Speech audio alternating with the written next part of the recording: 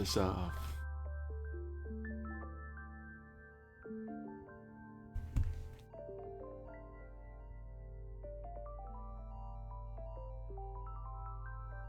Oops, wrong thing.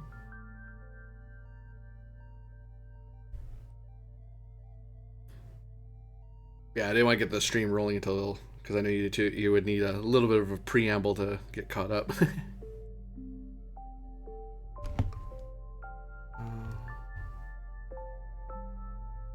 Don't.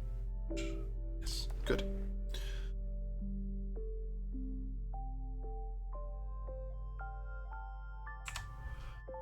Hello, everybody.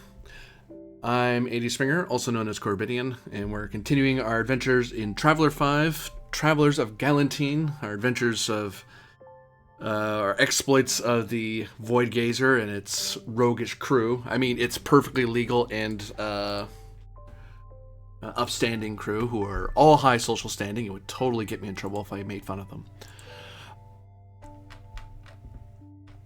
But it is the year 1111 of Imperial Reckoning of the Third Imperium. The Third Imperium is in the height of its golden age, enjoying the rulership of Emperor Strefon Elia Aglakoi, long may he reign. It has been a full year since the armistice ended the Fifth Frontier War between the Jordani Consulate and the Third Imperium. With a return to status quo de jure, but de facto the Sword Worlds Confederation have lost many of its worlds to become a new Imperial client state formed in the aftermath. A year of post-bellum in the Spinward Marches sector has seen a dynamic shift of recovery, renewal, and opportunity for many a traveler to benefit from, not the least of which the lifting of the sector-wide amber status by the Travelers' Aid Society.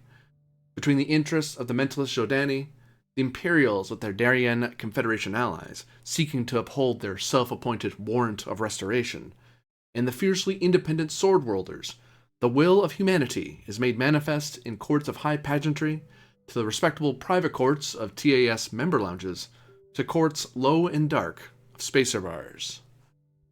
Among the million stars, we look to the Pome Beek system, where the Void Gazer is docked at the rather expansive Class A starport, and we zoom in even further to a certain medical bay where a human and a bear get to share their thoughts about what is to come. But first, intuition rolls.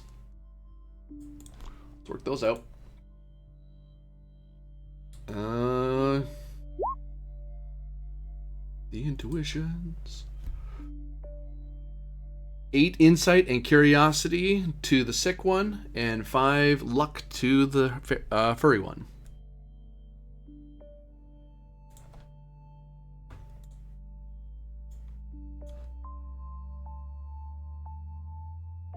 Roger. Then there was the bear. Rar, where is he? There he is. And for Sir Tarbin's edification, it is 253 of current year. Your bill day is 270. Okie dokie. But yeah, Calcian is currently wired up in a sort of dialysis-type machine on board the Void Gazer, as he is being treated for the rather intense psionic drug that he was gifted.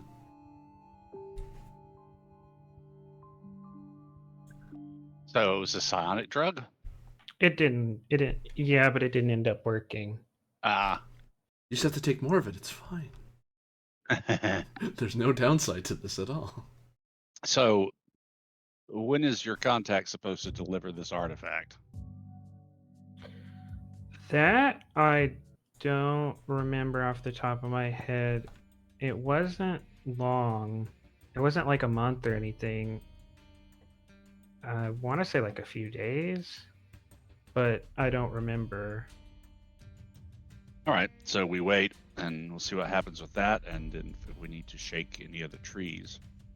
What was the deal with the... Well, if they don't show up, we definitely are going to go shake their tree, because we've already paid. Right. And that, yeah, that's not going to stand. Perhaps I should try my luck at this merchant company that invited us.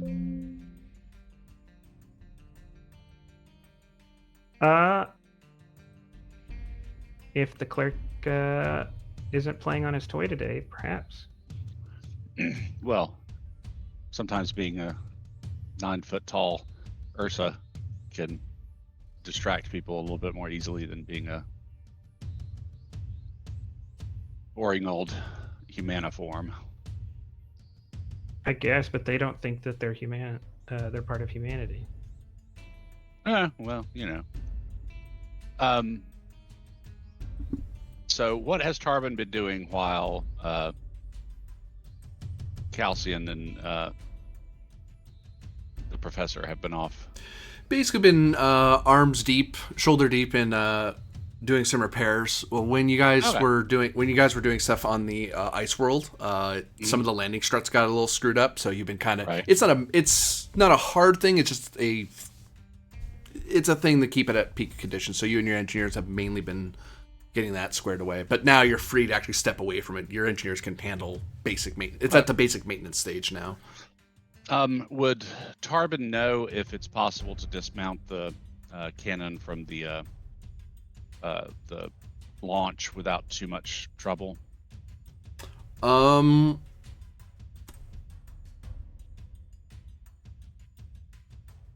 Let's call this training 3. Training 3, yeah. Added with engineer? That would make sense, yeah. Okay, so my life pursuit is engineer intelligence, so I don't get the extra +1. Or is it the exact role you put down, or anytime you use like engineer, since it's a sorry? Life pursuit? I'm trying to figure out if the life pursuit bonus ticks in, because the role under my life pursuit is engineer intelligence. So I'm asking if it's just anytime you use engineer, or does it have to be the specific? It has to be that specific combo. Okay, that's fine. It's okay. Training is 10, engineer is 5, so that's 3 on 15.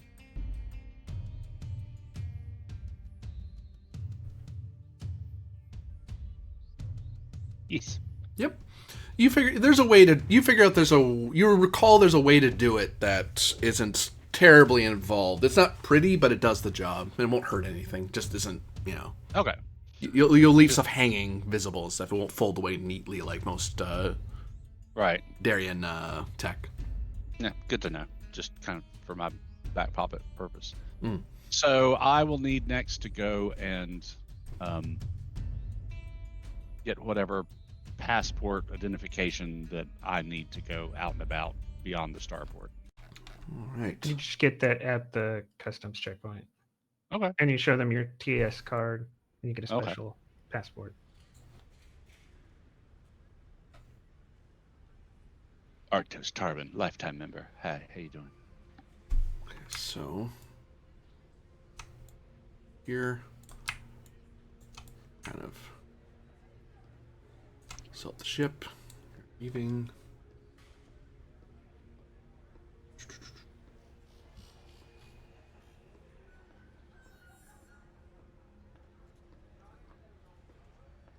Airport's here somewhere. Where'd I put it?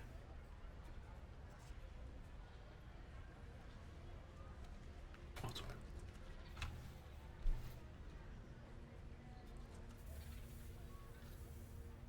Ah.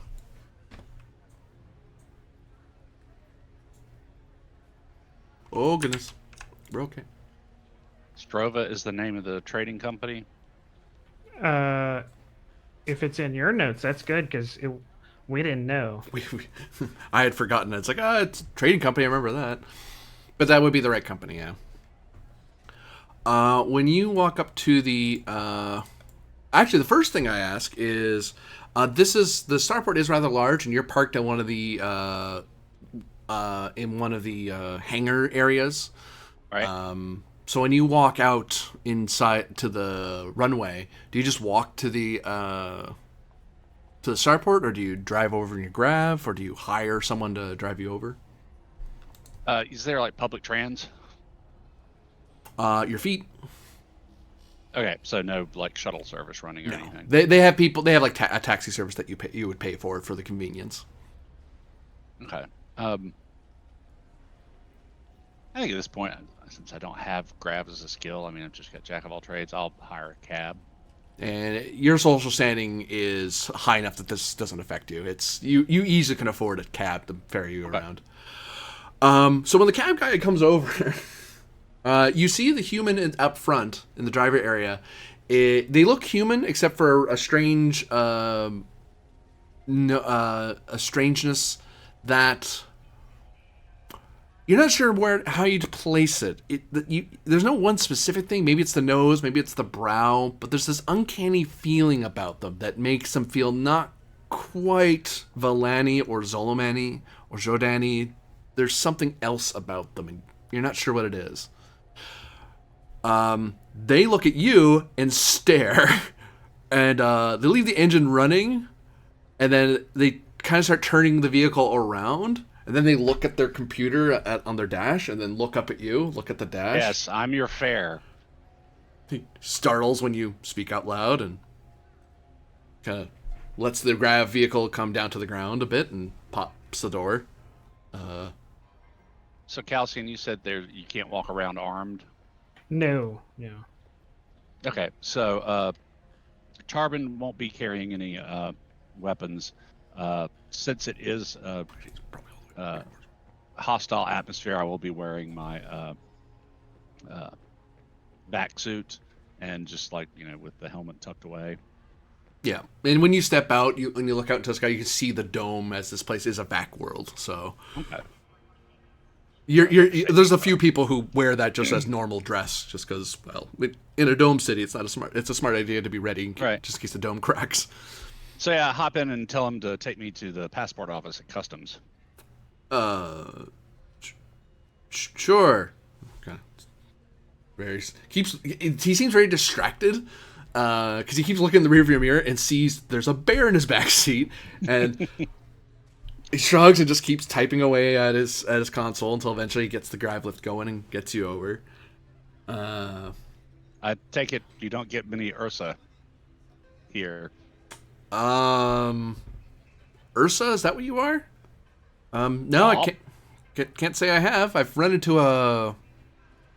those Aslan things. Yeah, well, there are several of us aboard the Void Gazer, so don't freak out too much if you see them in the starport somewhere. Well, credits are credits, and if you're paying, I'm driving. I'm paying.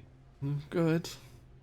So, you know anything about the Strova Trading Company? They invited us down here, but we seem to be having some trouble getting a meeting with the person who invited us.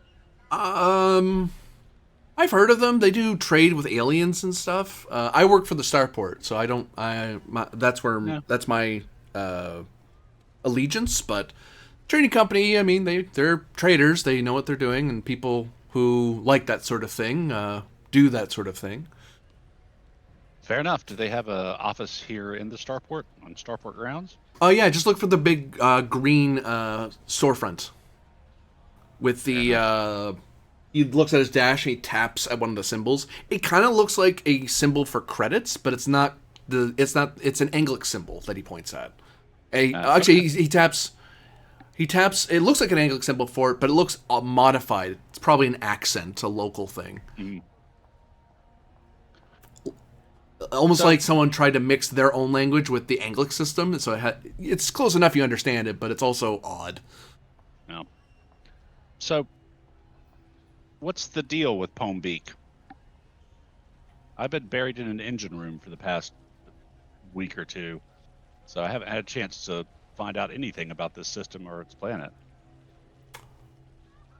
I mean, beyond the atmospheric and normal technical stuff, I'm talking more about society, culture, that good stuff.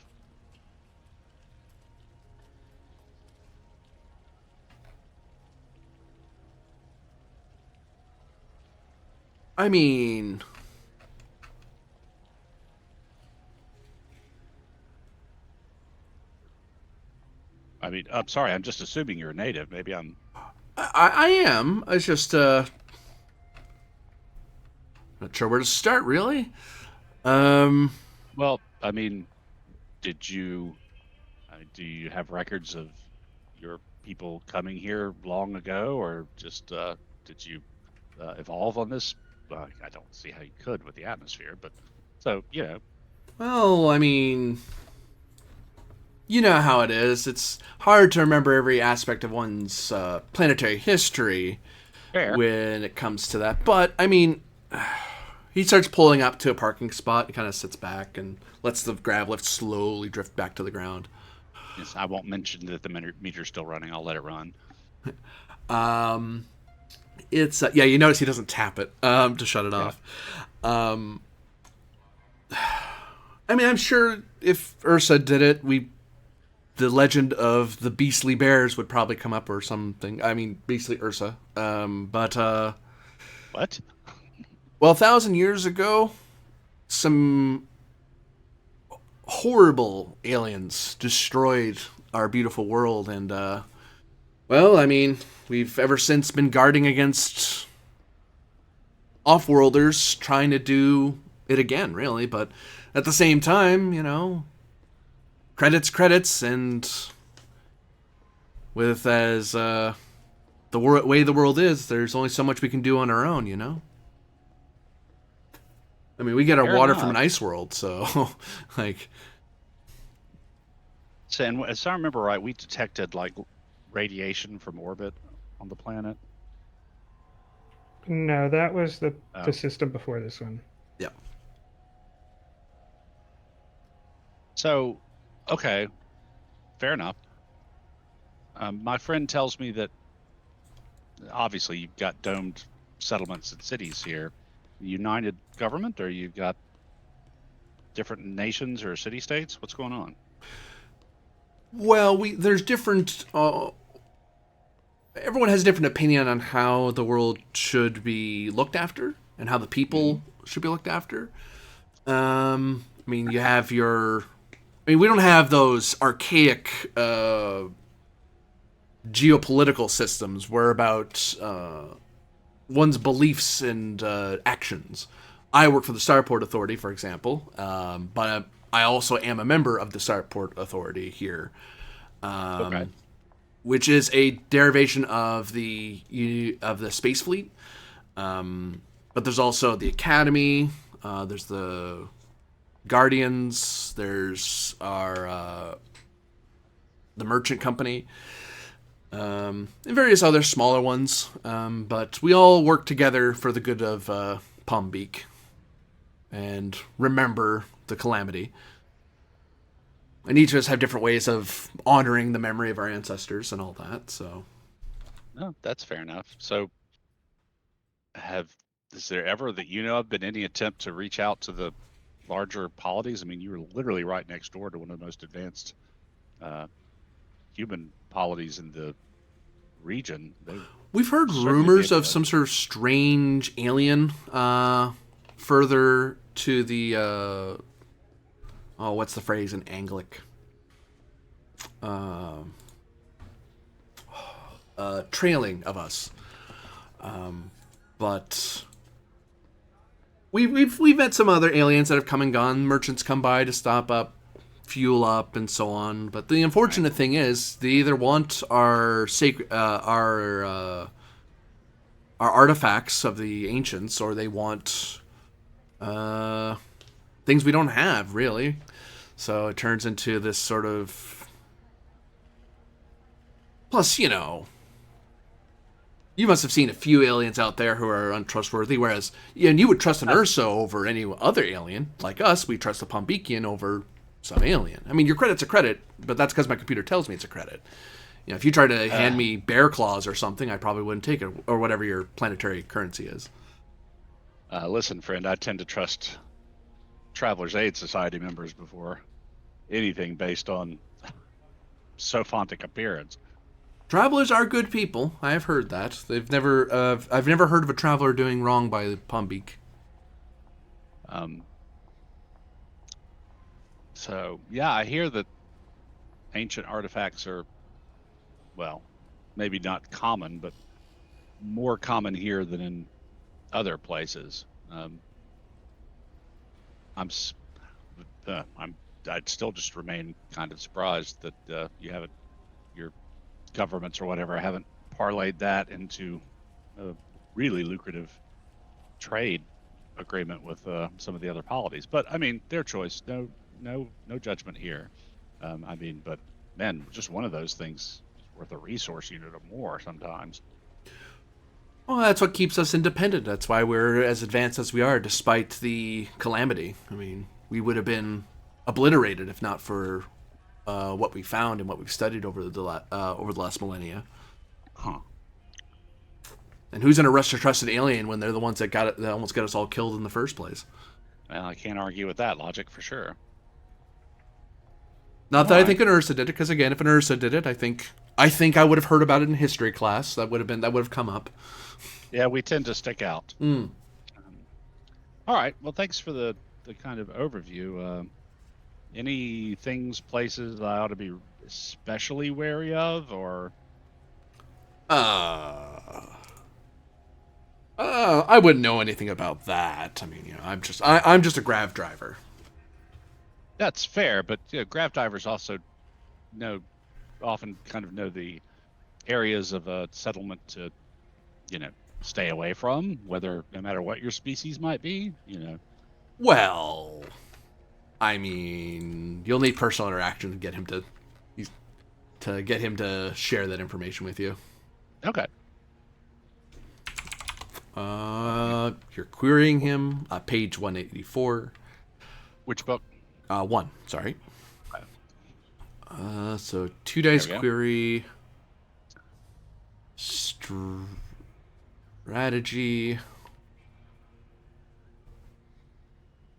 I mean, we're basically just having a discussion.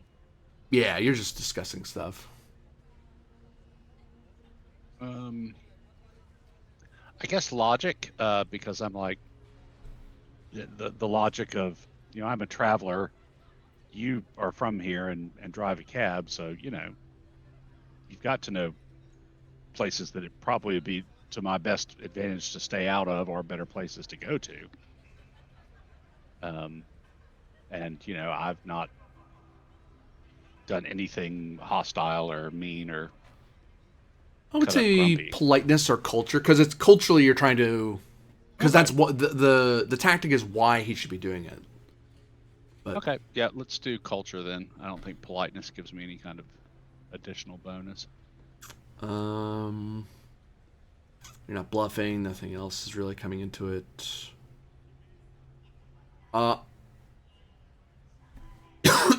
Yeah, no. So that puts it to 2 times 2, 4. Okay. And you get +1 out of the law of superiority because you're a paying customer. Okay. And you seem to be a well-to-do alien, so maybe not a great idea. I mean, you're inferior to him, but not a great idea to piss you off. That seems like a bad idea.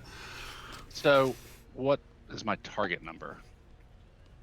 Your target number is 6 currently. No, sorry, 7 Out of 7 on 4 dice. on 2 dice. On 2 dice, so right. What's the times 2 get me? Well, the base number is 2. Times 2 makes it into 4. Okay. Because you could choose a tactic that doesn't give you a doubler at all. Okay. So 7 on 2 dice, and then If you think there's a tactic that would help you deal with this guy a bit better, I might take into consideration. But it. well, I mean, there's also payment because I could suggest that a nice tip was in the offing, or that no, that doesn't give me anything on the discussion level.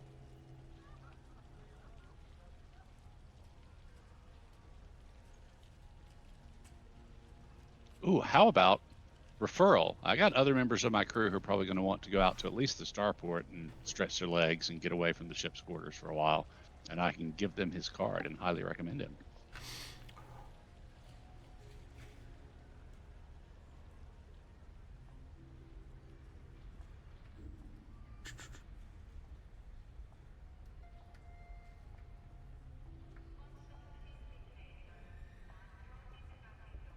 One moment.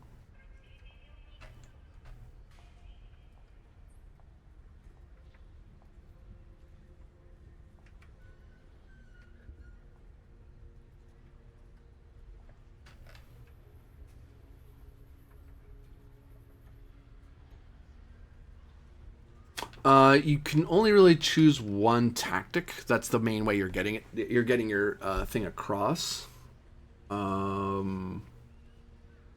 Well, you can use two. It just gives you a minus yeah, one I just saw mod. that. So it just kind of wipes out my +1. So 4 times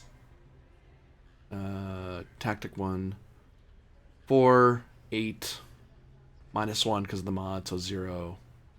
Well, not 0, but like 8 instead of 9. So difficulty 9.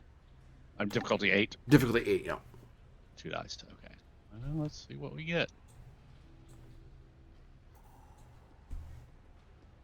Hey. Well,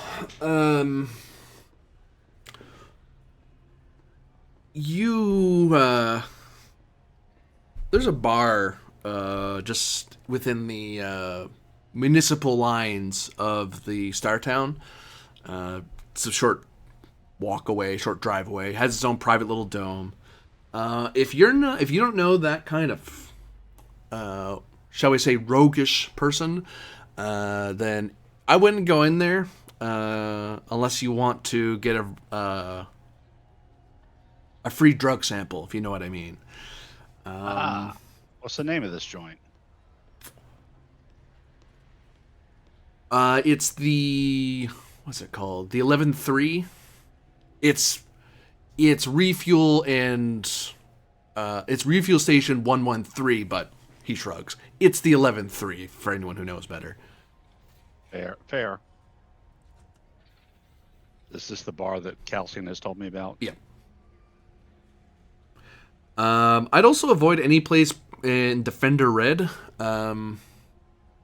just because unless you're looking to get into a fight, these people deal with aliens who are far less respectful than you are, and they sometimes have to teach them a lesson about manners.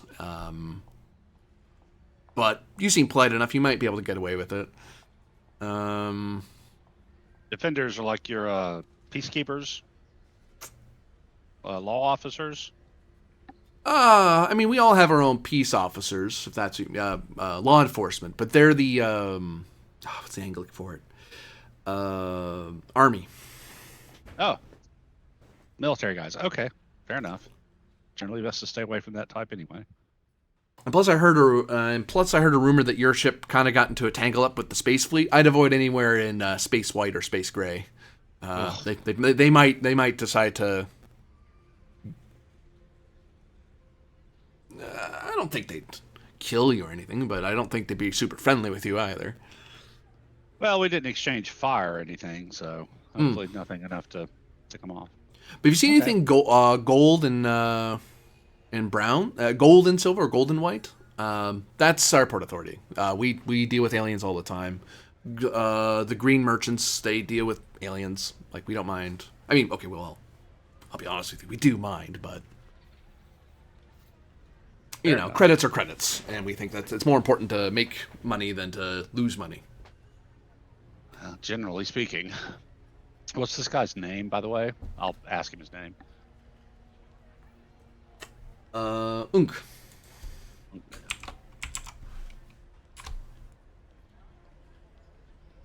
Okay. Just shoot me your business card, and I'll transmit it on to our other crew members who want to get around and about in the starport. Give you a little bit more business. He reaches his glove compartment and kind of fishes around. And it kind of leans back and holds. And then he starts holding back the card and he kind of shies away like he's not sure how to hand it to you. It's like he looks like he wants to put it in your mouth or in your hand, but he's not sure which way to go. I hold up and kind of wave my 5-digit hand and take it gently from him. He sits very, very still as you take it from him. And then watches in mild amazement that you have a hand, not a paw, which that really throws him. Well, thanks for the information, Unc. I really do appreciate it. I guess now I better get on to getting the passport and trying to see the folks at Ostrova.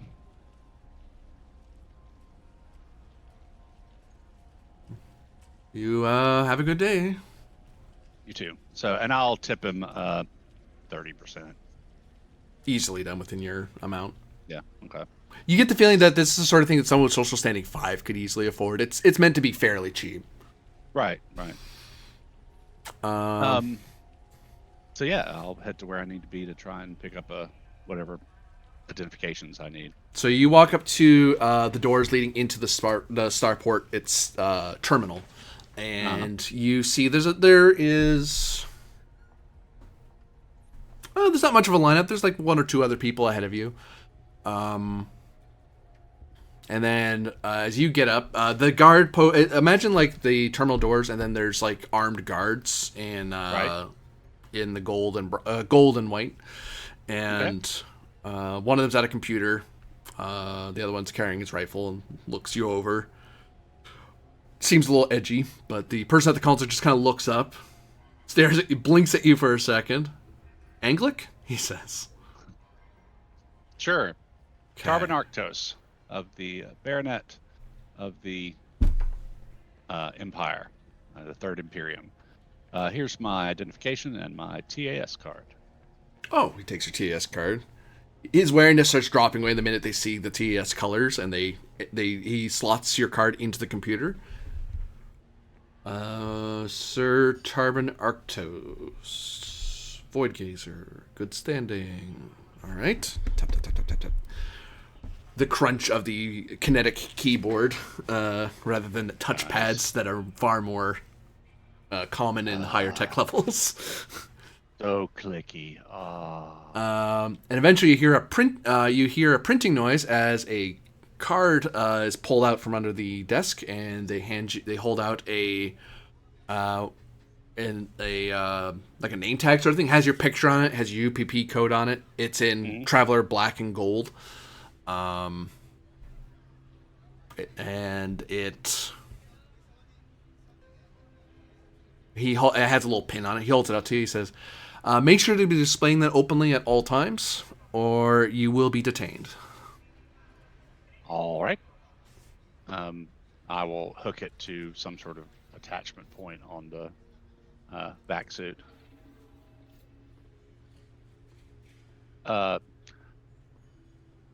Any chance you could point me in the direction of the merchants area? Look for the big green storefront in the main boulevard. Can't miss it. Appreciate it. Have a good day. I wander towards the main boulevard and looking for the green storefront. You see a lot of the Pombekians are giving you, and not just you, but any other alien, looks. The guards who are the starport guards who are wandering around watch anyone who's wearing their name tags, which are basically anyone who isn't a Pombekian, warily. Right. The average citizen's just giving you guys a wide berth on it, giving you a wide berth rather. Well, actually, the other aliens as well. But eventually, you're able to get to. You see the big green, like there's think like a mall inside a mall, and there's this big green slab with some strange symbols on it. Okay, I'll head over there.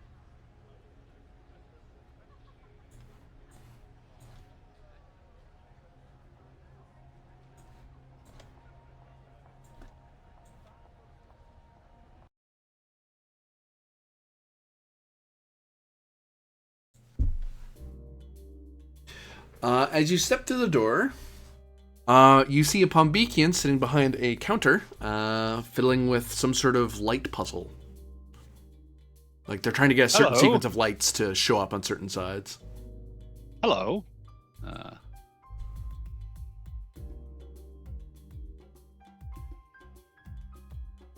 Flick, flick, flick, flick, flick, You see what I mean? flick. Yeah. flick. Okay. Turn. So I'll walk over and then like kind of rest my hand on the countertop to where the claws on my fingers are in his, a little bit more than peripheral vision. Hello. Hi. Hello. I'm Sir Tarbin Arctos. Is there something wrong with you? No, nothing wrong with me. You got a bit of hair on. You might have shaved a little. Not enough. I'm an Ursa. Don't be racist.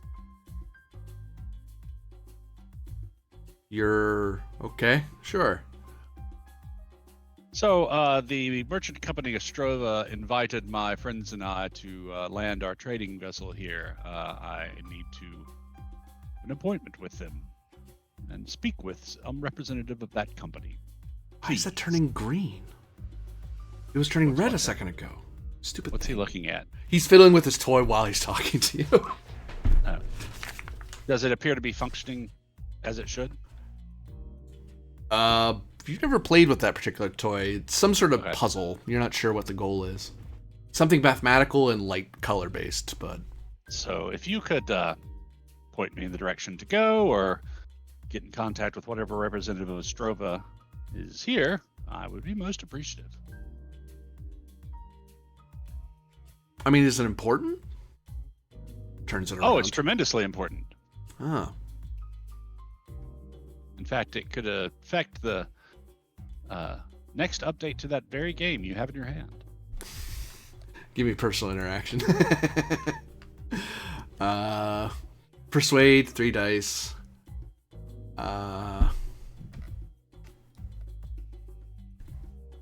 Feels like you're appealing to something to get him to help you. Right. You're appealing to...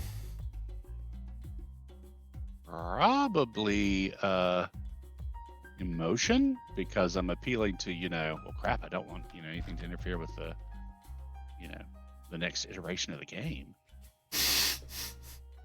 And he's very invested in that game, so it's like, I Right. mean, this makes my game better or easier. Maybe it comes with a hint book or something. Yeah. That puts you to 6. You're at similarity. You're at +1. 7 on 3. Goodness, persuasion is hard.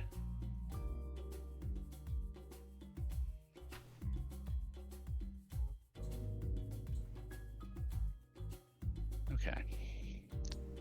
Let's try it.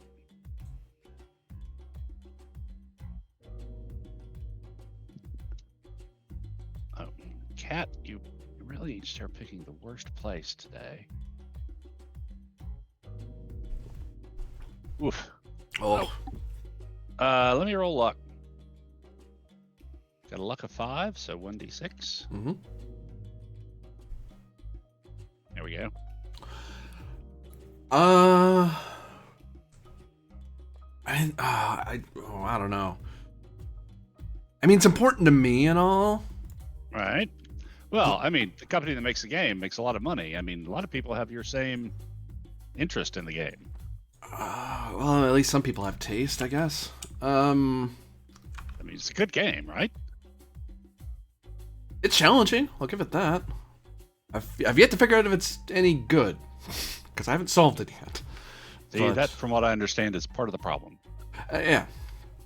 Well, look, I can't. I probably couldn't get you in today. I mean, it's important, but it's not important. You know. I mean, it is, but you know. How about? Let me hold on. He continues holding the puzzle in one hand, like somehow that's important. He doesn't let go of it, and he taps at his computer with the other hand. I can get you in tomorrow, probably as a we'll say alien consultant. Wait, haha, Ursa consultant. That might matter to them. They may know what that is. Fair enough. Wait, it's on your card. Yeah, I've got to pull that. Oh, that's a very human name.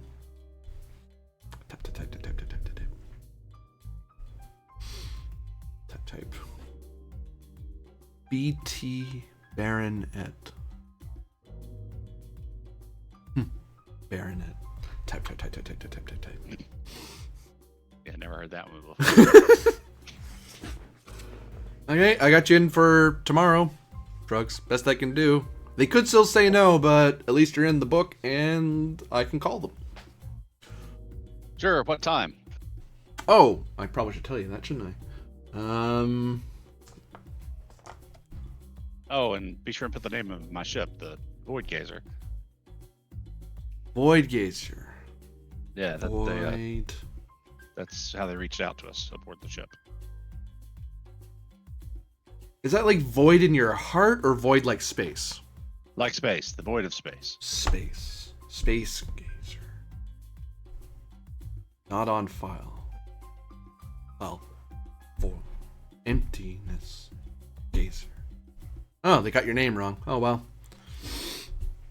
It's fine. It's right in Anglic. All right. Oh.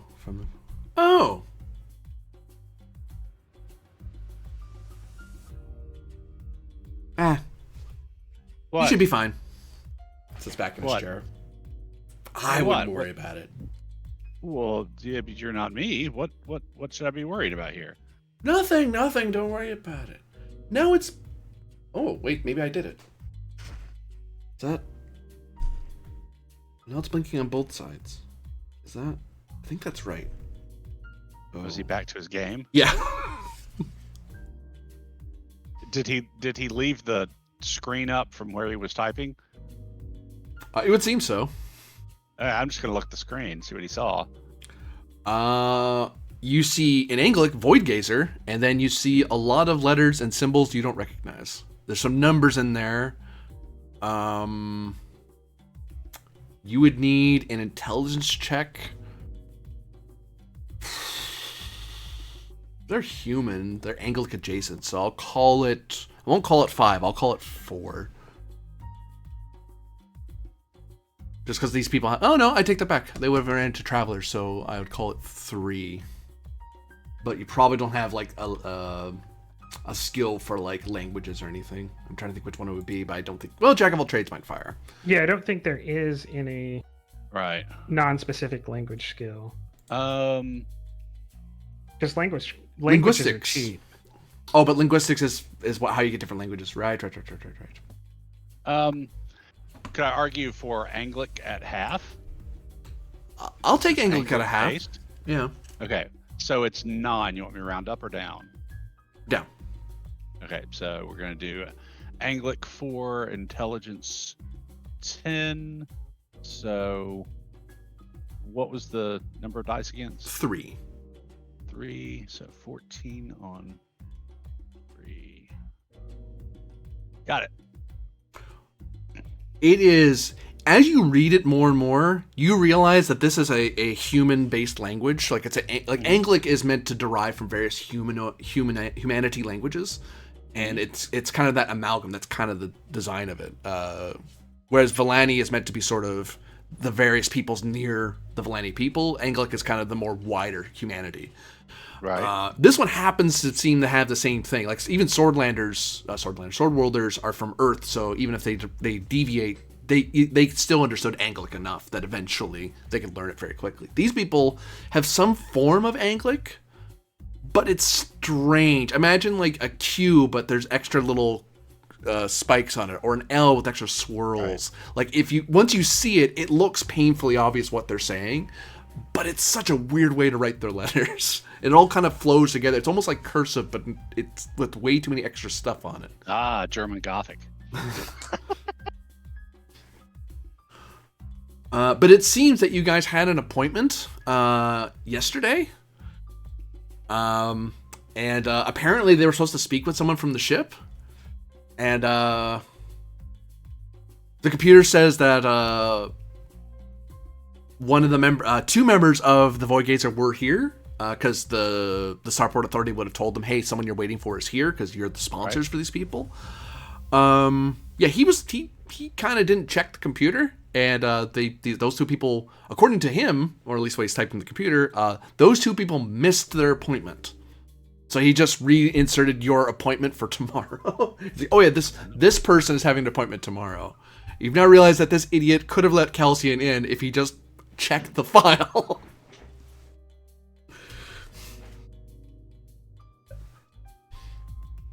He continues playing. He doesn't notice you leaning over. He's way too engrossed in the game right now.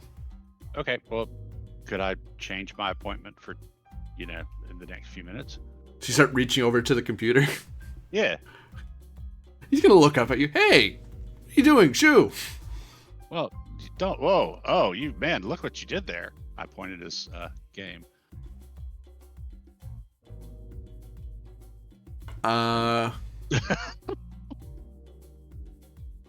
Never mind my game. You get back on your side of the counter. No, keep playing your game, and I won't mention that, you didn't bother to check the schedule to see that my companions actually had an appointment 2 days ago, and you can keep playing your game and be able to afford the updates, and I can get done what I need to get done. Works out well for both of us, don't you think? Give me another personal interaction.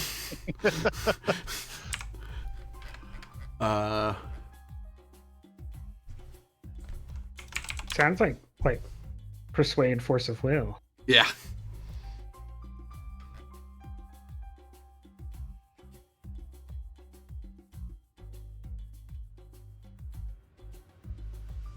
And I'm thinking maybe culture. And read a little further. What's culture? So yeah, I mean, this is obviously, a capitalistic society, and fucking around with where the merchants have power. So fucking around with the merchants scheduling to play some damn game and getting found out could loot. I mean, it's more a cost him puzzle, his job. but Right, but it could cost him his job. So culture is kind of the thing I'm going for. Sure, I'll take that. Yeah. Okay. That's 8. +1 because similarity, so 9. Okay. By your social standing, it should be superiority, but Yeah. 8 on 4? Oh, yep. No, 8 on 3, because it's still persuade.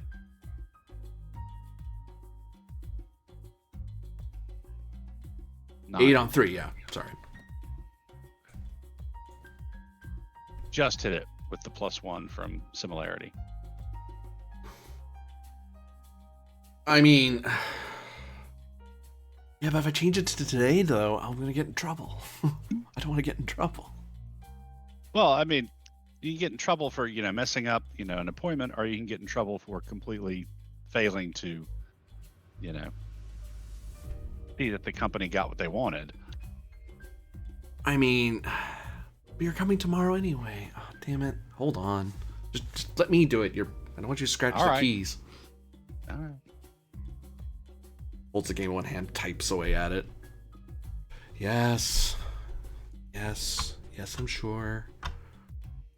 Leans back, grabs something out of his desk, inserts a disc into it, types at it some more. Pulls the card out, puts it away in a drawer, types at it some more. They're in a meeting right now, so an hour from now is good for you? Sure. Come back here or where? Yeah, just come back here. All right. Make sure he enters it and deny. When you look over, he goes, and he'll type in, oh, right, 1 hour. There. Thank you. So yeah, I'm gonna go out and about and waste an hour, like I'm assuming there's like a shopping district or whatever in the starport. Oh yeah, there's a lot there. It's a Class A starport, so there's a lot of stuff here. Okay. So I'm gonna find some GameStop and kind of talk to the guy who's there, or the system, and figure out the game the guy was playing, and see if he had the most up-to-date system or whatever to play it on. You look around and you don't see the game anywhere. And when you ask the people up front, they're like, I don't know what that is. It sounds like one of those color matching games, but with lights. Must be an alien game. Huh. All right. Would you like to buy? And they try to sell you at various things Right, that, yeah. like chew toys and brushes. And See, they I'll refrain find from a- selling you teddy bears. Seems Right, a little so- insensitive. God. These people are not nice. So I'll see if I can't find a likely looking restaurant in the starport and have lunch before the meeting. Just to waste some time.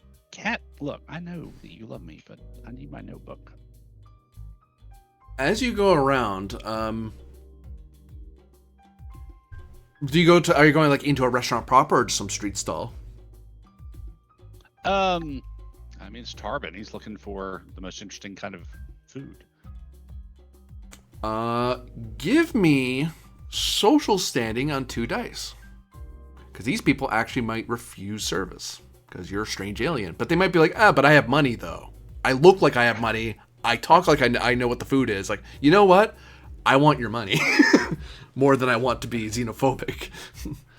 So that's 12 on 2 dice, so I just need to avoid double sixes. Yeah. And I did. Yeah, the discussion, any personal action falls away the minute you say you can afford the 3-figure credit food. Oh, God. You know what I mean? It's like, oh, well, never mind then. Yeah, sure, go ahead. Okay, so yeah, I'll have some lunch and kind of while away the time till it's time for my meeting. What's Kelsey doing during that hour? And I'll call back to Kelsey and let him know that I've got a meeting if he feels up to it. Yeah, I'll try to get to that then, because I'm kind of in wait and see mode. There's not much I can do until we figure out if those guys stole the money or if they actually going to deliver. You can step away from the ship. You just have to make sure every day to go back to the ship and get your dialysis done to make sure it flushes out of your body. So if you wanted to, you could go to the meeting. Then I will. You don't have to. Whoops, I'm taking the ship with me. That's not what I wanted. This way.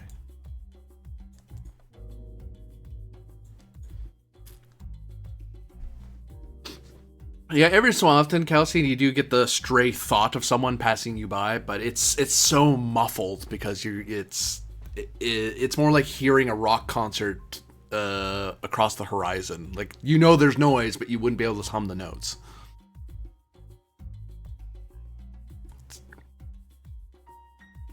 But eventually you find Arctos. More grungy in his thoughts, but otherwise fine. Hey, good to see you up and about.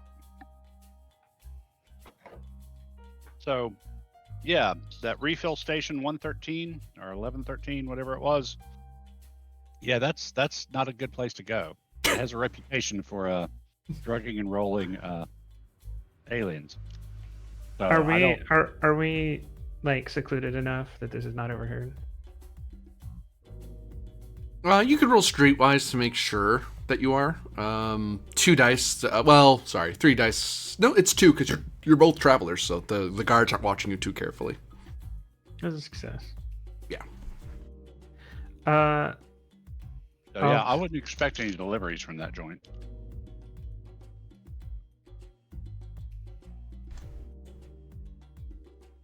Well, and I mean, I'm not gonna let it go, so I feel it's probably best to give them a few days to see, on the off chance they actually do have an artifact. Because if they have one, and it is probably too hot for them to hold on to. Fair enough. If they don't, and I get the impression that they're never going to deliver, I'll offer a bonus to anyone on the ship who wants to go. Show them why they don't screw with travelers, especially travelers on armed cruisers with plasma accelerators. So you're just going to reinforce this entire system's view of ravaging aliens. Okay. Come on, Chance. It's self-reinforcing. I tried to come here to do trading, but they literally have nothing of value. You can't make money on this planet. Hatred and bigotry is always self-reinforcing. So I'll let it self-reinforce. Remember that, kids. And in the same way that we showed the Sword Worlders what happens when they close themselves off, we'll show this planet. Well, they didn't really close themselves off. They kind of came knocking at our doorstep with a battering ram.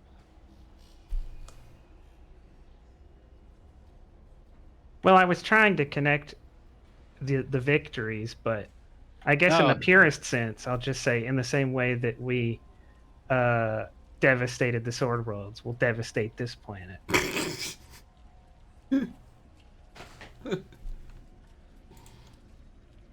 Let's see how this meeting with the merchants. Well, it's a separate matter, right? Right. Because even if we get the artifact through this means, I still need to resolve that situation. Okay. But this also might be an opportunity for us to find another income stream from here. I imagine we probably won't be back after No. we deal with the people out at the fuel station. We'll see. I don't expect it to be bloodless. Oh man, I miss Herbor. So much more peaceful with Herbor around. Hervor sacrificed someone on a whim because she had religious doubts. Well, but I wasn't there for that, so yeah, it's all good. So yeah, let's show up for the meeting, see if we can't get this guy's attention again. When he sees the two of you walk in, you notice that he's actually the puzzle's sitting solved on his desk. It seems to be blinking, rotating various colors and blinking what appear to be well, who knows, but it looks finished, and he seems he's sitting like you'd see any other clerk, hands folded in front of them, sitting upright. He seems to be smiling. He's in a really good mood. He's been at this for the whole day. Hello. Hey, you got it. Congratulations. Yeah, now I have to turn up the difficulty level. It has more than one. I was just setting awesome. one. Yeah. So yeah, we're here for our appointment with Astrova. Oh, he points next to him. There's a door over there. Just swipe your card over it. Thank you. Go and swipe my card. Thing blinks with a green light, and then you see your picture appear briefly in the display, and then the door slides open.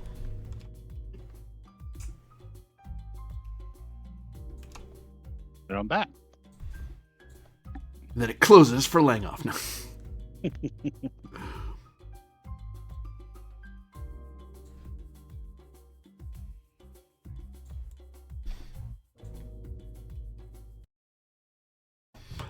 You walk through some hallways. You see there's some doors.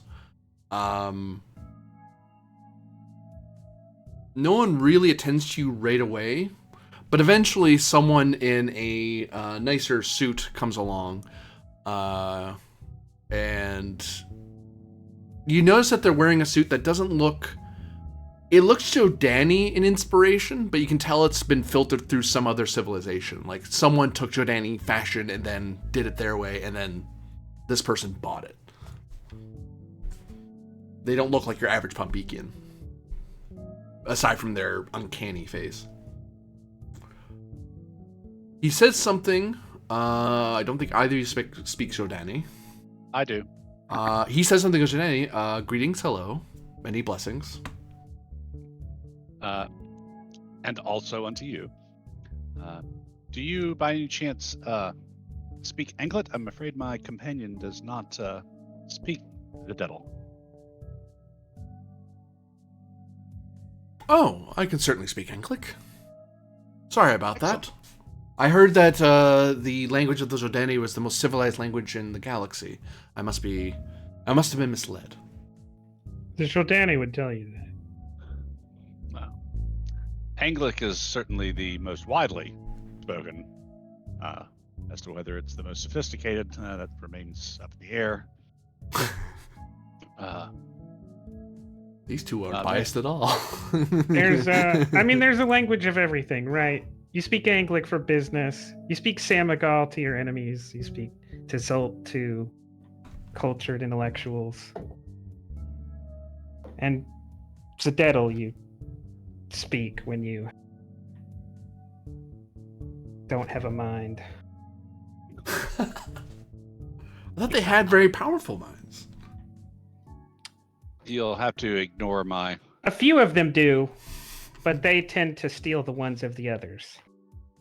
You'll have to ignore my companion. He's obviously never heard of Salayan, which is the true language of high culture in the Third Imperium. But in any event, may I present Sir Calcian Langhoff, master of the Void Gazer, and I am Sir Tarbin Arctos. We apologize for the mix-up in the times of the meeting. There was some sort of scheduling error, but we managed to get that straightened out. So apologies for any inconvenience. That's perfectly all right. So you are of, you said Baronet? Yes? Yes, I'm a baronet of the Imperium. And you are both of the Imperium? Sorry, my Anglic's a little fuzzy sometimes. I live in the Darien Confederation. He looks to your ears, furrows his brow for a second, then shakes his head. Ah, well. I am... you may call me Per.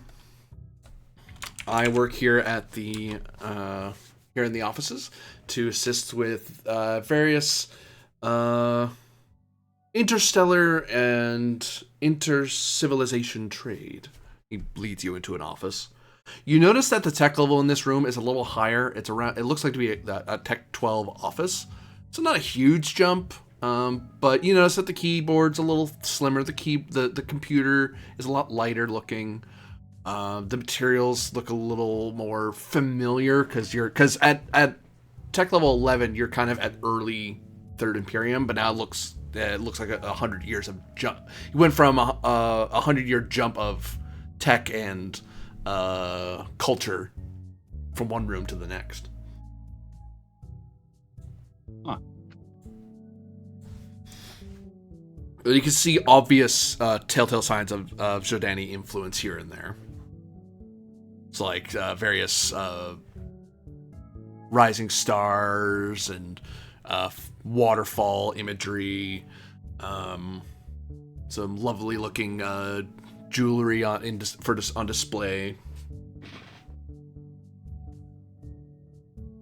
Have you spent any time in the was it the consulate?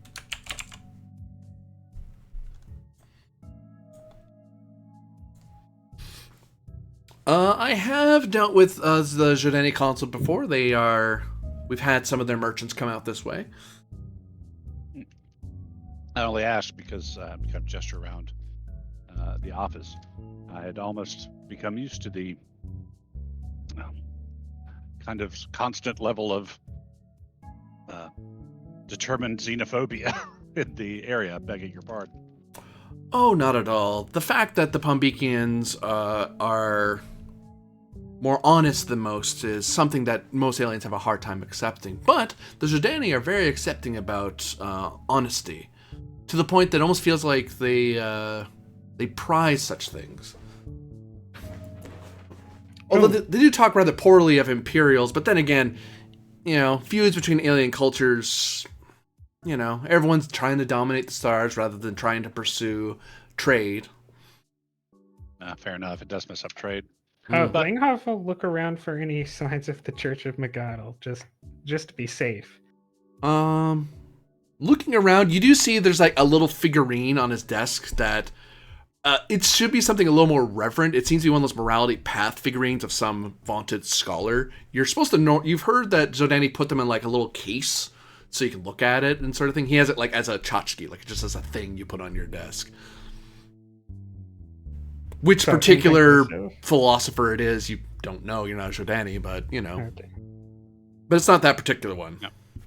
But the samurai swords are on display in the living room instead of in their own little room. Yeah. All right.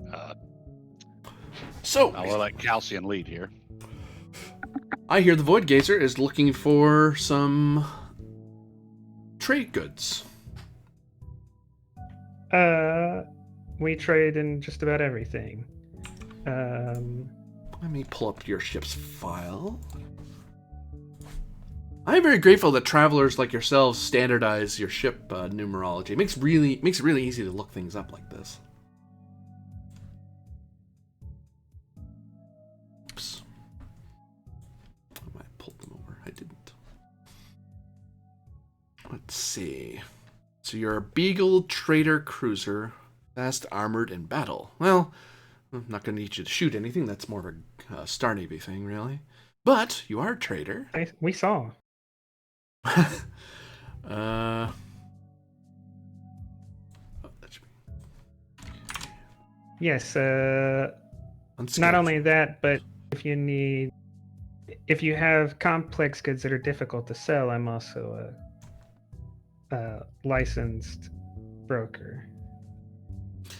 Well, and of course we have guaranteed secure and environmentally controlled storage for various specialty or high priority goods. I imagine most of the things we sell here, correct me if I'm wrong, you're not in need of raw materials that much or anything like that. I've heard that travelers more trailing don't really need those sort of things. The Zodani usually don't need them all that often. Sometimes they do, but in their cargoes and whatnot. But I imagine you're not here for a cargo run since you don't do scheduled runs, right? You want something a little more curated. Yeah, we heard that there were valuable commodities on the planet. And we took a speculative jump out here. Let me check my computer here. Let's see if there's anyone in the system that's looking to unload something we can't normally unload. Something that we don't want, but you definitely might. I have deep pockets, so even if it is something that you like, but you're willing to part with.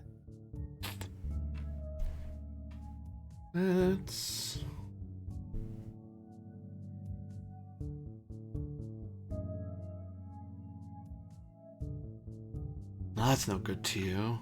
Vacuum goods will do you nothing. You probably have vacuum worlds where you're from. One would imagine. Well, that won't help you. And no, I am not selling your stupid jewelry.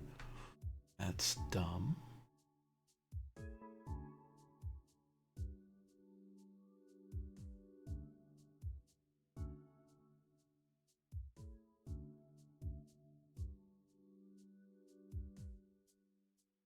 Okay, I think I found something. 1 second. Let me translate it here.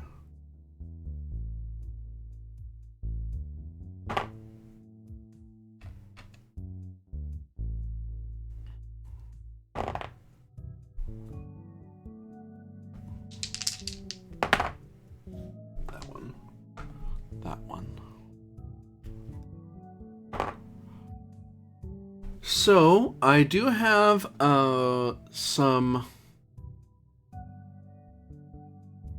you might like. How do I reactive plants from an agricultural world spinward of here. We have some of it in our warehouses, but we haven't really had a good chance to sell it off to anyone. Looks up.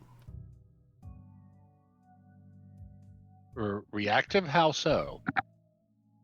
Well, there are sort of plants that when you this particular set is ones that when you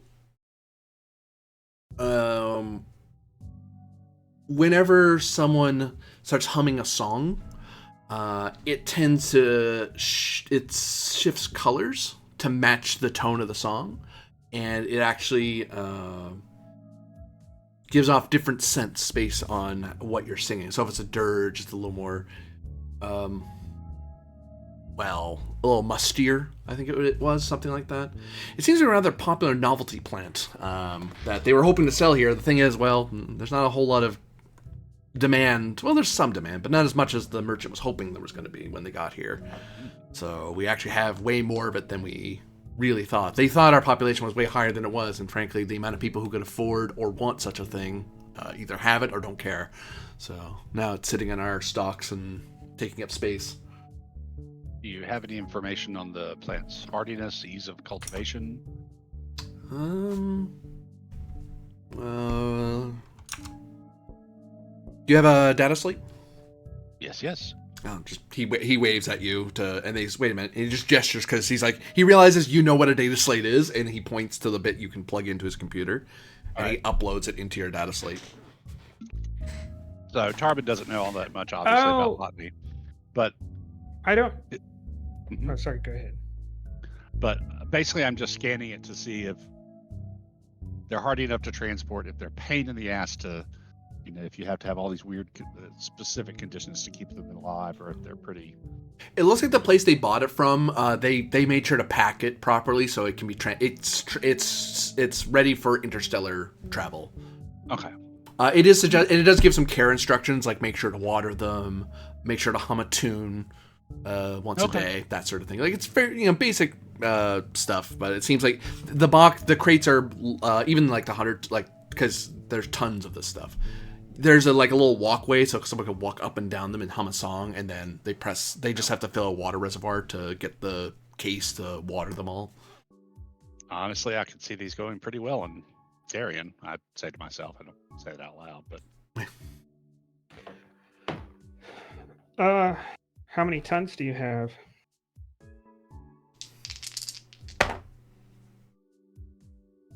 Got 100 tons of the stuff left over. I could broker getting you another 100 from people who got sick of them. Because I know the Navy was really interested in boosting morale, but I really don't think that's going to work out. I could probably buy that off them if you're looking for 200 tons. Do you have the code for Darien? Well, 1 second. The GM has it. He wouldn't have it. Because we can make 3,000, or we can make 2,900 credits a ton just going back to the planet we came from.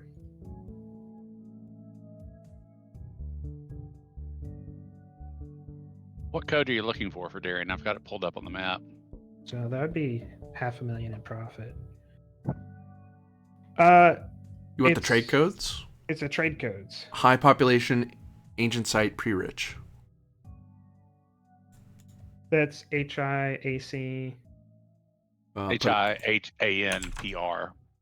Can you? Yeah, okay.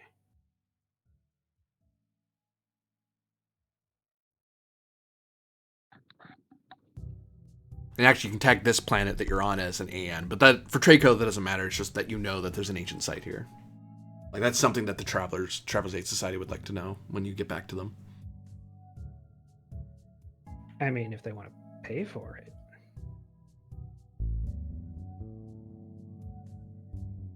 Yeah, whoever you sell the survey information off to, because usually you can sell if you survey the planet, you could sell the data to somebody. But you know for sure this place is an AN planet. All right. Hold on.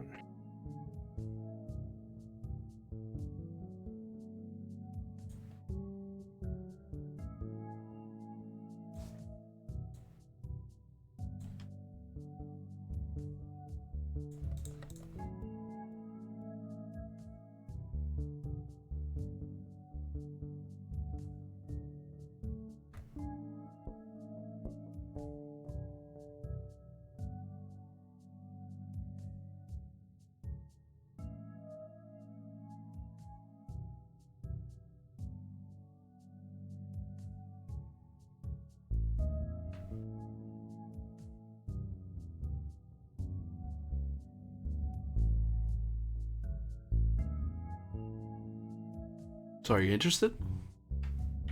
I'm trying to calculate it. Ah. Oh, you're doing math. Wait, one. Yeah. I'm almost there.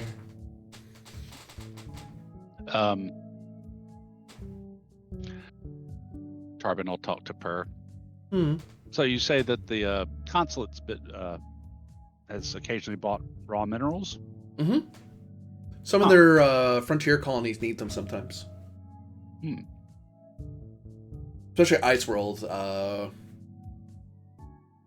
commodities. You know, cryo goods and some of our more unique manufacturers. But not for their home worlds. Their my understanding is that their technology is quite advanced. But frontier worlds can always use an extra bit of influx, and sometimes we have what they don't already have. Plus, they bring in exotic goods to us, so it usually turns out good for both of us. They get a huge amount of goods. We get a large amount of goods back. I think the most popular thing that they're into is our cryogems and our cold sleep pills. Just because their physiology is their alien physiology is similar enough to ours that they can benefit from them. From the sleep pills, cryogems are just very pretty to look at, I'll admit. And there's certain people that really like it in their nobility. Although they're consulates, I'm not sure why nobility is a thing, but aliens are aliens. What can I tell you? True enough. I will be sure to mention your name and the goods to my companion, Oblifitil. He is a Jordani member of our traveling group and keeps regular contact with the consulate. So, if you can put a good word with the nobility, I'd appreciate it. That'd be helpful. Well, he too is the equivalent of a baronet, so I think we can manage to do that for you.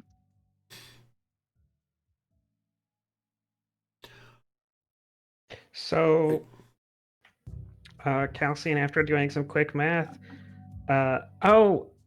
it's what's the tech level of the world these goods came from? Because I did this based on the tech level of this world, which is not correct. Because they got it from somewhere else, yeah. Yeah.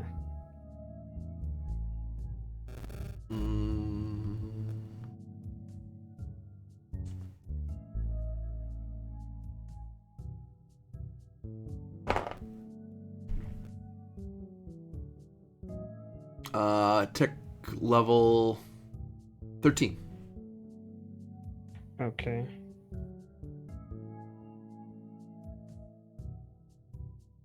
Hence why he's able to talk so intelligently about it. It's a tech that he understands, even if it's one that his planet doesn't share.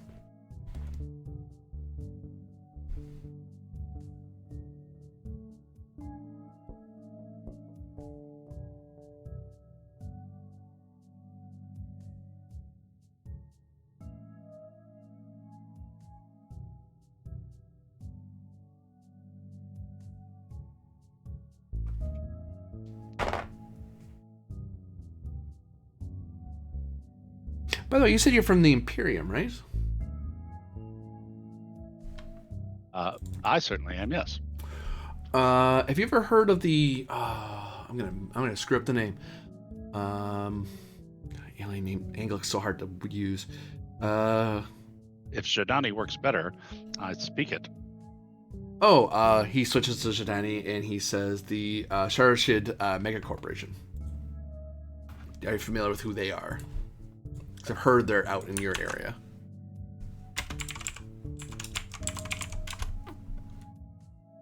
Am I? You're from where? You're from the kingdom, right? Capital. Yeah. Yeah. You actually know this company? They're one of the ancient organizations, one of the original 13 Imperial Megacorps. They do antiquities, interstellar shipping and trade, luxury goods, and they do speculation. They're not much on manufacturing and stuff, so they're more luxury goods and exotic goods. And they're very big on trading wine from Earth, just because the Earth vintages are very unique to most people's palates. Yes, they're a very well-known megacorp. Been around for a long, long time. I actually think, I've never traded with them before, but after my readings, if you could, I'd appreciate it if you can get one of the representatives to come here and speak with me. In fact, I may even be willing to pay for the introduction. What's the phrase in Anglic? In Jordani, a patron. I'd like to patronize you, or be a patron for such a job. Okay.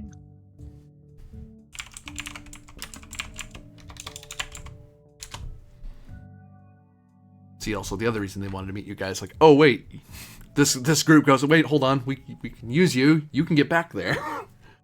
Right.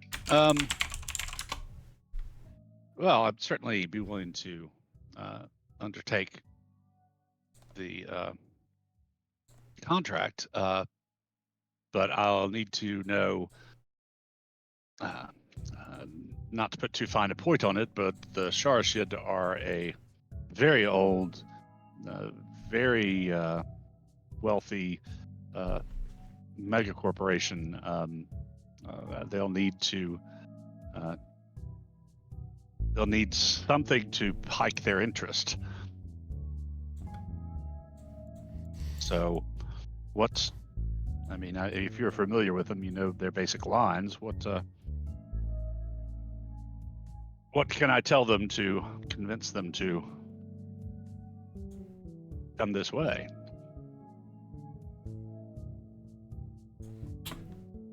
Well, we do have specific. I've heard that cryogems aren't terribly rare if you go to the right kind of planet. But due to our particular planet's access to the aliens that betrayed us, we do have certain methodologies that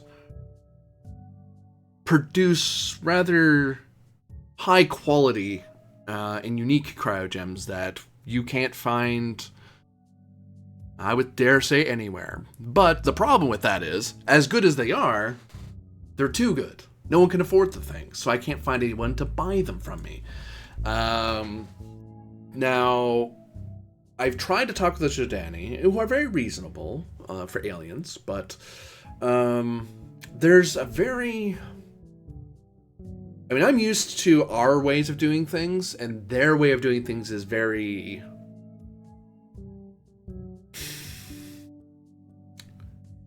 I can understand it, but my compatriots have a harder time with it. They're more familiar with Anglic and more trailing methodologies rather than coreword methodologies. So, and I doubt you can get me a connection with, that said. Well, and on top of that, you are also dealing with a corporation which is deeply entrenched from their original Villani cultural attitudes, which helped shape the company. The Villani can be difficult sometimes to negotiate with, and quite different view of the world than the Jordani, for sure. I mean, actually, there's two ways we can do about this. Actually, I'm good with either way. I prefer the Jordani, but I know my companions would prefer a Megacorp connection. But you're both travelers, right? And he looks at your badges and then waves like, sorry, dumb question. Like he half forgot you're both aliens somehow, and you have to wear your name tags around. He leans a little forward and talks a little more quietly and says, well, the thing is, these gems are of rather fantastical quality. Which you can't produce, but you can with... There are older certain technology. domes that know how to make it. It's just they have no one to sell to because people either don't understand it or it's of such high quality that people don't believe it's real. So we need to deal with people who actually understand such quality of goods. I mean, that sounds like there's two ways to solve that problem. A permanent trade lane, which would be difficult to set up and time consuming and would invite a lot of influential and powerful alien ships to your world. The megacorps we know have ships that far exceed our own, and ours was more than a match for your navy. No offense intended, but you have a little bit of technological development before you could fight off one of the corps we know. The other solution to protect your world, right, so that you don't have megacorps calling, would be to sell them the capacity for a one-time extreme sum that you could use to jumpstart your world's tech. And then it doesn't have to be disclosed where the capability came from, right? They won't know where to go looking. So instead of introduction, then, what do you propose? We could broker the capacity for you.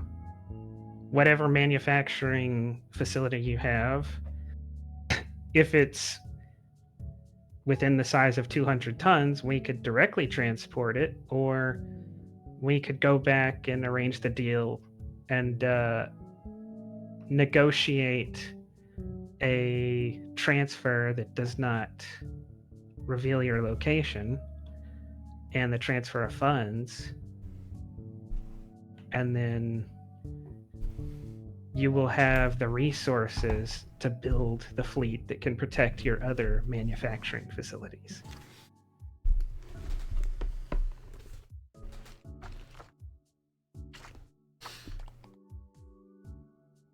You are nobility, and you do have a rather nice ship. I presume you could afford to ship such goods or purchase them to sell on elsewhere, and let them know where else they could make. Okay. Would you like to trade in that instead of the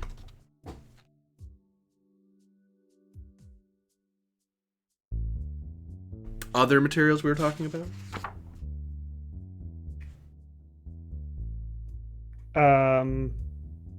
How much capacity do we need for this other item?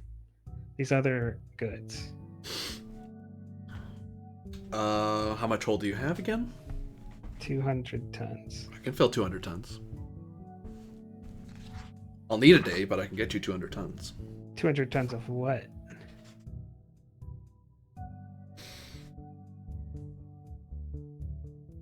Rare gems. Cryogems. They're a specific type of cryogem that can only be made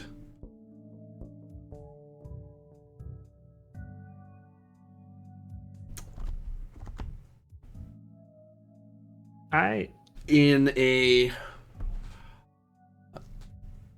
Oh, I know the angle for it. You need the capacity to manipulate pocket universes to make such a thing. He says that. That's, Yep. that is well beyond. So you're using a Dorian artifact to do this. He nods.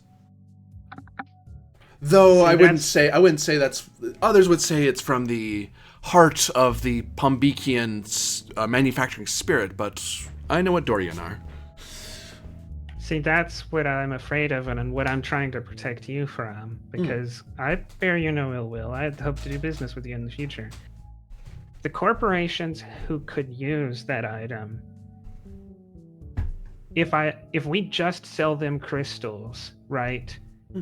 They would buy them, but they might spend 10 times as much money on the crystal from what they spent on the crystals to find you and take that capacity from you, to take that artifact from you. And you do not have the fleet to protect that. That's why I think the better approach is to sell them the capacity, sell them the artifact without them knowing where it came from. They will have their appetite sated, and you will get enough wealth to hold off to build a fleet that can protect the rest of your world and its treasures. But the gems alone would make me wealthy beyond imagination, and it would probably lead to the destruction of your world, or at least the enslavement by corporate powers. And basically, he's actually offering kind of a good deal, but Calcian wants the artifact, so Calcian's going to try to sell this dude on the idea that let me take this burden off of you, right? Let's go with a personal interaction. I'm gonna try to confidence man my way out of this, or into this, basically. Persuade. Cause you're not commanding him. What page is this on? 184, book 1.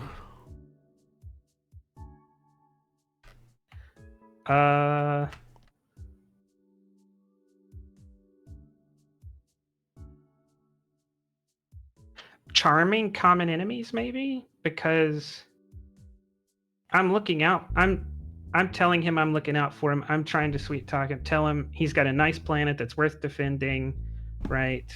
I don't want to see him hurt. And we have common enemy, that the corp, right? It's a beast to be fed, and he has to be careful of that. Plus, they're a competitor of yours in a way, rather than someone you're working for. It's like you're not working for them. I'm not working for them. I don't want them to make money. I want to make money. And I want you to be around so I can make money with you in the future. I'll take common enemies, yeah. Charming common enemies. What's the dice? 3. So 5. So 5 times 3. Triple boxcars. I've got him.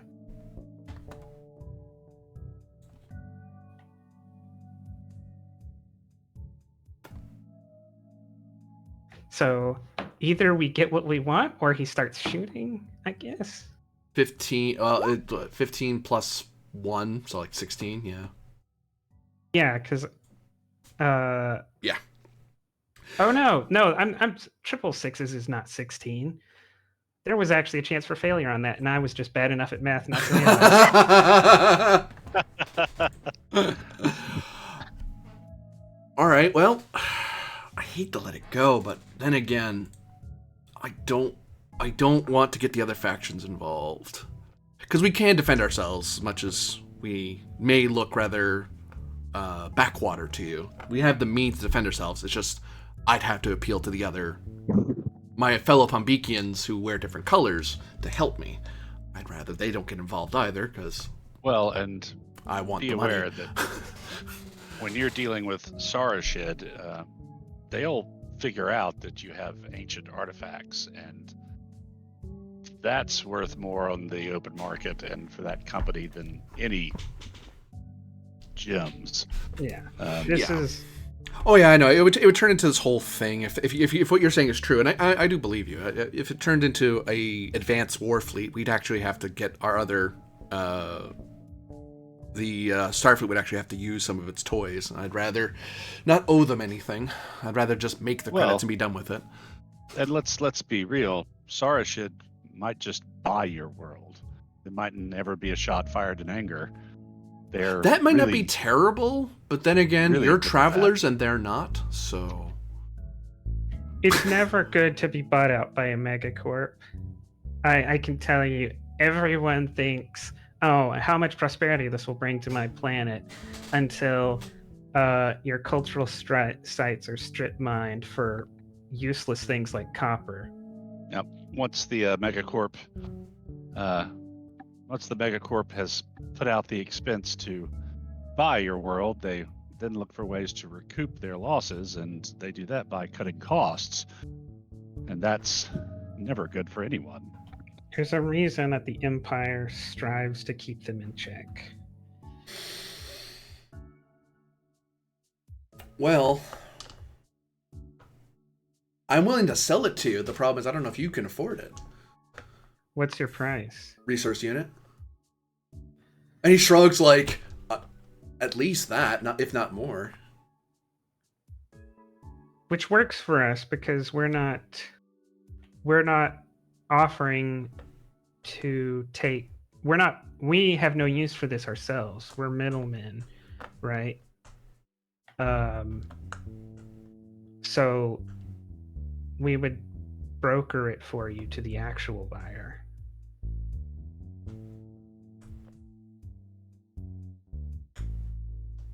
So who are we selling to? Ultimately. Either I mean, I'd prefer the Jordani, but I don't know if you can broker that kind of deal. Like, if someone can afford it, I'll be glad to sell it. I mean, between the three of us, we'll make between your company and my personal account, we'll do quite well. It's just a matter of figuring out who to sell to. I just know the Jordani system more than others. But if you know someone who can afford it, that you know will buy it from you, that works for me.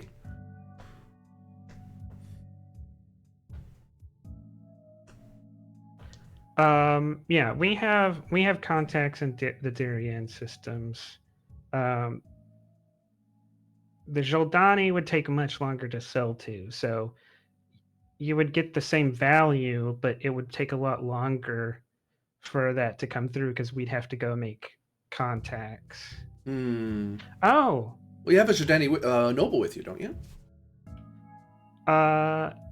Yes. Actually, we do have a Jordani we can sell to.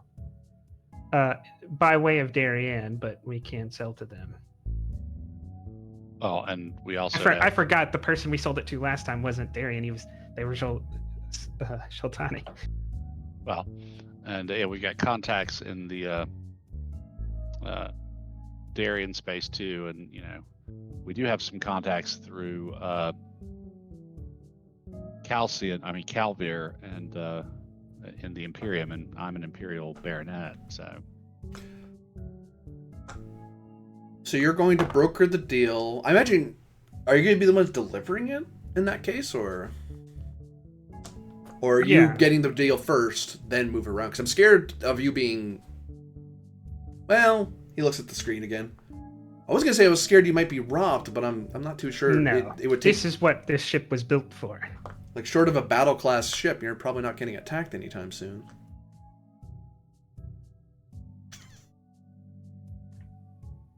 I just hate to part with it without having credit in hand, is the thing. Well, there's always a consideration that a convenience fee we could pay to you to hold the transaction until we can send the payment back. Right. Just to alleviate your concerns. And I'm just basically trying to bribe him, like, because he straight out said that he was personally going to make money from this, not the company. So I'm like, hey, I could just give you some money right now to alleviate that concern.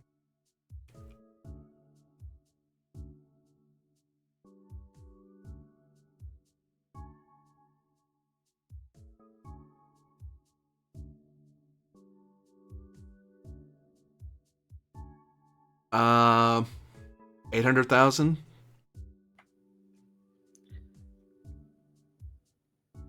Done. How much does it weigh? Or what's its displacement? I mean, Yeah.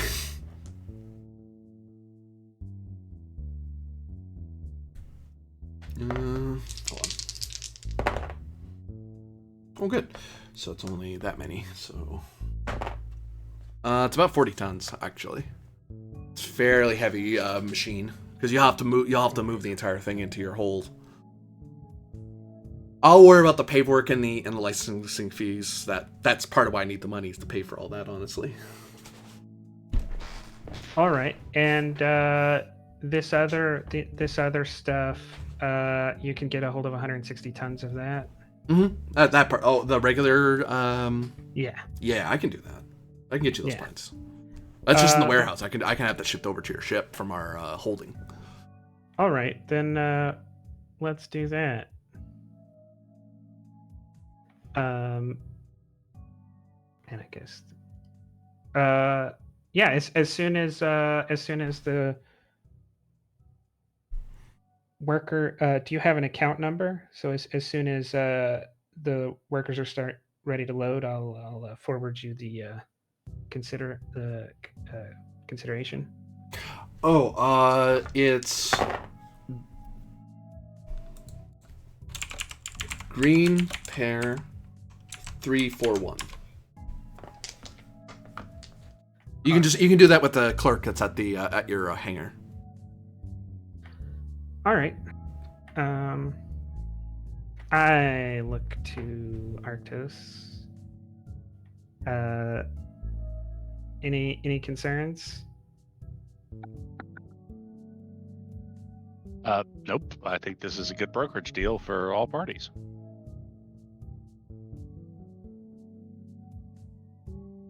And this is why trading with aliens is useful. Really wish more of us would. Mind you, not everyone has personal access to an artifact, so. I was really worried. There's this pretty dangerous place near the city that's kind of misleading. Like it's friendly for aliens, but I don't think it really is. This transfer station or fuel station. Oh, you mean 1113? Yeah, I've heard about that place. Yeah. Yeah, we thought that was like the acceptable area for aliens, but it's a pretty bad place. I mean, sometimes Pombekians want to deal without dealing with the various bureaucracies that exist on this world. So they are not sanctioned by any of us, but they don't get in our way, so we don't get in theirs. Is there plans for maybe a beautification project that cleans that area up? Not currently, no, because again, they're not hurting Pombekian interests, so none of the factions really want to move against them. I mean, technically the Spaceport Authority would care, but they're so far away, they don't endanger flight or trade, really. Do you have any interests in... So you say that this is often a place where people who are looking to trade don't go through, are able to, shall we say, avoid the normal channels. So it's possible that this is both a place of, shall we say, gray market activity, as well as being a potentially dangerous spot for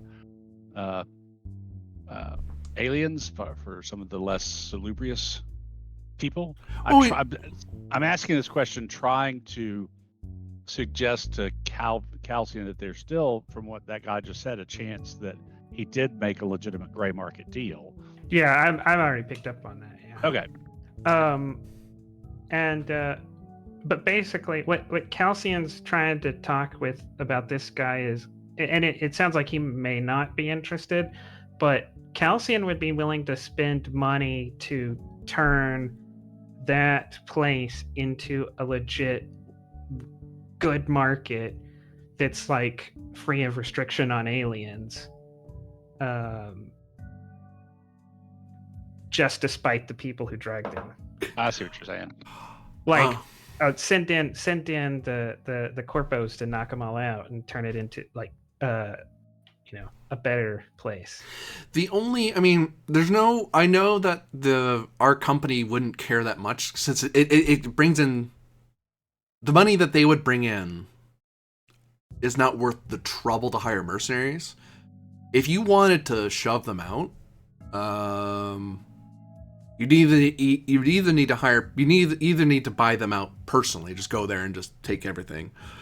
But if you wanted to forcibly push them, the only people I can think of that being interested are other travelers or the Guardians, because the Guardians could take possession of it through and consider it a threat to public safety or some nonsense. I'm confused. Are you suggesting that if someone had military grade assets of their own, they could just take possession? No, what I'm saying is that you would have to, under the law, you'd have to go over there with the same unofficial means to push them out and become the new unofficial means. If you wanted official ways to do it, then the Guardians would be the ones to do it. What? I'm just trying to help alien relations on this planet. So help me if I don't quite understand. What kind of unofficial means would be tolerated if I wanted to clean this area up? Don't make it the city's problem. Really, if you cause trouble, if you cause something that could endanger the dome, then the fleet and the Spaceport Authority will team up with the Guardians to make it go away. So as long as it's a localized problem and it doesn't endanger the dome, then all right. So Calcian's thinking like, if I show up with a Meson gun that has a direct beam, it's not like a nuke weapon that has fallout or something. Can I give an ultimatum and attempt to get what I want? And the spaceport or the fleet's not going to do anything about it because it's not their problem? Is that what he's laying down? Or is he saying like... Streetwise 3 dice. Okay. Because I don't know. I'm getting confused about what level of unofficial is acceptable. Yeah. Like, what's also complicated matters is that this particular species is strange as a norm, so I have to talk around things all the time. Yeah, because damn Pombekians. They can never just say stuff.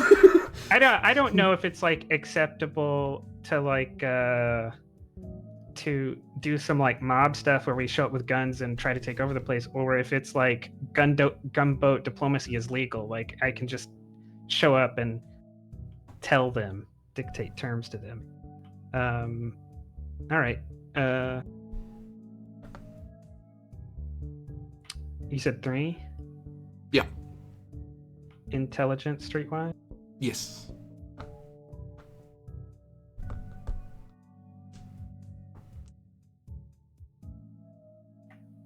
Oh man. Wow.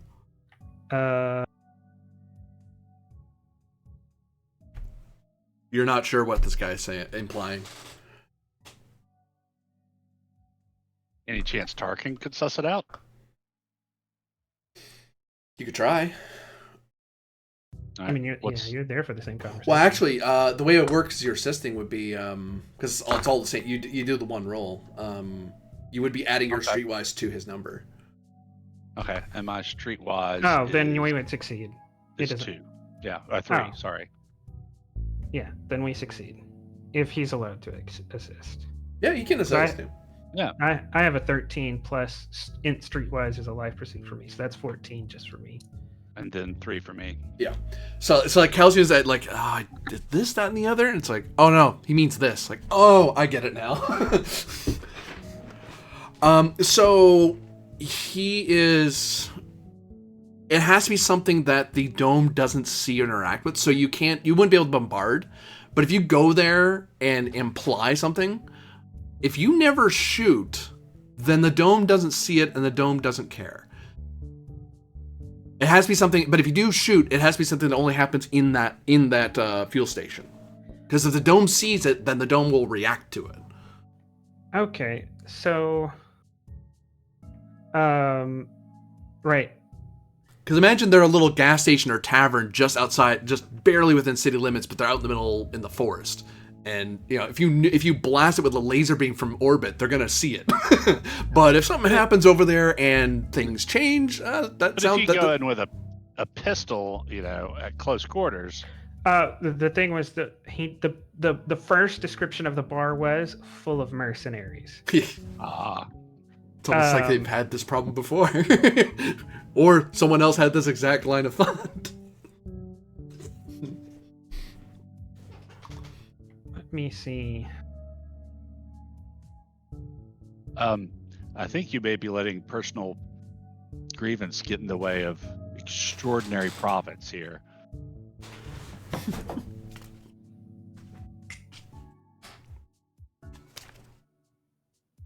I mean, such as the human condition. Right. But you see, I'm not human. Yeah, so not in character, but Calcian is trying to find a way to send a message to these people without losing this opportunity. And it seems like we can just show up at this place and do something about it. And it's possible that we could place it under, like, we could take this as an asset, right? Right, but my thing is, who are you going to get to manage it? Because none of us is going to want to stay here and run the illegal trading port on this backwater world. Um, And we've got no real way of enforcing a remote claim. I mean, it's not like we, I don't think we're going to be around to, well, we could place some.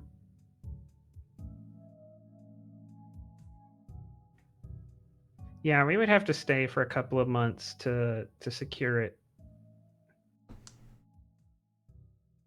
And, that bites into our travel town of making a potentially multi-resource unit deal, of which our cut will be significant. I guess in that case, I'll satisfy myself with if they don't show up with the goods, we'll just go and manage it personally within the bar. Yeah. And not try to take this place over. But I'll say to him that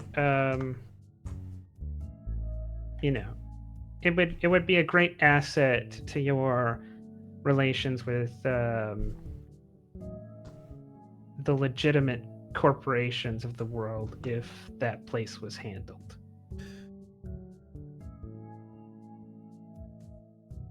It's a place that none of us wish to really bother with because it sounds like an alien problem, not a Pombeekian problem.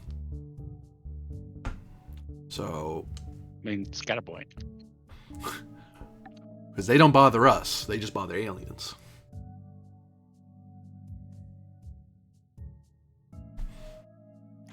All right, I think. And if they take too big of a bite, then they know when to scatter. Usually is what they do. They'll move to some other dome or some other part of the municipality. I mean, that's also where if we wind up dealing with a megacorp, we get them all the information on that little place and tell them, this is already kind of acting as a backdoor trading stuff. If you can go in and take it over without, if we go back, we sell the information and the if we sell the information though, I can't imagine what would stop something like a corp like Susag from just sending a fleet out here and taking over. Because there's not one artifact on this planet. It's full of them. Right. Like you could justify a mining operation just for artifacts. Right. So I'm afraid to sell any megacorp this, almost just out of humanitarian concerns. Well, but I mean, we want to sell the device to a megacorp. Yeah, but we don't want to tell them where it came from. Right.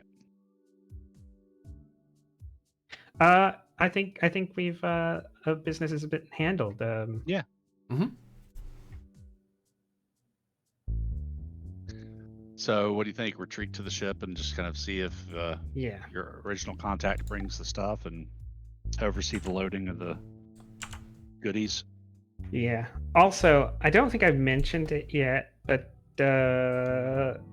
one reason Calcians kind of want to deal with this place is because if they stiff him for 6 million credits.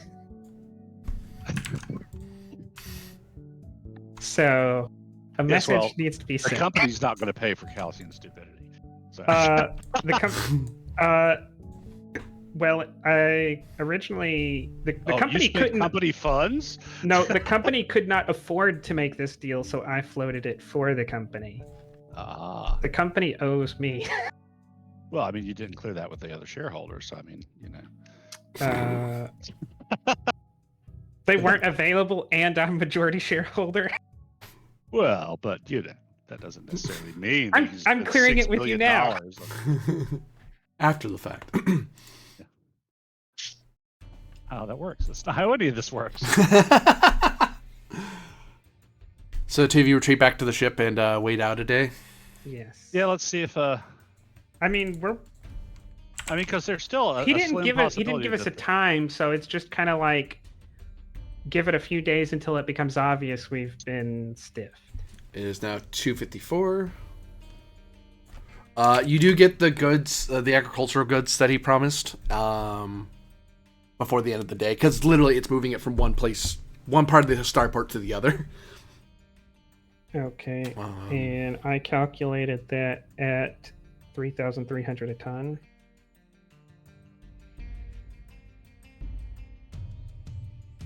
So that's how much you pay him for the his company for the.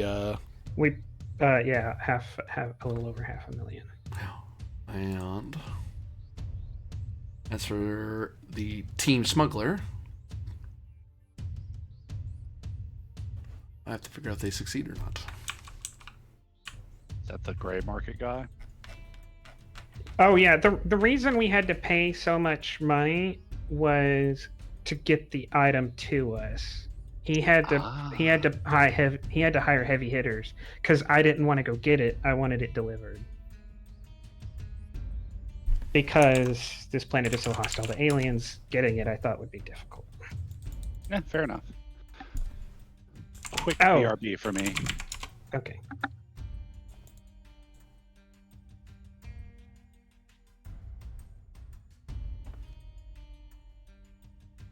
Actually, this is probably a good moment to BRB, like the middle of the stream or whatever. Yep, we'll take a short break at this point.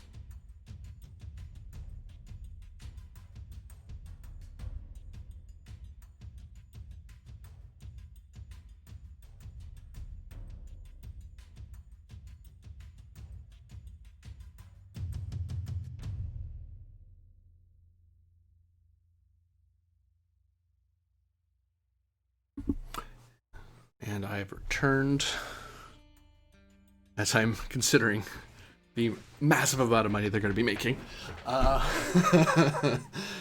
Just because it's one of those, like, wow, all the money that they're coming into, all the connections they're making into. But hey, you know, nothing ventured, nothing gained, right? There, you can see me now. Oh. I do love that they were left to wait for a bit, trying to get to this poor guy, because they were able to get into him, and then just nothing. But the big question is which one they are selling to, because that will affect the board, right? Because there's these things on the outside, and there's different people, factions within the area that might care about what they're selling. So it'll be really interesting to see who they sell to, ultimately. And the amount of attention they're going to get for being ancient dealers, as it were. Yeah, let's get them back on. I'm back. Hello. Just bad mathing you to people watching or people seeing the VOD afterward. Like people actually watch this. Sad face. People do sometimes. It's mostly people watching after the fact, like seeing it after it goes up. I see. I can see that. It's author. It's always author.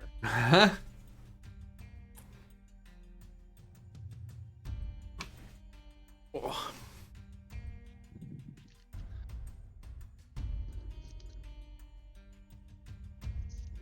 I should probably have No, it's this one. All right, I was gonna roll for the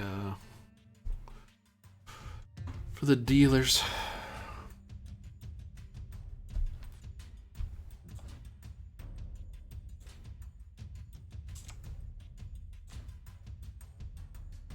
So did they make it? Whoa! That was a little close. So, on the following day, your ship gets messaged by the Spaceport Authority. Yeah, I'll. We're in kind of a tenuous situation, so I'll gather everyone to the bridge, or I'll gather the shareholders to the bridge. Yeah, there you go. And turn on the comm. This is FAB BTC Void Gazer, correct? We have you loud and clear. We have an unscheduled delivery to your vessel.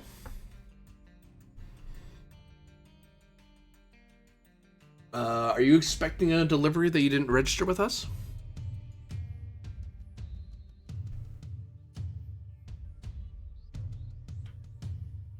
We've done business with several entities on the planet, and none of them informed us as to the need to pre-register. We kind of assumed they would take care of it, so it's probably a bureaucratic misstep.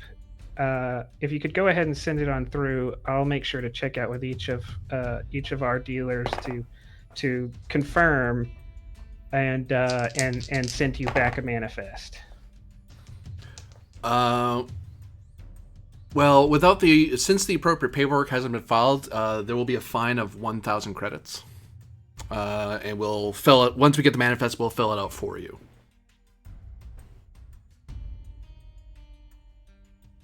Or it's just going to stay at the terminal. It's up to you. So, let me get if I understood what he said. Sure. 1,000 credits, and he sends it on through, and we get him, and then we promise to get him the paperwork. Yeah. Or okay. Because he has like a cargo box that he doesn't know what's in there. Yeah, I just and it's wanted like, to make are you sure supposed that... to get this? Well, if it comes through, fine. $1,000 for processing. Yeah, that's fine. I didn't know if he meant $1,000 and he still won't send it through till he gets the paperwork. Right, because then that would be a really bad problem. Yeah, I think this is part processing and part bribe on his part, because he's going to fill it out for us. Uh, yeah. I've talked it over. We think that's acceptable, and we already have the computer writing up the documents to request that the corporations send you the appropriate manifest.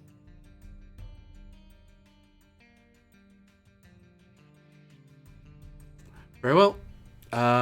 Enter into the system. You're fine. I do. Yeah, and once it goes through. All right, Graveler should be arriving within the next 15 minutes. Tower out. As soon as the communication closes, I turn around and say, I think this is an all hands on deck situation. Perhaps you at the controls, and just in case this goes south. Sounds good to me. I kind of want to organize everybody to either be doing something necessary to take off, load the ship, or defend the ship if things go badly. Because just like everybody should be doing something useful to us not getting caught at the moment. Give me 3 dice streetwise.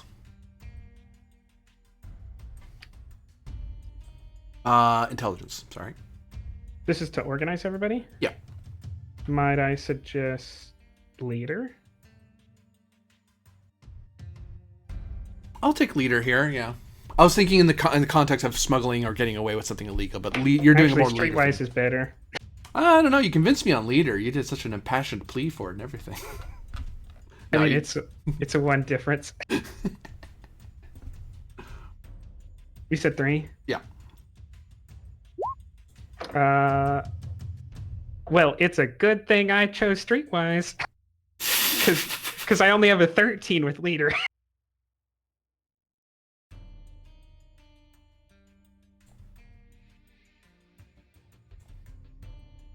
Can I assist as a... We succeeded. Okay. There it is.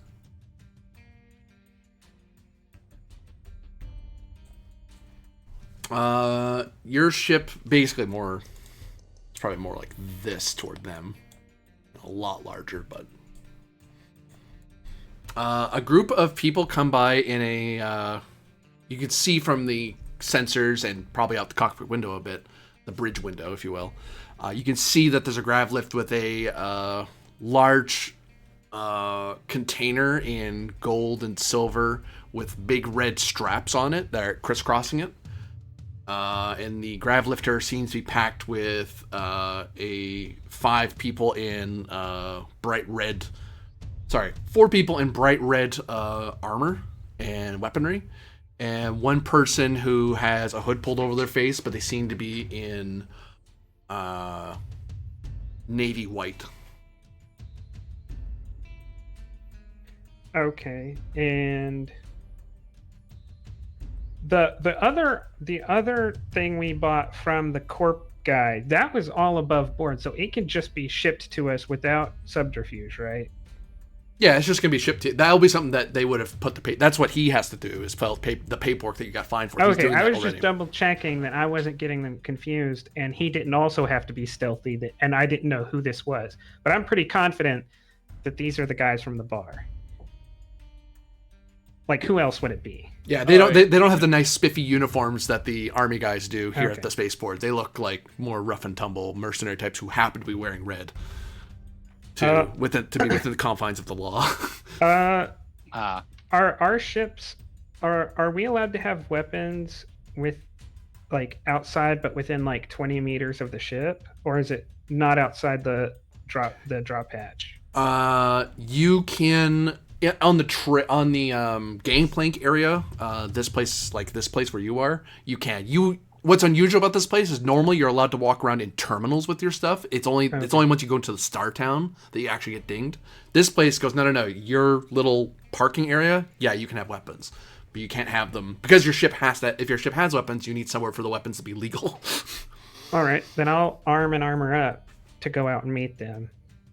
because I don't want to die today. And these people already tried to kill me. So you're saying today's not a good day to die?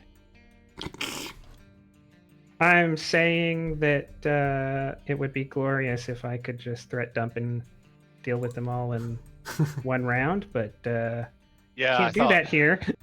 I thought not a good day to die was probably too long Yeah. of a road. It turns out when you're not a bloodthirsty Klingon, the other side generally gets a chance to shoot back. Yeah. Yeah, it has been an interesting shift playing both Tarbin and an engineer on the starship. So is Tarbin hanging back on the starship? On the board Yeah, I'm keeping the engines warm in case we've got a split. I'm in the pilot's chair. So the grav lifter comes. It doesn't completely sit down on the ground. It's kind of hovering there, so engine running, if you will, but not like revving or anything.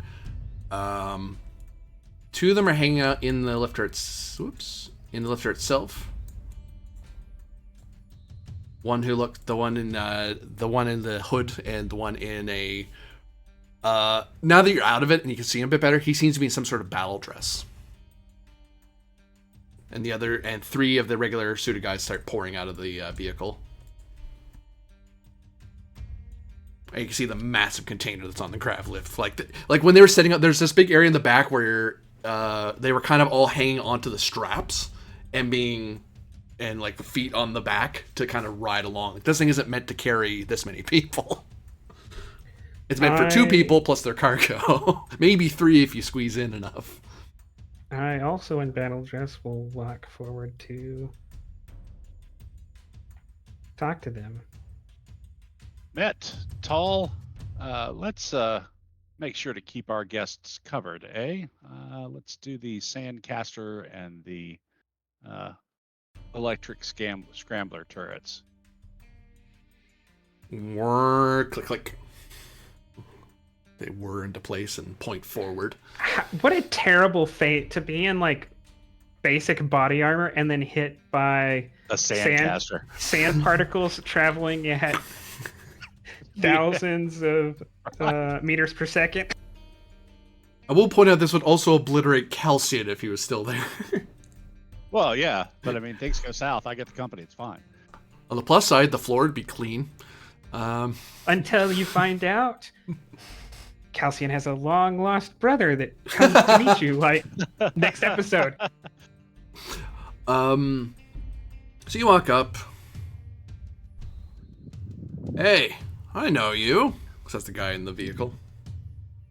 You're the one that came by the bar. How you doing? Pretty good. Hoping to resolve our business and move on. Yeah? That right? So, you enjoy the free drink we gave you? And they start chuckling among themselves. Why? Why are you poking the Winchester? Damn it. Calcian says,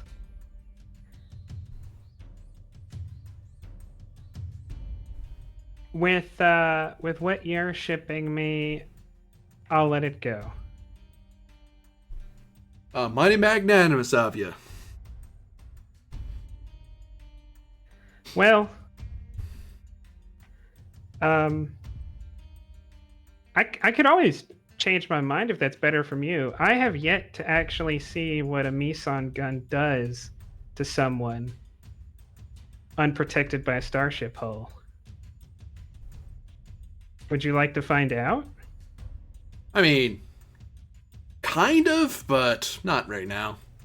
The three guys in front of him look up back, a little alarmed.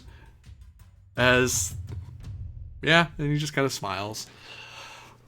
But, I like to get the job done and be done with it, so... He gestures. Credits? I've already paid you. Wait. What? Looks over and talks to the person in the hood. How much did you pay? It doesn't matter. I paid. No, now no, I'm taking possession. no, that's not what I'm asking. Did you give him, the guy, the full amount at the bar? Or do you have half of it? All right, I'm going to be really clear. I'm taking possession of this crate. Once it's in my possession, I will, if I'm feeling generous, I'll talk to you about how I acquired it. But I'm feeling like I'm being ripped off. That's my problem. I'm feeling like someone gave me I half the know, money. but you have a quad sandcaster pointed at you right now, so I'm not really worried about what you feel. Personal interaction. Sounds like a command to me. Because I don't want him turning this grav car around. Because he got ripped off.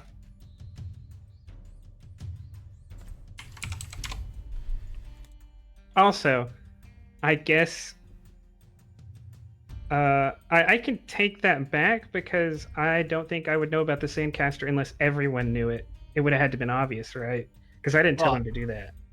Yeah, I mean, you probably heard the turret turn. Okay, on. I was going to say if they actually did do the acquisition, then okay. Yeah. I just double check. This is command force of will, I think. Yep. I could be. Well, I don't know. Are you angry because these people drugged me? I would not be disappointed if they if this went badly. It's definitely force of will, but Kelsey is definitely very mad at them. I'll take angry. Law of violence, because you're threatening violence. Like, blatantly so. The tactic... Does authority count in this situation? My authority requires you to do X. Well, yeah, the actor is empowered by outside sources to expect assistance. Yeah. I would call the Sandcaster outside assistance. Yeah, so 5, 10 plus 3, so 13. All right. And fighter as amongst you're threatening violence. Oh, I guess I've confused this. Using the law of violence does not... Failing on a law of violence does not force conflict. It's failing when you used pain. Yep. Okay. Well, actually, this would qualify as pain. I'm wrong. I will hurt you if you do not do X. I will shoot you with a sandcaster if you don't do what I tell you. That's why it turns into a fight. The actor indicates he will provide negative consequences. So 5 plus 6, so 11 plus 3 is 14? Plus my fighter. Plus your fighter, yeah.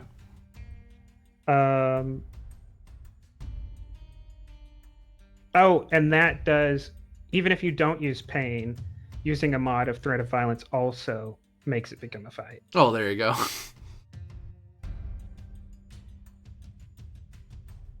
So my fighter is 4, and it 2, 3, 4. So it's 18. Been so long since we did this. Does it consider only fighter, or does it consider the relevant knowledge also? It considers fighter only at this point. Okay. So that's on 3d6? 4. Okay, 4d6. So failing 19 and above. Or 3 6s either way.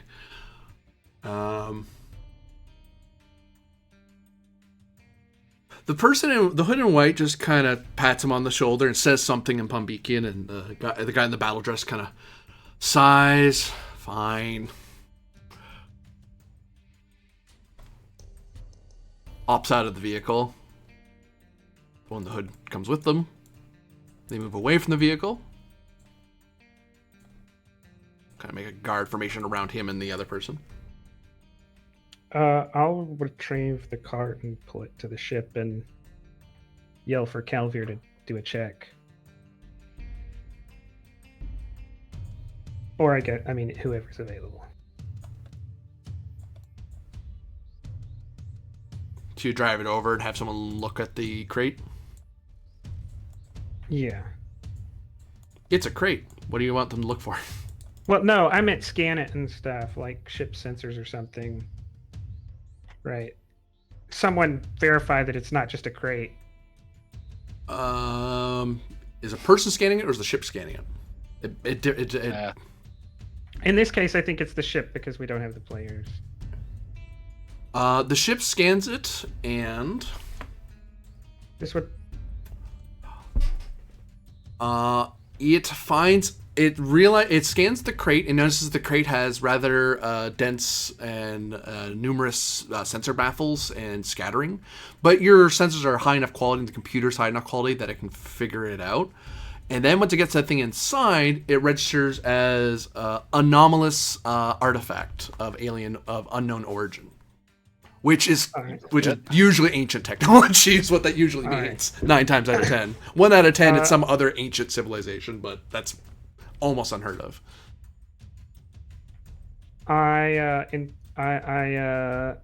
call for the Earth Sign and their cargo lifting equipment, I guess, to come get it and load it. Wow, they have names. Freaking xenophobic much? Okay, I'm sorry. You're right. You're right. Before HR gets onto me, I will ask Misha, Artin, and Kuma to come out and help. There you go. Hey, one of your shareholders in Earth Science, so you know. You're learning. You're in your anti-racist studies. Let me be around the Pombekians and you know what? I'll be a little more careful. I didn't realize I sounded like that much of a jerk. God, no. But yeah, they load it on. It's actually it's heavy, but it's fairly small. It doesn't even take up a tonnage worth, really. All right. Yeah, cool. I'll tell him to take it to the vault and Tarbin, notify Tarbin to lock it. Will do. Yeah, I say we lift off pretty much after we get the last. No, we have to wait for the other artifact. Yeah, that's what I mean. As soon as we get that done. Yeah. Which, I don't know how long that's going to take. Do you mind if we grab the lift from you? He gestures, because you drove it over to your ship. I don't know if you want us on your gangplank or not. I'll push the cart back out to him and say, think pickup truck, less cart. Yeah, I'll take the cart back out to him and tell him, one of you who wants to know what I paid for it can come get it from me. One of them steps forward, and then the guy in the battle dress, at battle dress speed, if you will, grabs him by the shoulder and hauls him back, and he kind of stumbles across the floor. And he just walks up to you. Staying at arm's length, because he's not dumb enough to... It's very hostile for someone in battle dress to come up to someone else in battle dress within arm's reach of each other. Because that's how you can grab at stuff. Do you want it on the... And he taps at his battle dress at the roughly where the radio talker is. Or do you mind? I give him a comm frequency. He tunes it in. You see him pull something up to his ear. And he kind of whispers into it. I hear you. Yeah. So, you know what you've done to me. So, if you have some way to make that go away, or some way to make it up to me, then I'll tell you what I paid for it. Otherwise, you can pound sand, or the sand will pound you. He actually laughs at that. I thought it was clever. I need to talk to the doc. He gestures back. I don't know. He would know more. But I suggest you figure it out. He pulls up a hand. He walks back, and he's like, as he's walking away, I just realized I can talk to you in the radio, so I'll tell you in a second.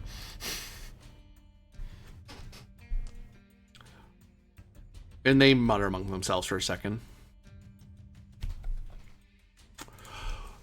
Yeah, there's 2 ways to do it. There's a place where the stuff's made, and they can purge people of the stuff. But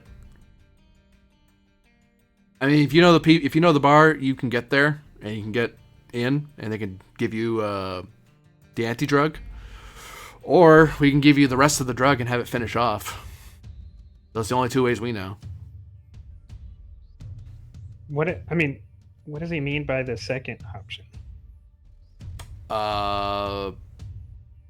3 dice streetwise. Or biology. That's a success. And I meant strength streetwise now. I start pumping iron. So this is the kind of drug that it's supposed to give some sort of beneficial effect, and it didn't take with you. So you kind of got all the downside and none of the upside. He's saying, well, you could just get the upside, and then the downside will fade off with time anyway. You're just getting all downside right now. It's one of those drugs that when you tell someone it's a free sample, it's a trap because you're getting nothing out of it. You only get something out of it if you take a certain amount of dosage. Depending on the species. Like, who knows whether they gave you too much, too little intentionally? Probably too little, because that seems to be the strategy with this kind of drug.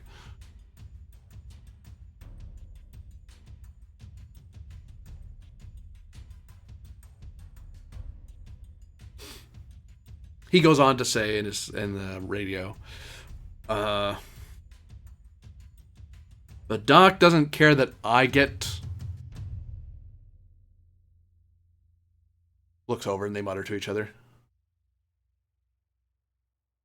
Doc's willing to give you a introduction letter if you want to go to the city.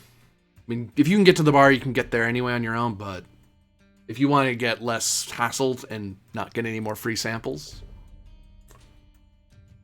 But you have high tech, you might be able to get it out of your system anyway, but that's the two ways I know, is either to take the extra drug now or get it treated at where at the city that makes it. All right, then. It looks like we've worked everything out. And Calcian will start turning and walking back up to the ship. They get back in the vehicle, and someone in a bar is going to have an uncomfortable conversation with several armed people and a guy in a Vettel dress. Yeah. Like, I'm not interested in solving that situation, and I'm definitely not interested in going to the sketchy drug lab to get cured. Hey, Fixer, you robbed us of half the pay. What the hell? What do you mean the Fixer's not here? But that's some other group's problem right now. I was about to say, hey, if the Fixer can make it to our ship, we got an extra chair. Maybe he could pay us back, and we'll get him off planet.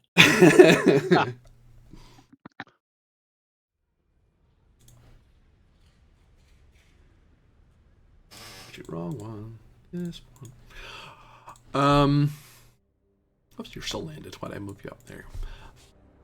So yeah, you have a big old crate in your ship. With big red straps on it. Locked in the vault now, right? Locked in the vault now, yeah. That's where it needs to be. I mean, I kind of want to look at it. Being an archaeologist and all. The problem is if it wants to look back at you. That's what I'm afraid of. Is it a problem, or is that just part of it? Someone in gold and bronze color clothes kind of walks up to the gangplank and just kind of waits there. Is this like 5 minutes later or like later that day? Later that day. Okay. Actually, no. This will be like 5-10 minutes later. I remember who this guy is now. Oh well, then I guess Dylan Battle Dress will come down and peek my head out. Kind of backs off a little bit, seeing the battle dress. The forms. He holds out a data slate.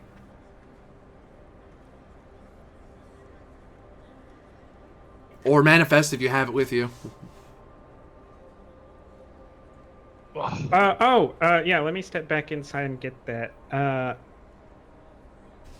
We had a little trouble getting the format correctly. Do you have like a sample one you've used before?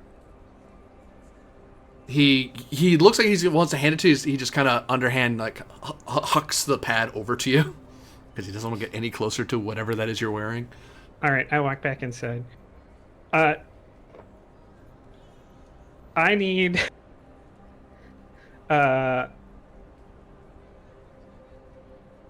Met and Toll and the Darien programmer to make us up a fake using this example.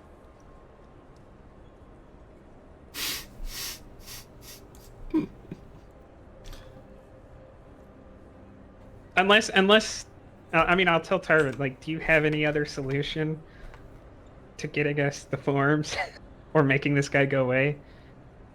We could just try to bribe him, but sometimes lowly bureaucratic officials So actually have what- some what- sense of patriotism. What's needed for this form? Basically, it's basically a manifest that he wants, or Yeah, he wants to know what it is. okay, it's however many tons worth of cryogems. That seems to be a cargo that's traded fairly regularly. That's of relative value. Oh, and who'd you buy it from? Yeah. I mean, what I assumed was there was like, who'd you buy it from? What's the chain code on the item? What's the company's business license number? Things like that I just couldn't make up. I may be wrong. I thought it would be like, a shipping manifest in our time, which has got some like tracking information on it. Yeah. So I just want Met and Toll to make something that's believable. Nah, fair enough. Yeah, you could make it. You could say, "Oh, it's Because cryogens. we They bought it can from use this crystals is a good idea. We could tell them to put that on the manifest. Yeah. I just need to make someone to actually make the thing to give it back to him. So this would fall under. Yeah, that's what I thought. And we're transshipping it to Jordani Border World, Frontier World, because we know they buy the things. And Are these good for psychic stuff? Cryogems? No, they're just gems that are produced in a sort of cold forging method, if I understand what they are correctly. I'd have to look them up again. Actually, I can. I'm not that far away from it. Cryogems, where are they? I'm curious myself.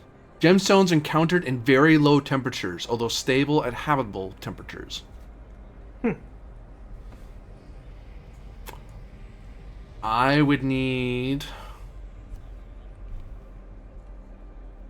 an admin roll at 3 dice or an advocate roll at 3 dice.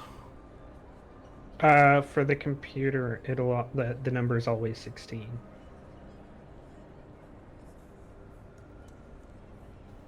So 3 dice on 16.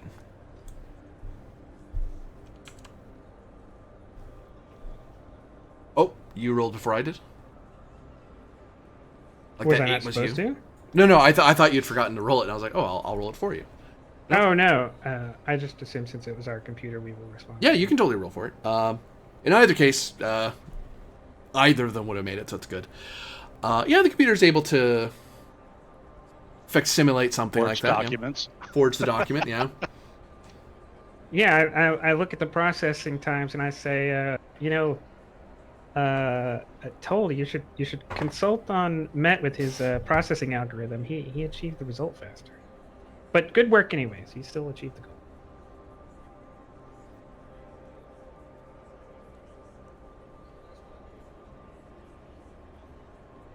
And I'll take the document out to him. Looks at the battle dress and kind of steps back away from you as you approach. Could you just toss it to me? I don't want my feet to get squished. Looks at your battle dress boots. I toss it to him. He catches it. Kind of looks it over. Scroll. Alright. Thank you. Fill out the rest from here.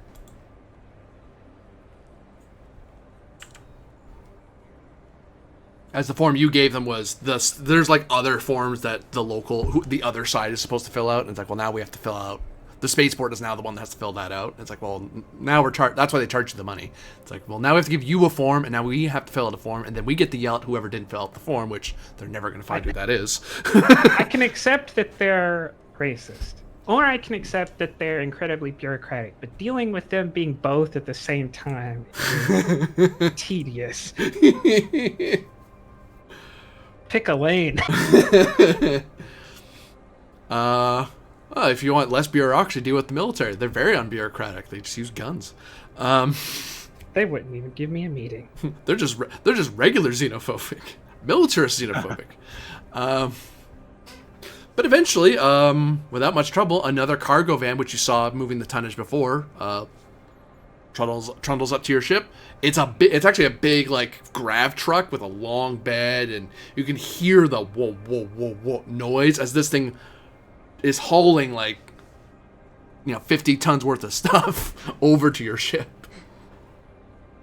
And you can see it's in the bright green of the merchants here, of the merchant faction. All right. I'll get the crew together to go through the loading process like normal, and because we have large cargo locks, so we can load like bulk items. Yep. So you're able to pull the thing up. And you hear a loud whirr noise coming from the lifter as it pulls it in and struggles to put it back down again, but it gets it in the ship. The that's part of our ship or dock equipment? Part of your ship that's making that noise. Okay. I'll submit a maintenance request form to Met, and he'll schedule that with Tarvin, I guess. Yeah. It could just mean it was really freaking heavy. Anyways, it's a good to check it out. Yeah. We have to spend a whole week in jump space, so I'm sure Tarbin will look forward to the tickets occasionally. Yep. For something to do. Yeah.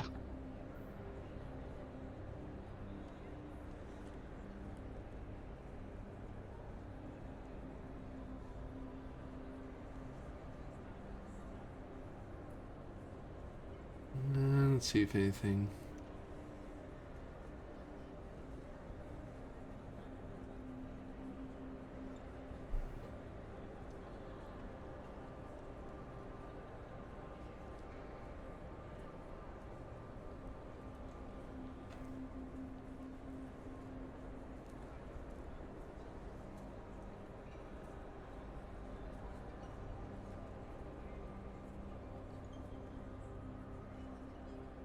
Just checking how bad this is, if at all. Just doing a Q reps check basically because of the weird item. But I think it's gonna. Your ship's very new, so it's unlikely it's gonna do anything. But it's worth checking. You can get unlucky.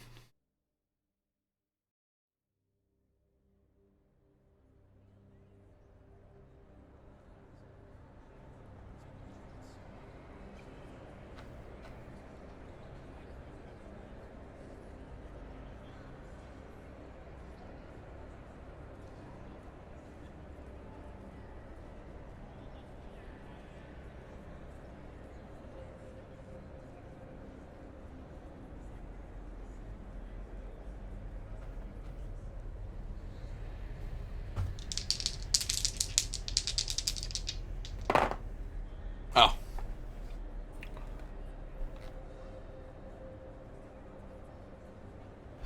Yeah, you're able to check over the parts that were holding onto it, and it was when it was pulling them along and loading it.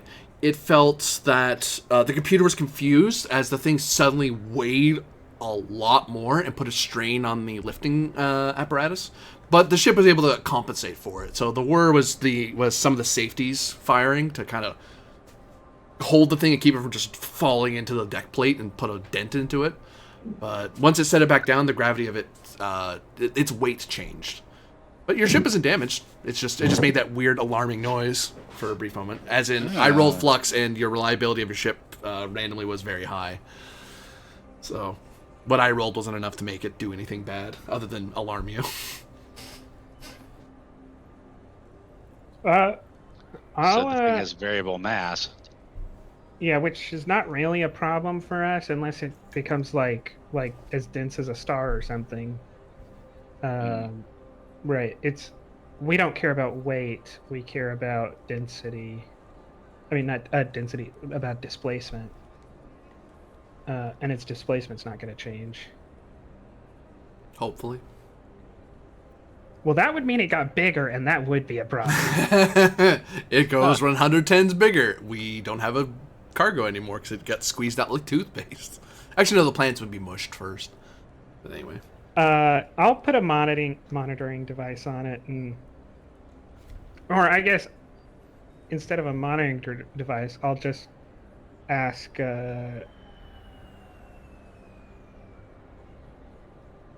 I'll ask Toll.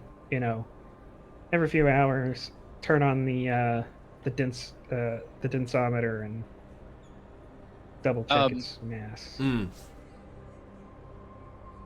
Yeah, why don't we either leave it on a grav cart and secure it with the grav cart still under it, and then have one of the mainframes monitor that grav cart to adjust as necessary for any fluctuations, or install, some sort of, Well, if maybe carbon and the rest can cobble together like a it's sitting on the deck automatic plate. gravitic. I guess you're right. I mean, yeah, it's not gonna. I mean, I don't think it's gonna damage the ship, and yeah, it getting denser and weighing more is not really a problem. Also, we can just turn off the gravity in the cargo bay. oh yeah, there's that. Because we're science fiction people. I forgot for a second. Yeah.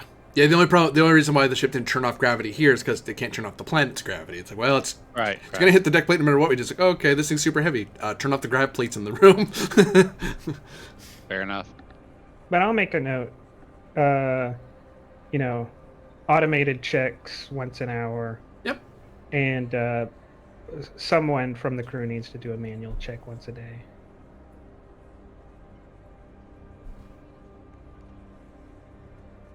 Actually, I take that back. We can't actually access cargo bay in flight because it's not pressurized, I don't think. I think I read that somewhere. I may be wrong. Yeah, you can't safely check it while you're in movement. It's only when you're at a complete stop or landed somewhere that you really would be able to poke. You really would be poking around in there. And good news, even if it does crush all the plants, our cargo bay is separated in 2 different locations, so it only squish half of our plants.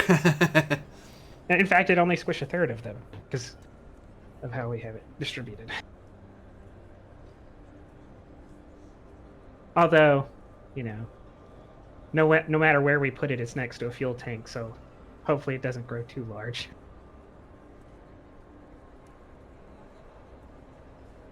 So, liftoff.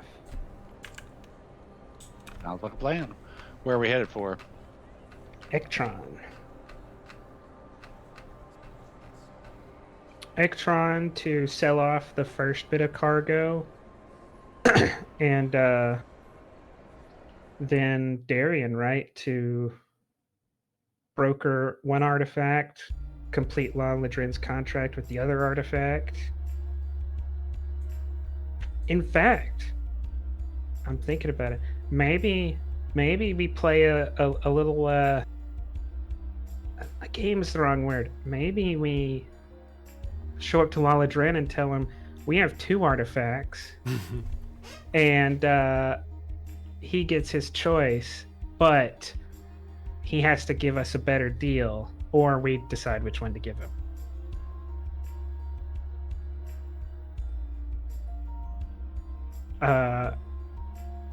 But I don't know how much I want to screw with Laladrin. He knows too much.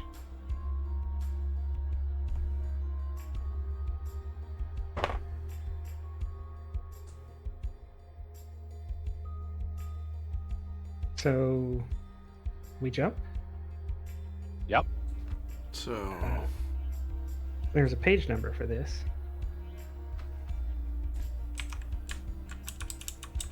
Oh, just there, and I went away from it.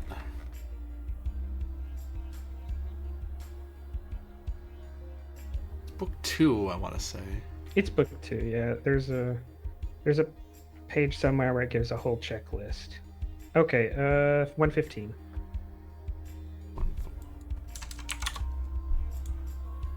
So You set a destination. You're heading for Ektron. yeah. Astrogation task planning. Oh. Hmm. I didn't know if Calgar was gonna be here, but if we haven't lifted off yet, Calgar wanted to go explore the thing. The ruin, yeah. And we didn't have any illegal fallout. Do I think if they check that manifest document, it's going to come back like, oh, these guys probably smuggled? Or do we think we're probably free and clear on that? Intelligence streetwise, 3 dice.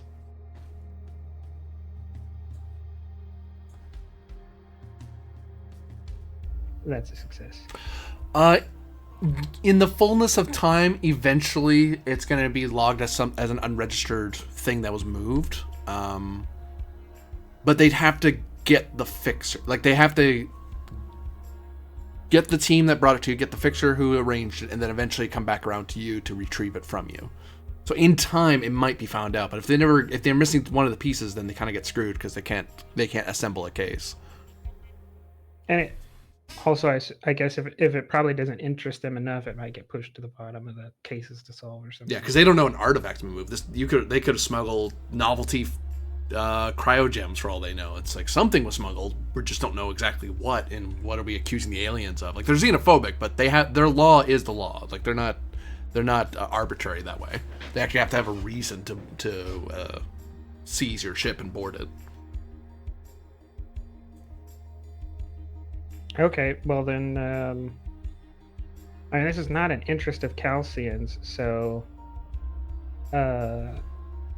if Tarbin is fine with staying potentially a few more days or a week or two, then you might go check out the site, the ancient site.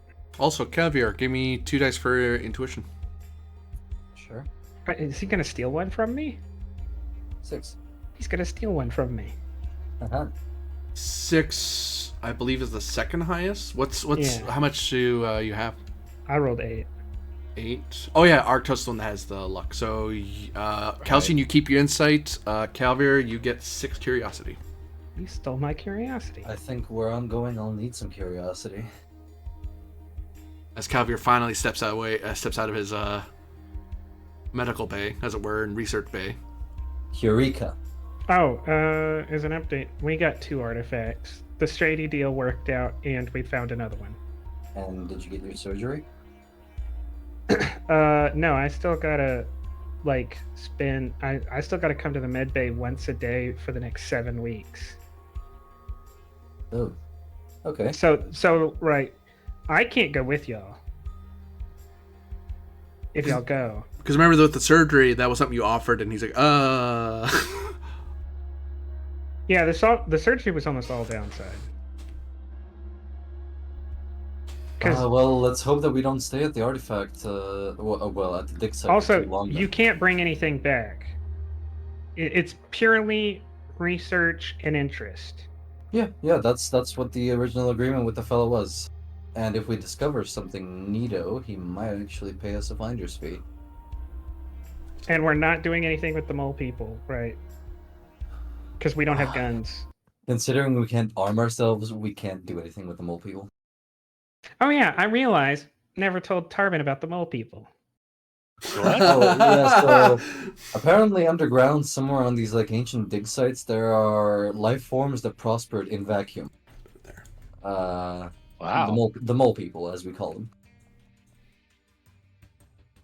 And we're not allowed to carry any weaponry over to the dig site.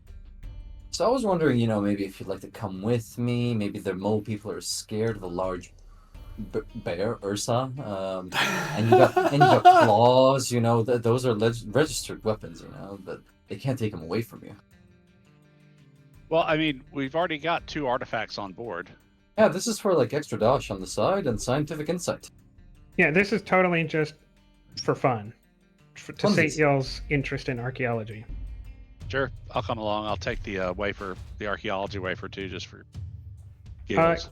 Can we get the void cutter, our small away boat? Can we get it certified that the fusion cannon has been like taken off so that they can fly to and from the planet with that without violating I laws? don't think so. I think we can just take a. Well, it's Considering already our done. Yeah, considering our main objective is done, can we just take a regular little thingy boat over there? And Well, I call mean, it the a day? cannon's already removed, and this way you actually have like Well, rather, the cannon can be removed. It hasn't been removed. He just rolled to figure out if there was a way to do it. Oh, okay. I was just thinking we just grab a regular ship out there and back We again. can't take our ship out there. Yeah, no, we rent a boat. Well, yeah, it's 9,000 kilometers away, so it's gonna take travel time. GM, if we were to rent a relatively fast, I don't know, speeder or something like that for 3 of us, let's say, not mean- necessarily for Calcium, but you know, we'd bring another crew member along. How long would it take to travel? Depends on the speed of a grav lifter. Because that's what you're just. Because a speeder is a grav lifter. A grav lifter is a hover vehicle. Yeah, so let's say we got like a fast maneuverable vehicle that can take some equipment, you know, but not too much. 1 second. I mean, we have exactly that. Is it armed? No. No. But There that's you go. just the grav car. Well, I take that back. You can't take anything larger than like personal items because it can't hold any cargo because of the special seating I had to put in for Tarvin. The bear seating. Bear seating, yeah. Is it heated? It only has the bare necessities. Da, da, Wah, da, da, wah. da. I mean, you know, he's we not. Tarvin determined earlier that it's not that big of a deal to remove the cannon from the. Like it's something he Cutter. can do. Yeah, it's just you just have to actually do it. Yeah. Because you can always biff such rolls and like, well, I broke Yeah. it. How'd you break it? I honestly don't know how I did that. That's kind of part of the problem.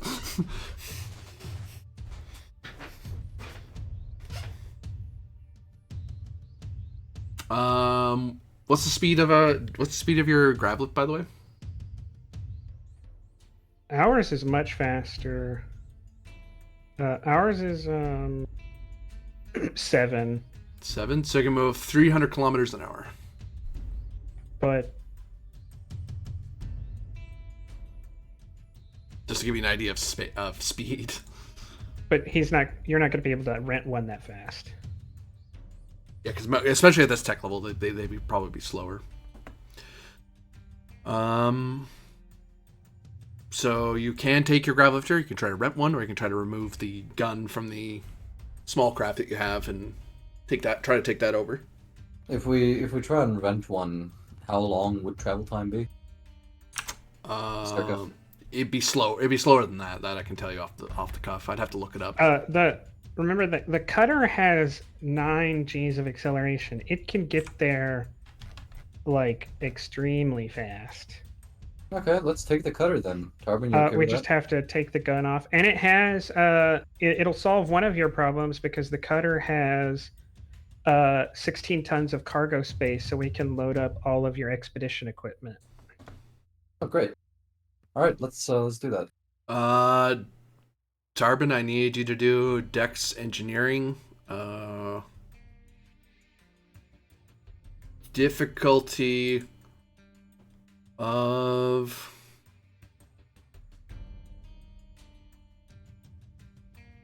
3. Okie dokie. It goes down to 2 if you basically take all day doing it. But if you're doing it at a regular pace, it's 3 dice Dex. Sure. So that's 17. Was on 2 dice because it's dex. It goes up to 3 for me. 17 on 3. Got it. Yep. So if you wait a day, Tarbin can have it removed. All right. Sounds And like fun. because of the way our ship is set up, y'all have to take the grav car with you, or we have to leave it on the tarmac next to the ship. Sure. Since Kelsey doesn't want to come along with, do you want to take like a random Ursa or Darien crew member and play along with us? Are you asking, can we real quick invent supporting characters as a concept within the system? Well, just take a regular Darien or. Of course we Ursa. can. I'm sure there's a rule for it. Don't worry, I'd figure it out. It just depends who you're bringing.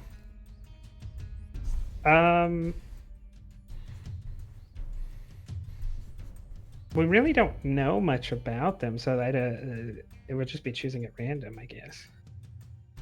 Well, we know Misha's has like besides engineering has kind of a secondary talent in 0G. Yeah, because you're basically rolling flux every time that you're introducing a new skill, whether or not they have it. And it's always at one less than the next skill. So their first skill is at the full amount, their second skill is the next amount, and so on. Is there a skill we think it would be interesting to have for this journey? I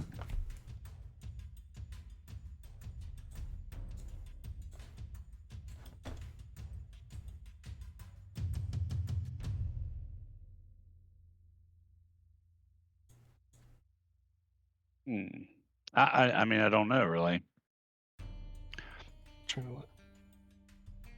You can do it in medias res. Like you can say whether they have it or not. But mind you could roll now and see if they even have it. It's like, oh, they may not have that. Right. And it is now 2:55 by the time that the gun is removed. Okay. Let's. Yeah, you take Jump. take R10 with you. Okay. R10 is A master level Ursa engineer Ursa. That's what I was curious about. Yeah. and Mechanic. mechanic specialist, which means if y'all have any issues on the way, he can help. All right. What's this guy's name again? R10. R10. A-R-T-A-N. Was there an L in there? Nope, No. you got it right.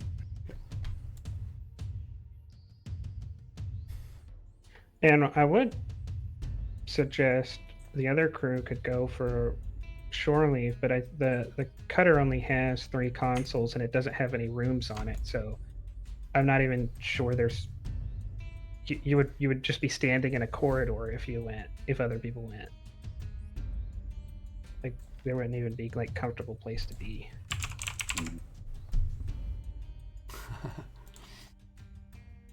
They take one of these. One of these. Sure.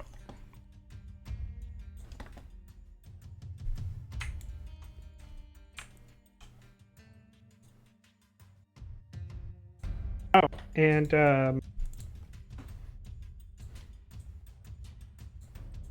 unless y'all think there's any good reason to stay at the spaceport just to avoid too many eyes looking at us. Yeah, I I was- was actually thinking like we could ask permission of the flight control, like, hey, can we take off? They say sure, and then like we ask them, okay, can we launch our research team, from space in the cutter down onto the surface? Yeah, and we would just go sit up past the 10D limit. Yeah. Yeah. If they're willing to accept that, we can show them the cutters, say like, hey, this isn't. You have the armed, documents. We're just saying Yeah, like we have no here's reason the- for our ship to be here anymore. We're gonna go away. All right. I've got the documents here. The ship is unarmed. Everything is, according to procedure, etc. You could, as long as you radio down to traffic control, let them know, hey, we're coming back down with a thing. We're going here. It's like, oh, okay, well, follow this flight plan. Don't deviate. That'd be what they would do, basically. Yeah, naturally. That sounds like So- a good plan.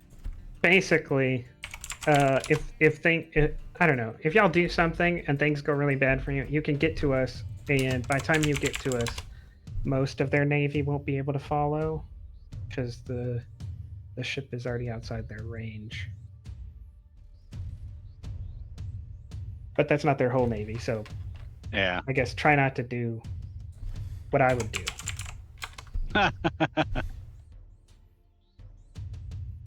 So you're launching the Void Gazer up into orbit, and then flying down with the cutter. Well, not into orbit. We're going 10 diameters away from the planet with the Void Gazer, like Okay, so you're- into the solar system, just to be outside the range of their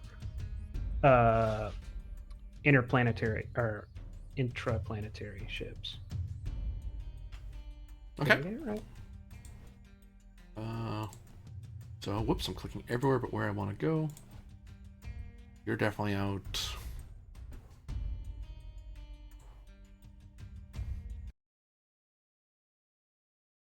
You load up into the cutter and begin your flight to the site.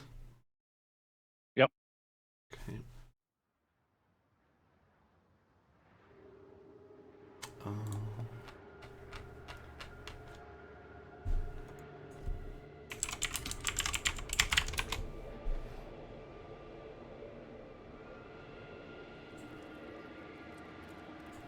Whoops, hold on. A little too loud. There you go.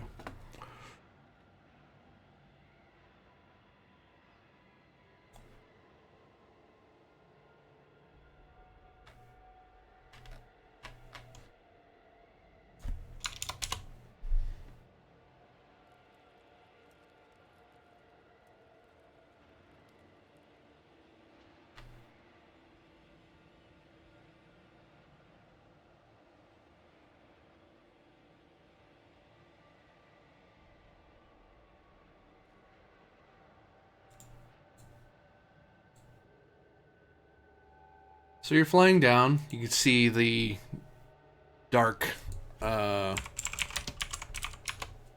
below, the massive crater where this. It looks like the dome. It looks sort of like one of the dome cities, except the dome isn't there. It's shattered. And you see that there are. The flight plan directs you to land the cutter at what amounts to a low class starport, low port, where it's basically just a flattened bit of land with little nav lights. So, land here, not over there. Right.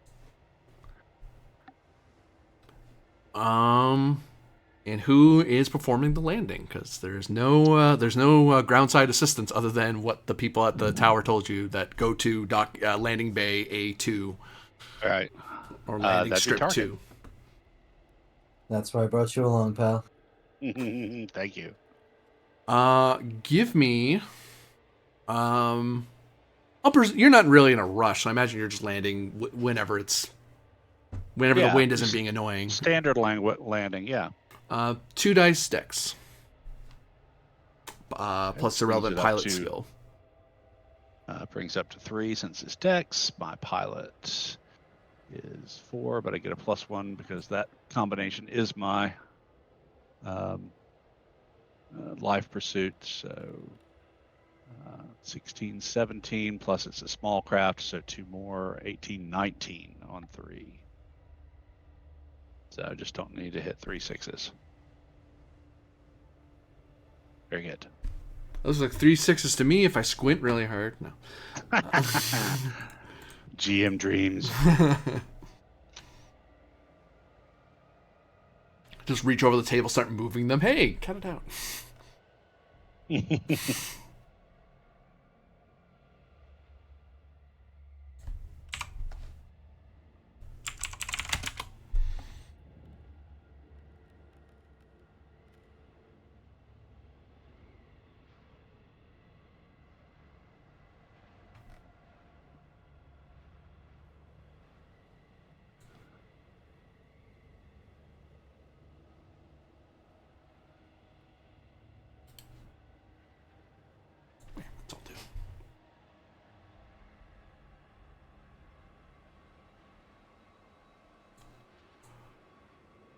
So yeah, you're able to land the vessel, and there are. You see the eternal, stretched out night sky. You see a grav vehicle being floating over to you. Mm-hmm. What kind? A grav one. Does it have any markings? Smartass. It is in bright red, Okay. Mercenary. and it seems to Okay. have a weapon to its top of some kind. Is it hailing us, or is it just coming towards us? It's just coming towards you. We'll wait. Let it roll up to us, I guess. And you notice a little red beam of light kind of sweeps over the cutter, and then you get hailed. Well, the radio crackles more accurately. So I'll answer. Hello. You are the Void Gazer cutter. The very same. Do you have your Void equipment on? Do we? I think we do, right? Your vac suits. Our vac suits, yes. We've yet to put them on, but we Yeah. shall. We shall Tarvin forthwith. has his. Well, I shall forthwith. My crew has them equipped. This will require dexterity. Oh, sorry, I got it backwards. Intelligence.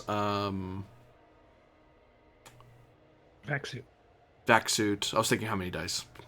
I'll say 2 because you've had drive time to think about it and put it on and stuff. So you're not in a rush, you weren't in a rush. So 2 dice, I intelligence, have vac 0, suit. so this is gonna kick in. This is hard. Arten, could you give me a hand with this? I guess we ask, does Arten have any skills in vac suit? Sure. He has vac suit of. Is this his second or third new ability? His first or second new ability? Because he has his primary, then he has his whatever his extra stuff is. I'm not sure how to answer that because So we hired him as a master level engineer and specialist mechanic. I don't know if the specialist mechanic counts as his first extra one that's at experienced, or if because we hired him. You hired I him think we with hired it. him. Yeah. We hired him with both of those. Yeah. If he then he has both of those at his that's what he's qualified for. So that's what he'll have. Okay, so then he does not have any additional. We have not given him any skills beyond the 2 things he has hired at the master level. So he has 4 in or rather he's experienced at back suits. So you roll 4 dice for him. And mainly we're checking for how many 6s he's rolling. That's what I've been doing for random NPCs. Because one presumes they can do the thing that you either paid them to do or that we know that they have.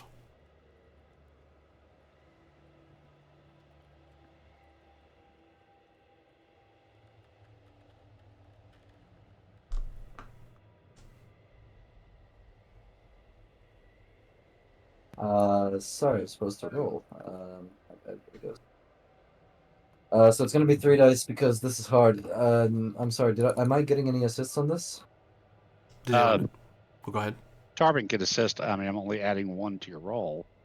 Well, that Let's I go guess with that that. would be important, right? How can Arten will add 4 more to it, essentially. okay? Okay, so there's no really chance of failure unless I roll 666. So Right. Yep. close enough. So We you- put the vac suit on me. 1 down, 2 more to go. Arten almost screwed it up. Arten. But My he's seen God. it up. He's If fine. if he wasn't trying to make sure the shareholder didn't die and he lost his job, right? Maybe maybe he'd be able to do his better. I'll radio into the mercenary ship. We're all suited up and we're cleared to land. Well- do we have clearance to Tarbin exit? dies from Tarbin's vacuum. No! Tyron, put your suit on. Tarbin, put your suit Carbon's on. been suited up this entire episode.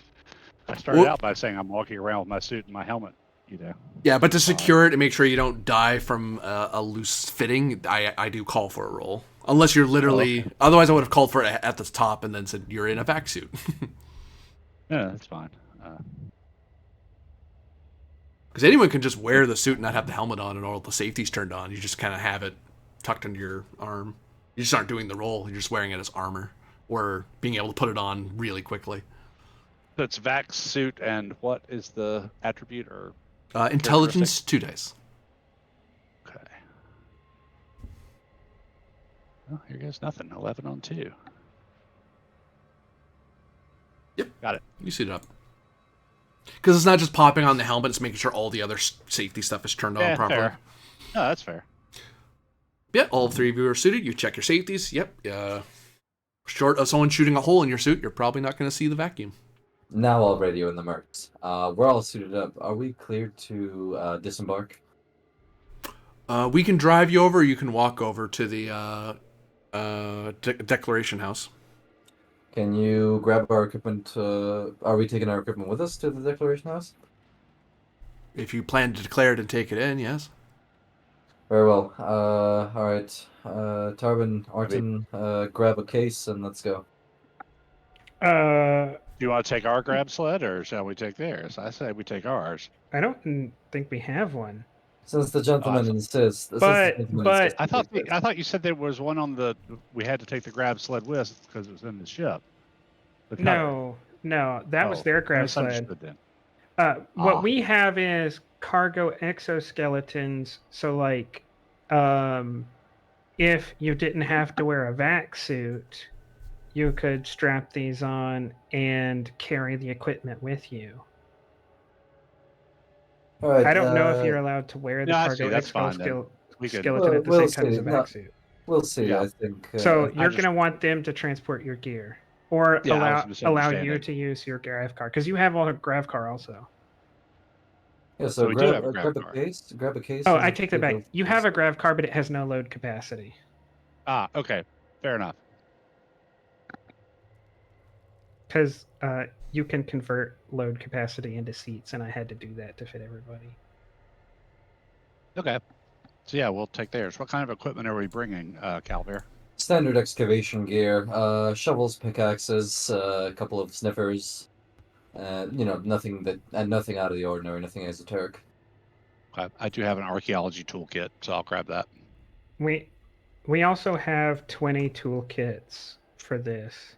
So if you need a spare one, we have we have 10 pressurized tents, a foam The thing shelter. is, I don't think we'll be staying though, not for long anyhow, or not for at least not for a couple of days. So I don't think we need the tents and the foam shelters. That's on the ship. If you have to come back and get it, I guess. I think Tarbin will grab a tent and its oxygen supply just in case there's emergency and we need to get into a sealed environment. And Calvary will grab his standard gear, so the sniffer, laptop, and a case of excavating gear.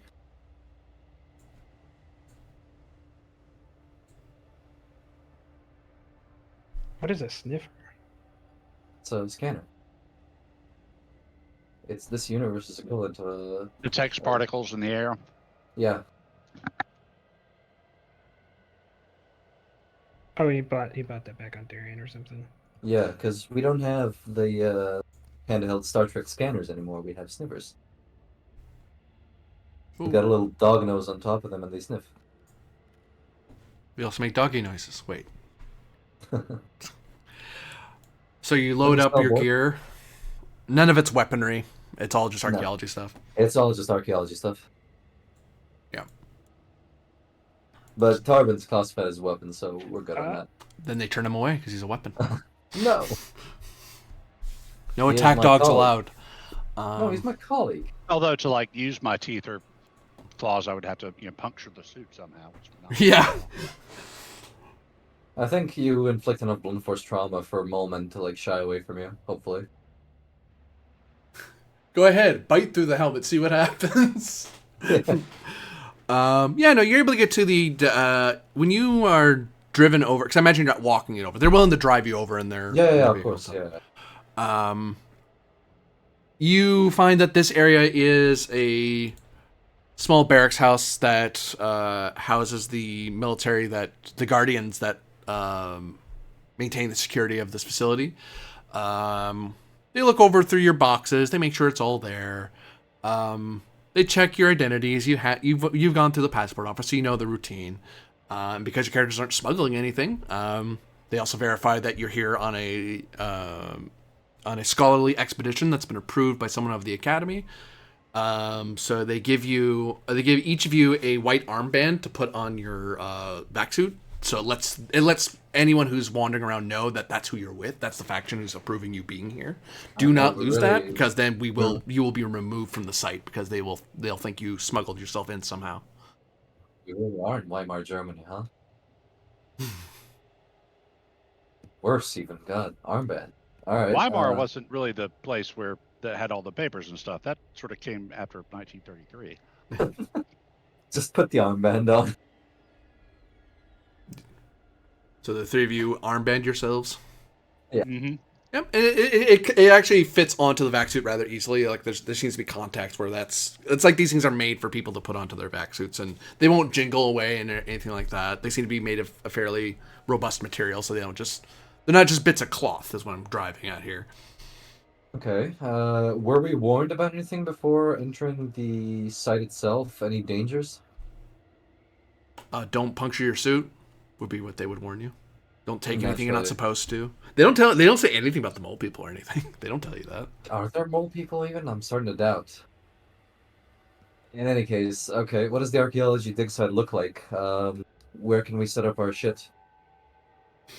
Language, no. Are we family friendly today?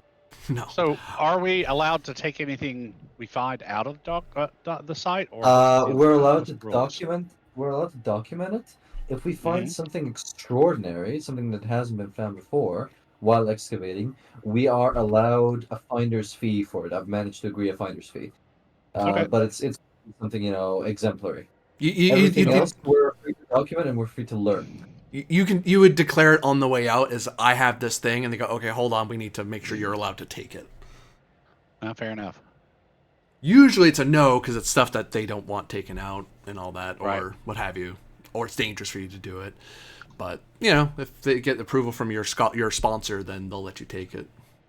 Yeah, like I said, we have some liberties, but mostly we're here to learn, and if we learn something real cool, we get paid for it.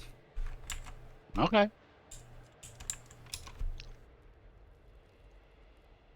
Now, Tarvin, since you were a surveyor with the Imperial Scouts, would you mind taking charge on this?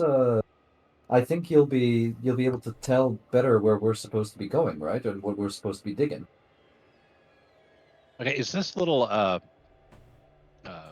customs port or whatever you want to call it? Is this like? Does this have an atmosphere inside? Did we like walk outside then go into a sealed building? You went into a Not sealed surrounding building, it? yeah. Okay. Sure. So Tarvin's going to remove his helmet and insert the archaeology wafer.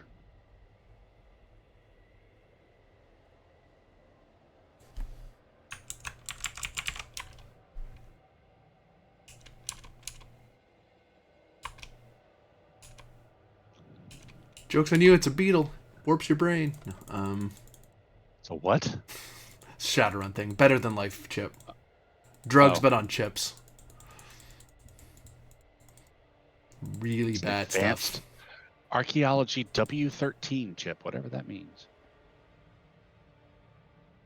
You act as if you have 13 in the skill, Ah, I'm fancy now. I think. I'm gonna double check. I don't think anything bad happens to you at this point. No, because he bought the he bought the ultimate version, I think. Oh, right. So he doesn't make a check until he's finished with the until he like takes it out and he's completely done. Yeah, and then I get a +1 for the roll because it's an advanced wafer jack. Right. Thing. Okay. So we don't have to worry about that yet. Cool. That's what I was looking up, and then I was like, wait a minute, I could just ask because I forgot.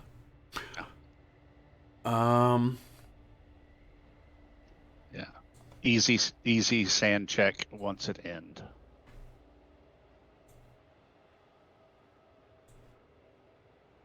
And yeah, using my handy dandy knowledge of archaeology and whatnot, I'll see if I can't find us a likely place to set up and do our work. And if you happen to find anything during your digs, send it over to me and I'll see if I can examine it. That's Aren't you my going to job be here. with us? Yeah, of course I will. But if Okay. you find something, send it over to me and I'll examine it. That's going to be my role here. I will seal back up my helmet before I go out. I won't recharge you for the vac suit because you're taking it Okay. off in a very controlled. Like I take it off briefly, Okay. put it in the jack, and you're putting it on rather rapidly, so you're not walking around Right. town with it off. So the three of you enter the ruin. Yeah, the dig Yep. site. I would like to see if Artan has maybe picked up in school or just through casual interest the language of the Dorian. No, Okay. though it is something he'd like to learn, probably. Just never had the opportunity. With the -1, it's like close, but not enough. Oh, I'm in the wrong part of the stuff I wanted to look at. Doi. I need you. When you step out of the check, you notice that the upper edge of this crater, this whole dome city was like in this was built into one of the huge craters that dot the planet. You can see the ever stretching void of the stars above you. You can see that the even the star town that you saw was fairly like it was older, but it was maintained and upkept and so on. Not a lot of infrastructure. Whereas this place, it looks you're walking through absolute devastation. Various metallic materials twisted and curved. And you see that you're on the upper edge of that crater where most of the devastation is. And there's more solid, less destroyed things further down. Does this, from a glance, look like it used to be some sort of town or village or some sort of structure? Education. No, intelligence 3. Okay. I'd like to actually use curiosity for that now that I failed this. Possible? I'll take it. Okay, I have 6, so 1 dice, right? Yep. Okay. I still get it. You do, yeah. It just goes down.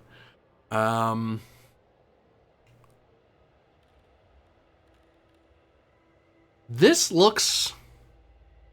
It doesn't. Hold on.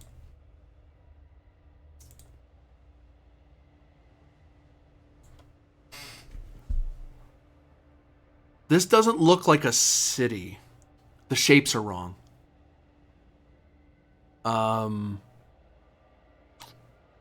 This almost looks like the outer bits of a hull of a massive ship. Oh.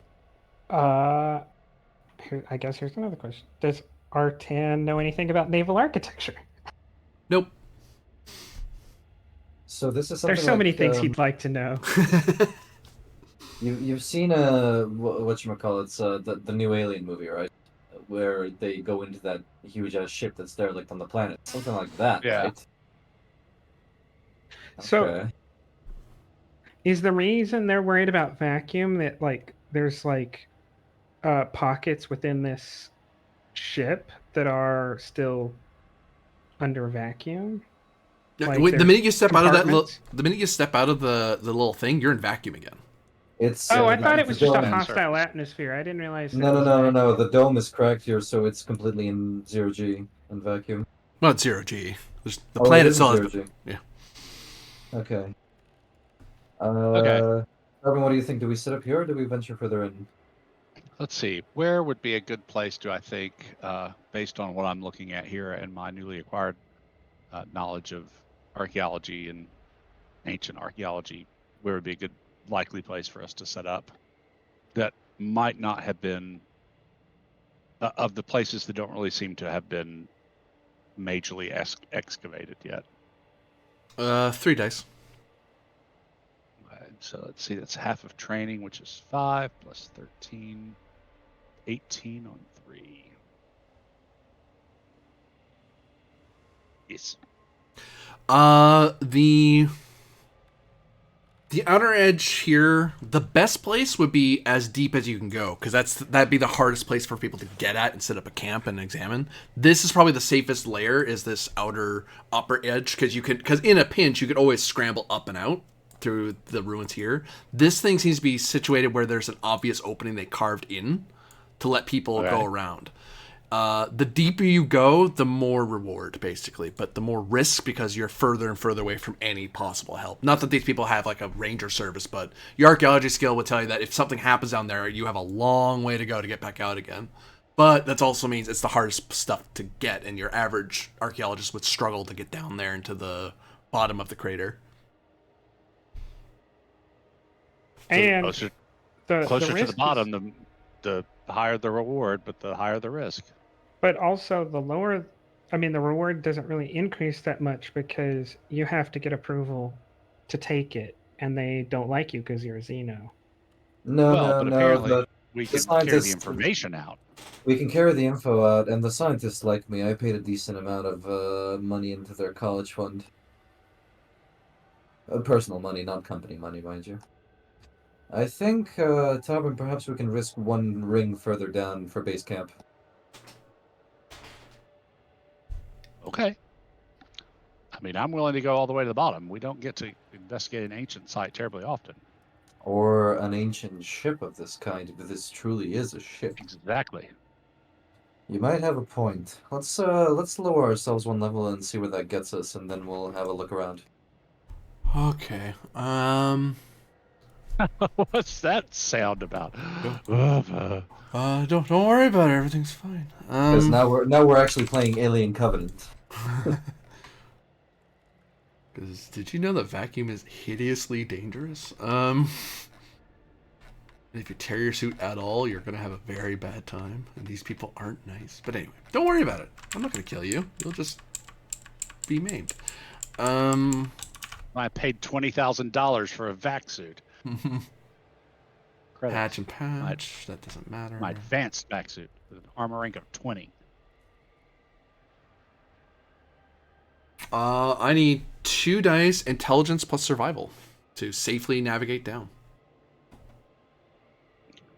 Can I argue for endurance? Because I have seen similar terrain to this on Hellworlds in my scientific career. Endurance implies that it's a long journey, that you're walking a long distance. You have to puzzle out which way is safe to go and which way is not safe to go. You're trying to figure out.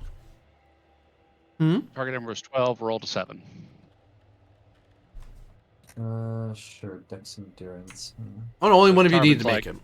Oh, only one of you. Okay. Carmen's like, we can take those steps right there. And they won't fall out and make us plummet to our death. They appear to be made of unobtainium. That doesn't rot. Unobtainium. An extremely Yes. rare metal. Indeed. Let's hope the natives aren't about. Might have to have USB sex. I'm assuming that's a reference. You'd think so. But Oh, I see what you. Yes, you're talking about the James Cameron boondoggle Yes. thing. Okay. how treacherous does the path further down into the center look? Very. As in, it actually, the dice to get down safely is an additional 2 more. We have climbing gear with us. Or, well, No, we don't. Part of the kit, no? Climbing gear is its own thing usually. No. Hmm. Can we MacGyver something on the spot? Would you like me to describe where you're going first? Please. Yeah. I mean, you can keep talking Yeah. about further on if you want. Don't worry about all the aliens are about to eat your feet. Oh, Do we see- hello, man. Do we see any xenomorphs? No? Cool. Then we can keep going. Please stop doing that. It's very irritating. So What's happening? I'm trying to describe the area if someone would let me. Oh, So as you get past the outer hull of the ship, you find yourself lit up by the light of various charged coils that seem to be arcing a sort of purplish greenish light between them. You do notice that there seems to be some sort of fog or mist that seems to emanate away from the coils that kind of conceals the ground at your feet and makes it very hard to see where you're going. And you do see that the difficulty of exploring this layer is that, funny enough, going deeper is actually fairly easy. It almost looks like a lot of these arcs are these areas are kind of blocking you from exploring this particular ring. And it almost like it's directing you either straight down or straight up the crater. So despite Arctos's archaeology, this area is actually fairly hard to navigate because there's various areas that if you walk the wrong spot, you'll get caught in whatever those energy charges are. so Because they these, flicker on and coil- off and stuff. Yeah. So the coils and their emissions, they're part of the ship or whatever this structure is. Yep. Okay.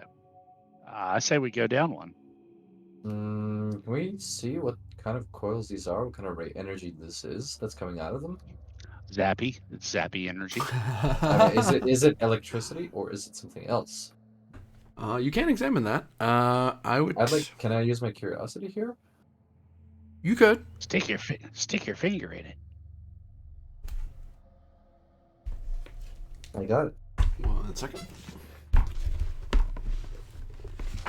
Because now we're talking about high tech level stuff. So I actually have to dig around a little.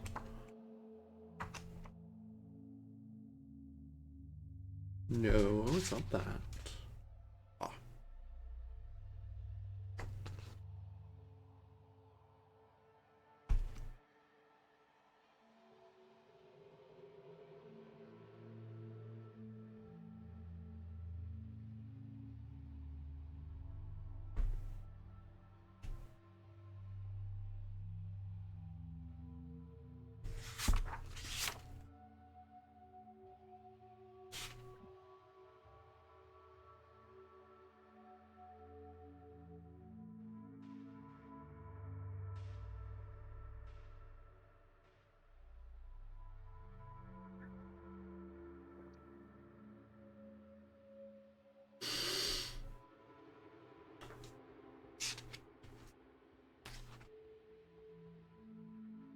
This would be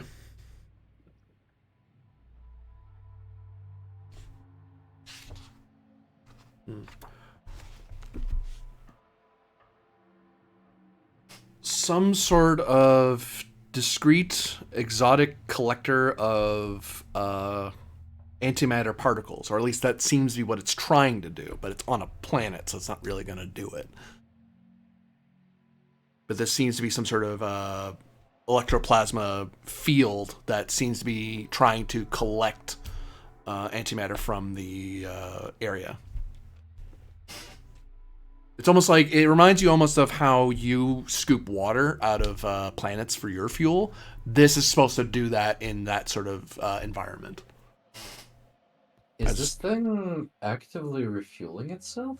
It's trying to refuel itself and failing miserably.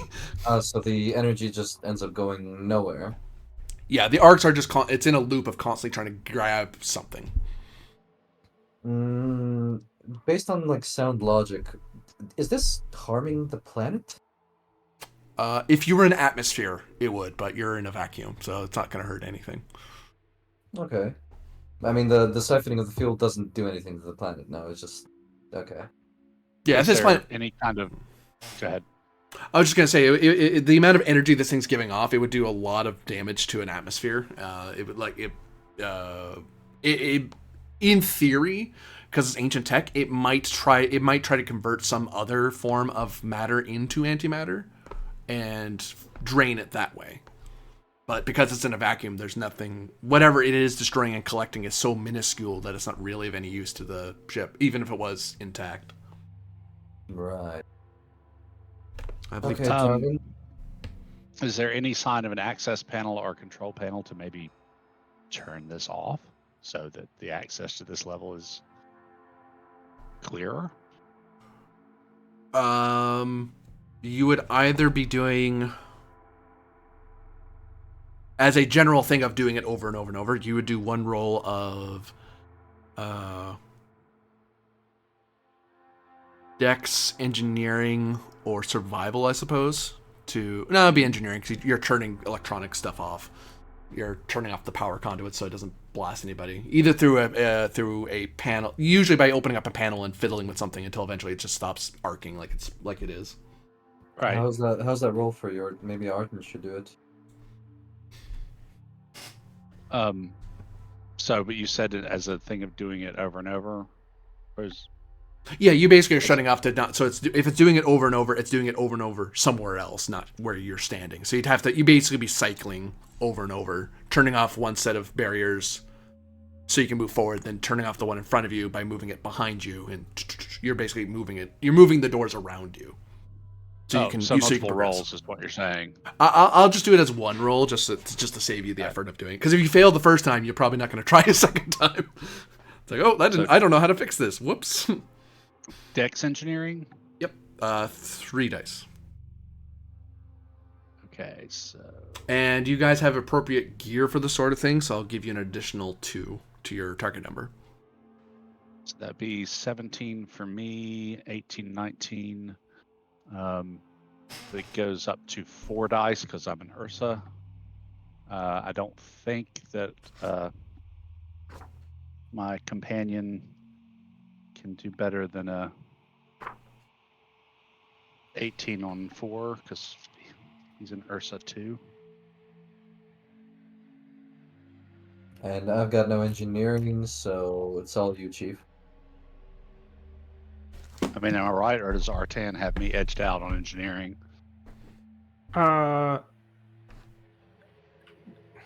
It's difficult to answer because he doesn't roll the same way you do. Uh, He rolls Yeah, I've got an 5d6 engineer and see if he gets 3 6s. Oh, yeah, I've got. Yeah, so let me do this because I can roll 4 and 18 on 4.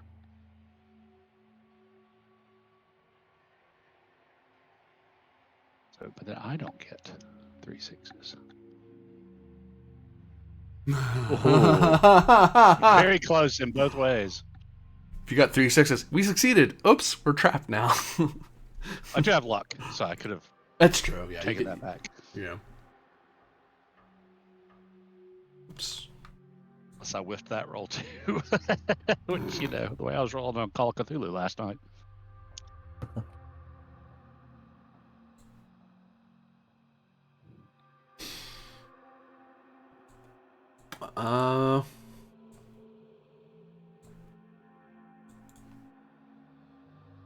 As you progress through the outer ring a bit, or the inner ring, I should say, not the outer one, because you're further in. You go changing from one to another, from one to another. You're starting to learn as you're moving around that this also serves as a sort of passive containment. It's meant to keep how much of that's security related or engineering related is unclear because of the devastation to the ship, because it's sprawled out over so much area. But you do see some remnants of creatures in here in one of the chambers you come across. It does look like this area is as devastated as it was because something happened, and this is now on a planet, not in space. It does look like this area the area you've gotten to is one no one's ever really looked at. You don't see any signs of archaeological dig or recovery. Super sweet. Probably because you realize that the difficulty of they either went the other way or they didn't want to bother with turning these things off. Because if you screw it up, you're kind of trapped. Tell me about the creatures, if you can, please. You have biology, I believe. Yes, I do. Give me 4 dice. Intelligence. You can make it 3, but you'll be spending like the day examining them. Like you'd be camping out here to slowly examine them. Could I take a sample instead? Or how big are these creatures? They are about the size of a normal human, so person-sized. Tarvin, do we have some sort of container for this creature? Something we can put in? Think you can sling it over your shoulder? On the way back, if we're gonna go back? Why? That's curious. Alien life. Alien life probably no one's ever seen before. I mean, in theory, but I certainly don't have any sample bags big enough for this. Alright, hang on. I mean, is it fresh dead? Is it skeletal? What's the condition of the critter?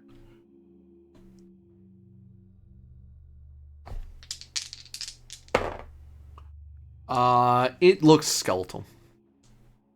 There's bits and pieces of some other material, but you don't think it's biologic. It doesn't have like rot lines or anything like that, so it's probably fabric or something that rotted away or was destroyed in the whatever happened. Okay, I'm gonna try a quick roll now. See maybe if I get lucky, or with curiosity work here as well. Well, I've got an archaeology kit, so let's document it in situ. Whatever the equivalent of, photographing it in place from different angles that's the first step before we remove anything. Oh yeah. So I'll get into my archaeology kit and get the camera and rulers and whatever. Give me 2 dice on training. Training archaeology? Yep. Okay, so archaeology. Oh, that's. Do I get to use my full training or have it? Your full training. Okay, you can teach a grad student to take pictures and not touch anything. Makes it 23 on 2 dice. So don't roll 2 6s. Right. Yeah, you're able to document it. Okay. And if it's skeletal, I think we can probably take it with me because you can just disassemble it. I mean, I'm sure there's some ethics concerns here. Yeah, I mean that's another thing, GM. Does this the skeletal form does it look roughly humanoid? Bilaterally similar bipedal? It would require Calvier to roll his biology to be sure, because you could guess and be wrong. Like, it looks bipedal. Actually, it has this, because the ancients were like humanoid, right? It's debated. Okay. Like, so we don't know that. I'll do the roll. I'll do the roll. You just do your photography first and get it all documented, and then I'll poke around. You can do because you can do biology without touching it or anything. You're just looking at it and trying to figure out what it is. Int biology, 4 dice, you said. Yep. Would you allow curiosity here? Curiosity lets me answer a single question. Okay. So your question would be something, and I'd say I'll answer it best I can. Whereas biology, I can kind of go deeper into it. Oh, let's see if I can score something. Yeah, this is gonna be rough. I did it. Okay. So it's in fact your mother. Oh, rude. What the hell, GM? Come at me, so bro. Rude. That's for interrupting me earlier now. Oh God, I'm sorry. Come at me, bro. No. One thing you can I tell saw for his mother sure. in his graduation picture. She seemed like a really nice lady. One thing you can tell for sure, this thing was not meant to be in vacuum. It's meant to be. It's not a space creature of any kind. So it being here on a vacuum world probably wasn't very great for its health. This actually, the debris kind of marred it a bit, so it kind of made it a little confusing. It is person sized, but you examine it further, and it appears to be some sort of octopoid, or it was anyway. Further examination indicates that it does have some qualities that would allow it to be somewhat metamorphic, in that it could shift its shape and silhouette in some manner. So its natural state, at least its dying state, was octopoid. It looks like it has the capacity to shapeshift into other things within its person-sized range, anyway. Jesus. Get a sample for Yeah, atomic yeah. dating, and I will. Did you take all the pictures required? Yep. All right. Hand me a scalpel if you will, please. I'll grab a small sample case. Dexterity, 3 dice because you're wearing your suit. Trying to think of a good skill that would make sense. Biology again? Humha. 1 second. I also have a biologics trade. A biologics trade would be the best one. Yep. Okay. That's you actually How many- doing stuff. How many dice did you say? 3? Yep. Okay, so I can only fail if I get 666. Almost. Okay, I did it. Yeah, you're able to get a sample. Okay, this thing, you said it doesn't have any natural material on it, so it's not like chitinous or anything. It's skeletal, but the skeleton is weird, right? Yeah, it's some sort of weird remains now. Now some of that material might be some of like the metamorphic material that allowed it to pull and shape itself. But it's not bone for sure. Yeah, I don't think there'd be any bone, no, because it's Okay. octopoid in some fashion. Do I know if it is possible to atomic date this sort of metamorphic material? As in determine how old it is by its, biologic signature? With the appropriate tools and facility, you probably can figure that out. Yeah, there's I ways to have figure that this sort of in thing out. Yeah, I think we may have this in the ship. Okay, I've collected everything I need. Tarvin, do you want to head further? Or do you want to call it here? well, I think we should at least finish checking out this ring. Yeah, Arten is like, halfway. I did this for vacation. Like, I'm not getting paid to be here extra. So, like, let's not Hey. go into the death hole. Hey, Arten, if we get paid, you get paid as well. All right, but this was also supposed to be kind of a relaxing vacation, just like shore leave. So, Who told you Relaxing. that? We're on an authoritarian planet. What exactly is relaxing here? Are all Star. Ursa like this? I don't think you understood the assignment. well, why did you need me? Why'd you sign up on our ship? Be an engineer, one presumes. Be an engineer. Well, trust me, Arten, if we come across a locked door, you're the one we're gonna call. It's an Okay? engineer, not lockpicker. It's to do with... Well, if we come across a computer or a mainframe or something, you're the one we're gonna call. Okay? If you need a lockpicker and an engineer, I know a three-legged guy who can help you out. Just- Tarvin, let's have a walk around this ring. Let's see what else there might be. Sounds good. Okay, so you. Well, I mean, don't leave me behind. I don't Oh, want to no. be here now. Well, but follow also- along then. I also don't want to be left behind.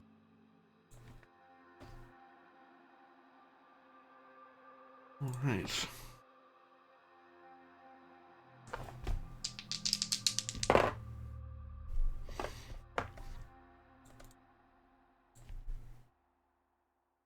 Ooh.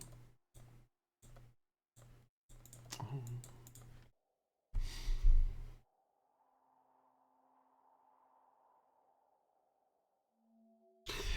You find what appears to be a After moving through some of the gates, obviously, because you have to turn stuff off, turn it back on again.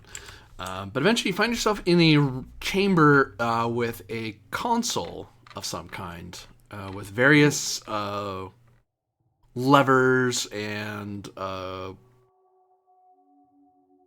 gemstones of some kind that seem to be flickering with energy and light.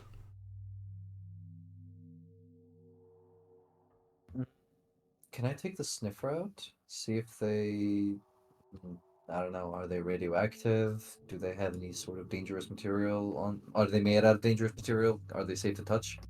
I'll make you roll for this. It's too easy. Nothing. There is energy in the room. Actually, I really should look what a sniffer does, so I can tell you exactly what it tells you. Because I might be giving you too little or too much information. Book. I know it's in here. You silly thing. Oh wait, I know what book it's in. I'm dumb. Or do I?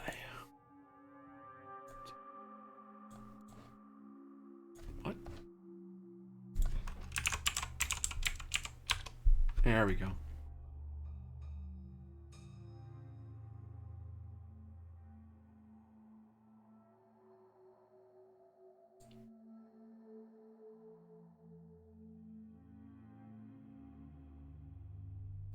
Give me in.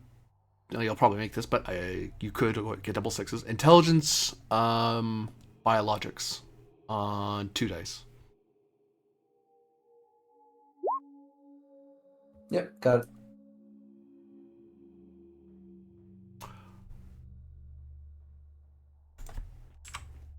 Okay.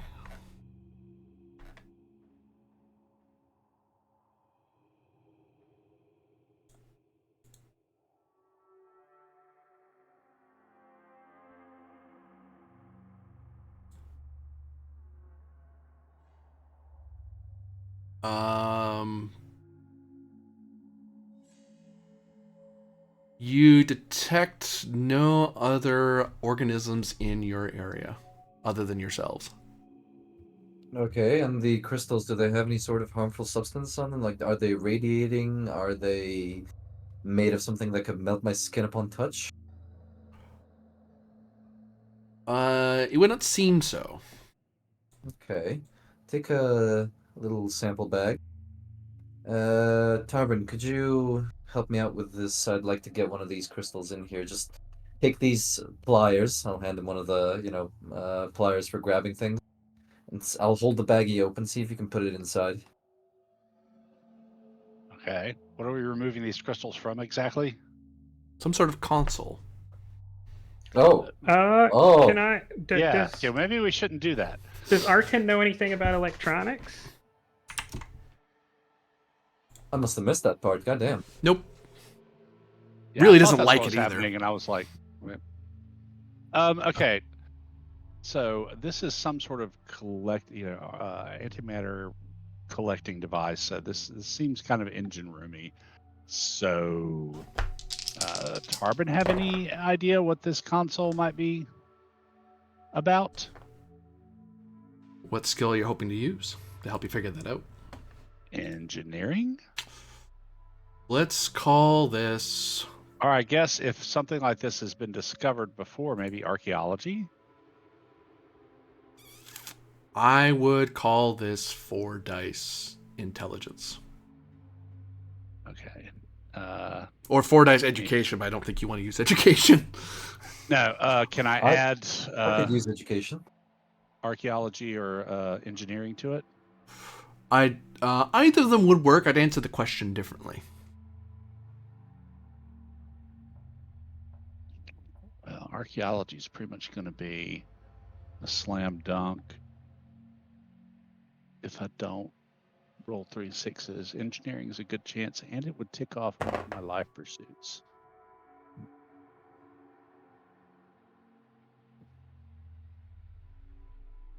So yeah, let's do engineering.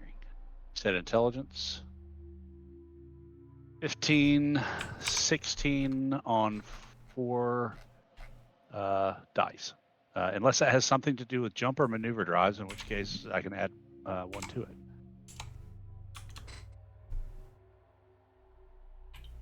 It I doesn't. guess it doesn't. It doesn't. Okay. No, I had to think about it. Oh, just. Yeah, 16 on 4 dice. I made about 3. Now, to check the quality that I need to figure out the Q ribs of this thing, because that will matter.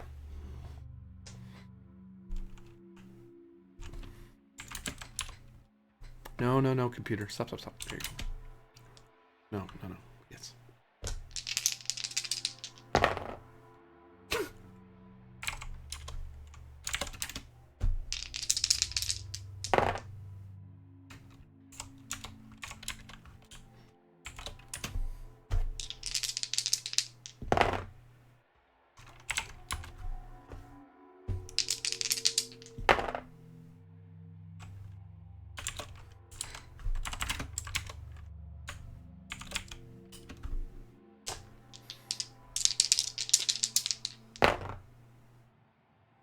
Hey, if y'all just happen to find a working antimatter drive, that would be cool. I don't think we'll be able to take it out of here, Chief. Oh, whoops. What am I doing? I agree. It would be hella cool, though.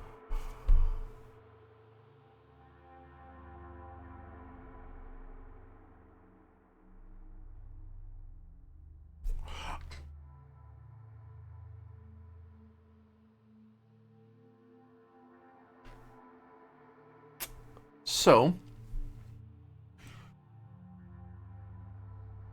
used engineering, you said? Or archaeology?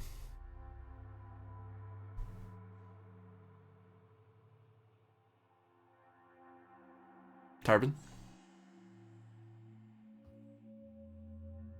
Carbon? Did he say be right back? No, he's typing right now. Oh. Audio issues, used engineering. Okay. Oh. So, that was the wrong skill. No, I'm just kidding.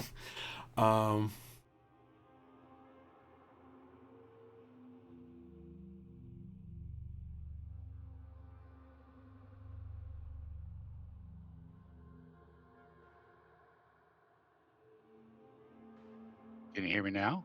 Yes. Yes. I don't know what happened there. I blame you, Mr. Cat on the keyboard. This seems to be a decent quality, but rather unreliable device that, surprisingly, despite the alien control system you kind of understand, it does look like it's something you can remove and move around if you really needed to. Though it does look rather...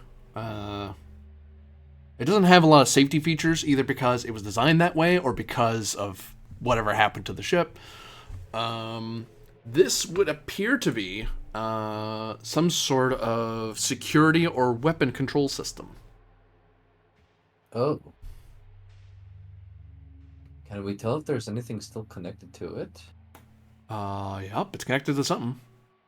Perhaps let's not touch this. We see, like, wiring going out of it, right? You don't see wiring, but it is connected. It's connected through. Oh, yeah, it'd be through wiring. It's not that weird. Yep. Yeah, you're right. Maybe we shouldn't touch this, although... what if there are automated defenses deeper inside this ruin, and this thing controls them? Yeah, that is the thing. Is it I what? don't want to touch it. Well, what if the automated defenses are on? Well, we don't want to go deeper though. We don't? I'll look over at Tarbin. I mean, dude, I plugged a chip into my head for this. It's 46 to get to the next level. I got a Survival. fairly decent survival. And I'm an aspiring survivalist. Maybe I can help you out. I don't know. Artem, can you take a look at this? See if there are any automated defense systems? Like, try to be careful if you're gonna use it, but see what it's about.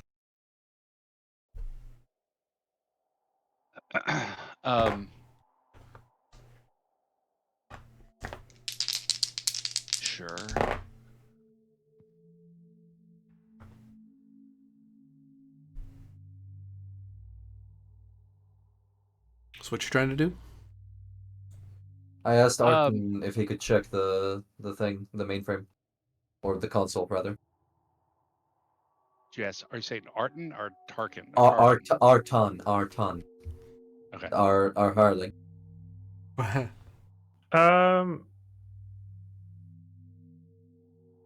what skill are internal defenses? They're not internal turrets and stuff are not really described in the books, so I don't know if that falls under gunner, which Or- is like ship-based weapons, or heavy weapons, which is like military grade weapons, or fighter, which is like um, personal weapons. What skill would I check out of those? Are my three best guesses. Oh, God. Or could be like computers or programming, since you're trying to suss out a console. Yeah. Yeah, we already have someone with computers. I didn't want to add another person with computers. Oh, that's fair.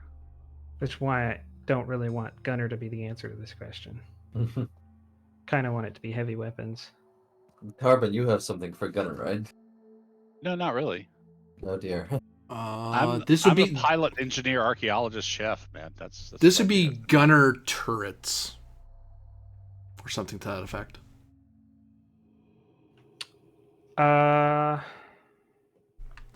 Can I check curiosity? I Is might. this thing connected to any internal turrets? You could roll curiosity. Okay, I'm at 4 now. I guess this is not a terrible idea because the Yes. It no is. the missile launcher is no. I meant giving him gunner because the missile launcher uses gunner turrets, whereas the Meson gun uses gunner bay weapons. I just didn't want to double up on skills because that's not going to help us.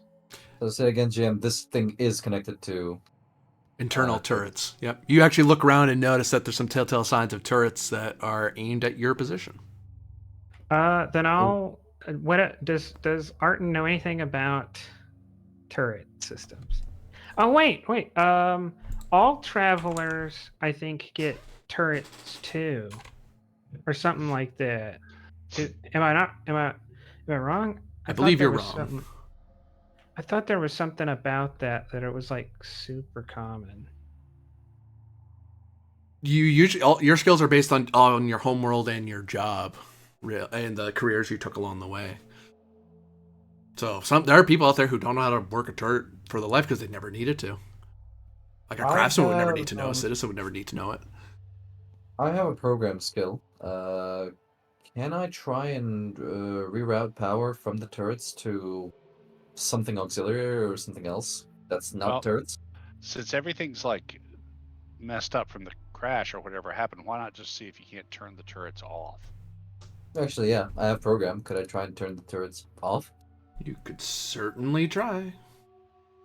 Mm.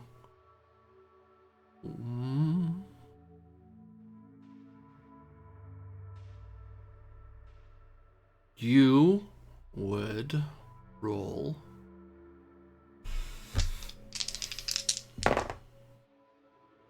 4 dice, and the 4th die is uncertain. 4 dice with what skills and what attributes? It'd be dexterity, electronics of some kind. Program?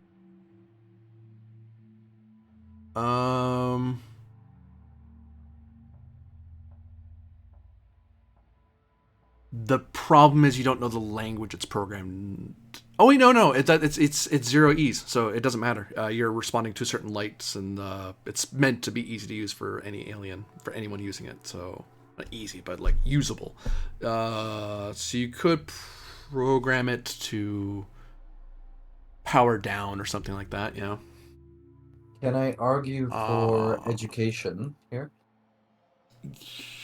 Yes, because things like this might have been encountered in other facilities.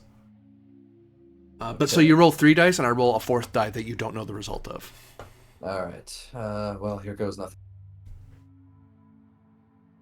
I succeeded. Do Depending you, on what you the want to worst know die the is. you want to know the margin? I need to know the target number, yeah. So my education is 12 and my program is 1. So 13. So you might have succeeded. Right. Because the fourth He die has is to uncertain. roll. I can roll. You got 1 to 6 on the last die. Ugh. So there's a bit of a margin of so you type it in. You see the turrets kind of turn away from you. That maybe them turned off, or maybe they've done something else. You're not sure. Well, I Ugh. think I've done something, Tarbin. Do you want to risk it? Sure. Where are we going? Further down. Sure, I say we go further down. Well, fortune favors the bold, right? Or something. Tell that to the bold starship captain who ended up here He didn't know how to fly. with his ship in the side of a planet. Yeah, I'm that sure was he was bold. that was some poor pilotry on his side. I'm not gonna lie. You have a very negative attitude. This may reflect poorly on your quarterly report. You see, us, there's always a rift between us Ursa Minor and the Ursa Major. GM, one question before we proceed, however. Yeah. This wreck of the ship, I don't know. How large is it? Does it appear to be some sort of scout ship, perhaps, or some sort of capital ship? If you're not sure that you can see from one end to the other, it's a capital ship. That is true. Yeah. Oh, and Tarbin will again document all this stuff in situ, including the turrets and the control panel and all that kind of stuff. Taking all sorts of pictures and whatever else. Say, what was it? 2 dice I gave you for documenting stuff. So just don't roll I think so. I just don't roll boxcars. Right. That's the only thing you're worried about. Whoa. Just edge it up. Last time I rolled double 4s. This time I rolled double 5s. I can't ever roll this roll again today. If Uh, we continue scaling.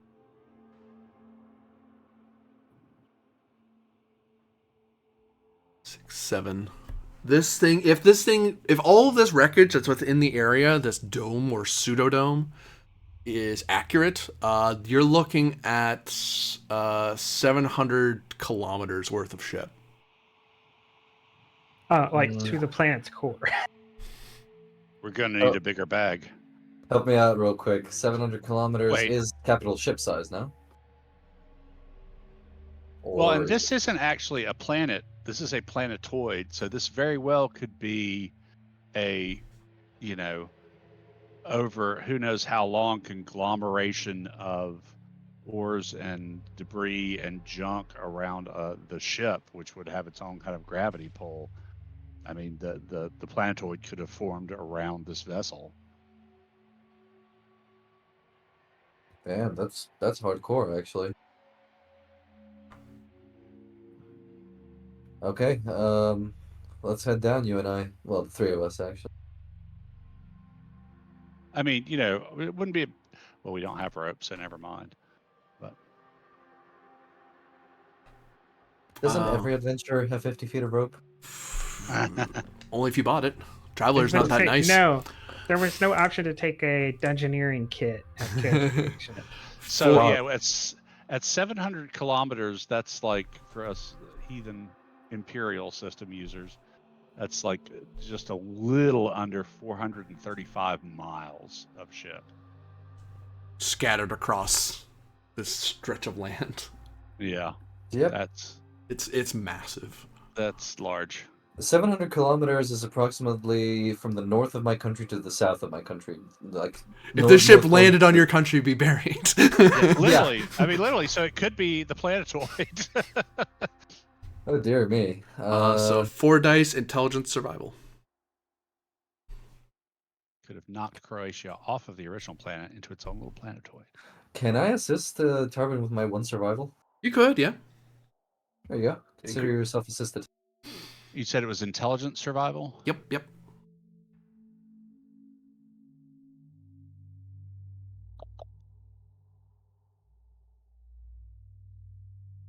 Yeah, this is hard. It's going to kick in and raise it up to 5 because I don't have any way to mitigate that. My jack of all trades is not high enough.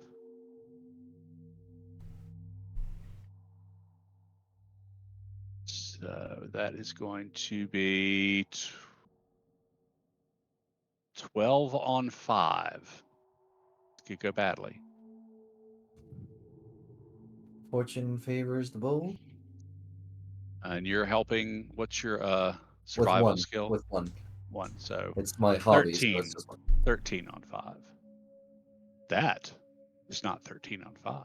No. Um, Look it. Yeah.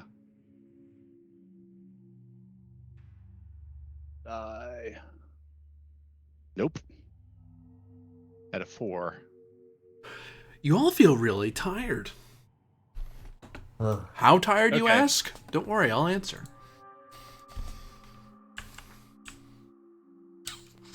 But what were you going to say, though? Oh, this is why I brought the tent and the air supply in case something happened. So before I get too tired, if possible, Tarkin's going to try and set that up and get us all inside it, so that we can check our suits in a atmosphere environment. I would say that's a good idea. Given you have Yep. any rank of survival, that's a good idea. Yeah. We're getting tired. Just- Maybe we should sit down for a bit and figure out how tired we really are. Right. We don't need a tent. I'm pretty sure we need a tent. Well, we don't need prefab buildings. That's what we don't need. No. But a atmosphere sealable tent, that's good. Yeah. So do I need to roll to get that set up before I fall over or something? No, you can have it set up. That's fine. Okay. So let's crawl in there and look at the suits and see if we can't make some repairs.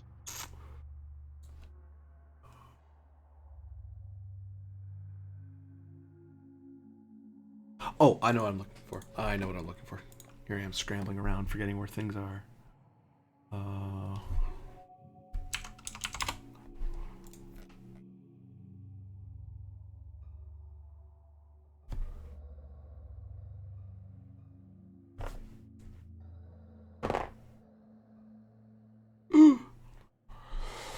Oh, that doesn't sound good.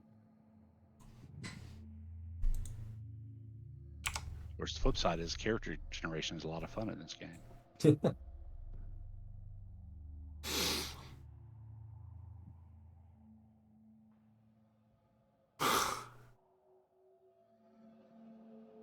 I need to look at back suits 1 second. Wait, no, I don't. I remember wrong.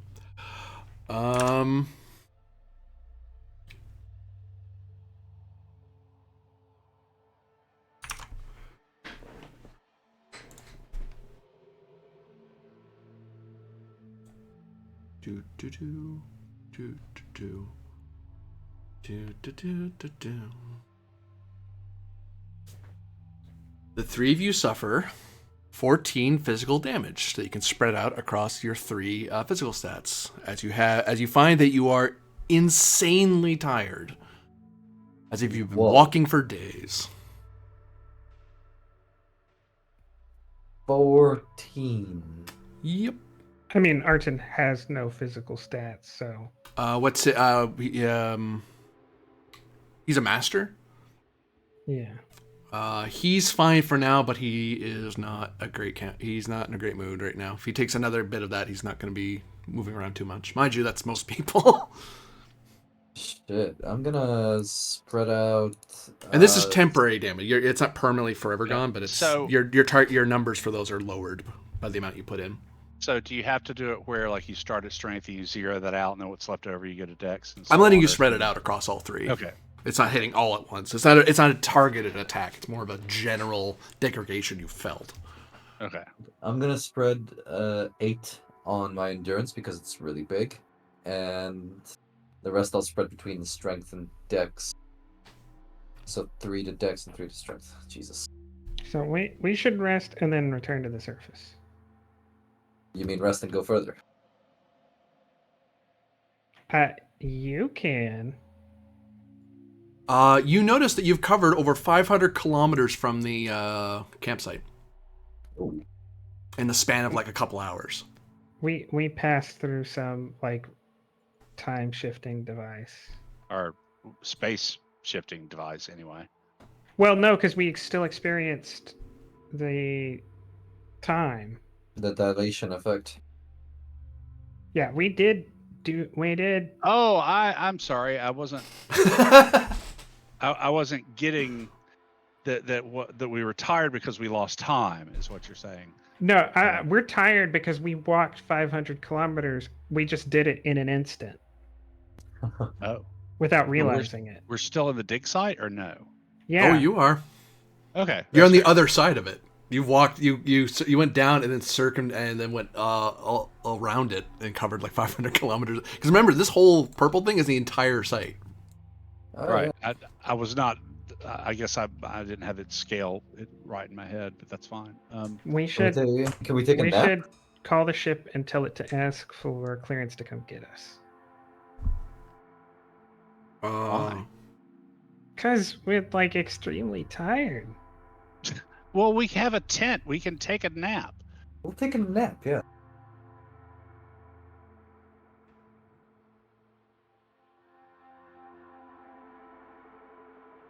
So you're taking a nap in the tent? Yeah. A grumpy, unsatisfied nap. But a I nap. mean, you got oxygen. We've got some MREs here. All Yep. a bear could want. Hardtack. I Mayonnaise. mean, I've got a SUSAG executive MRE. Shit, I'm fine. Probably What do you like, get that? Creme fraiche and duck liver lobster pate. thermidor. I'll put a little Valani spice on it, eating like a king. Oh, you do still have a bag of Susad drugs, don't you? We do? No, Tarbin does. You do? Well, it's not a bag of drugs. I think it's No, it's that's shots. that was pretty How much was what that? it was. Is like a goodie bag of pick-me-ups. They give Oh, those it's in an goodie bags? No, it's like an olfactory enhancement drug. 3 like shots of that, and then the Valani spice and the MRE. Give me survival, Mhm. intelligence, I suppose. 5 dice. Can I argue for endurance? Yeah, I could take endurance. Well, if you're rolling it, if you're the main roller, go ahead. You can roll Oh. survival instead. Well, how are your stats, Tarvin? My stats are in the doo-doo right now. Yeah, are we rolling on the reduced stats if we do physical? Yep. Yeah, well, see, the thing about Ursa, anything physical, I have to add. It starts at 3 dice, and so I have to add an extra die to whatever the standard roll is. My intelligence right now is at 10, and my survival is 2. At 5 dice, Yeah. mediocre Yeah. chance of success. I mean, 12 on 5. what is this about? Can I assist him with my 1 survival? You could, yeah. Okay, so 13 on 5 is not that bad. That's how we got in this mess in the first place, but sure. Not that bad. You have an 85% chance of failure. Hush you, negative Nancy.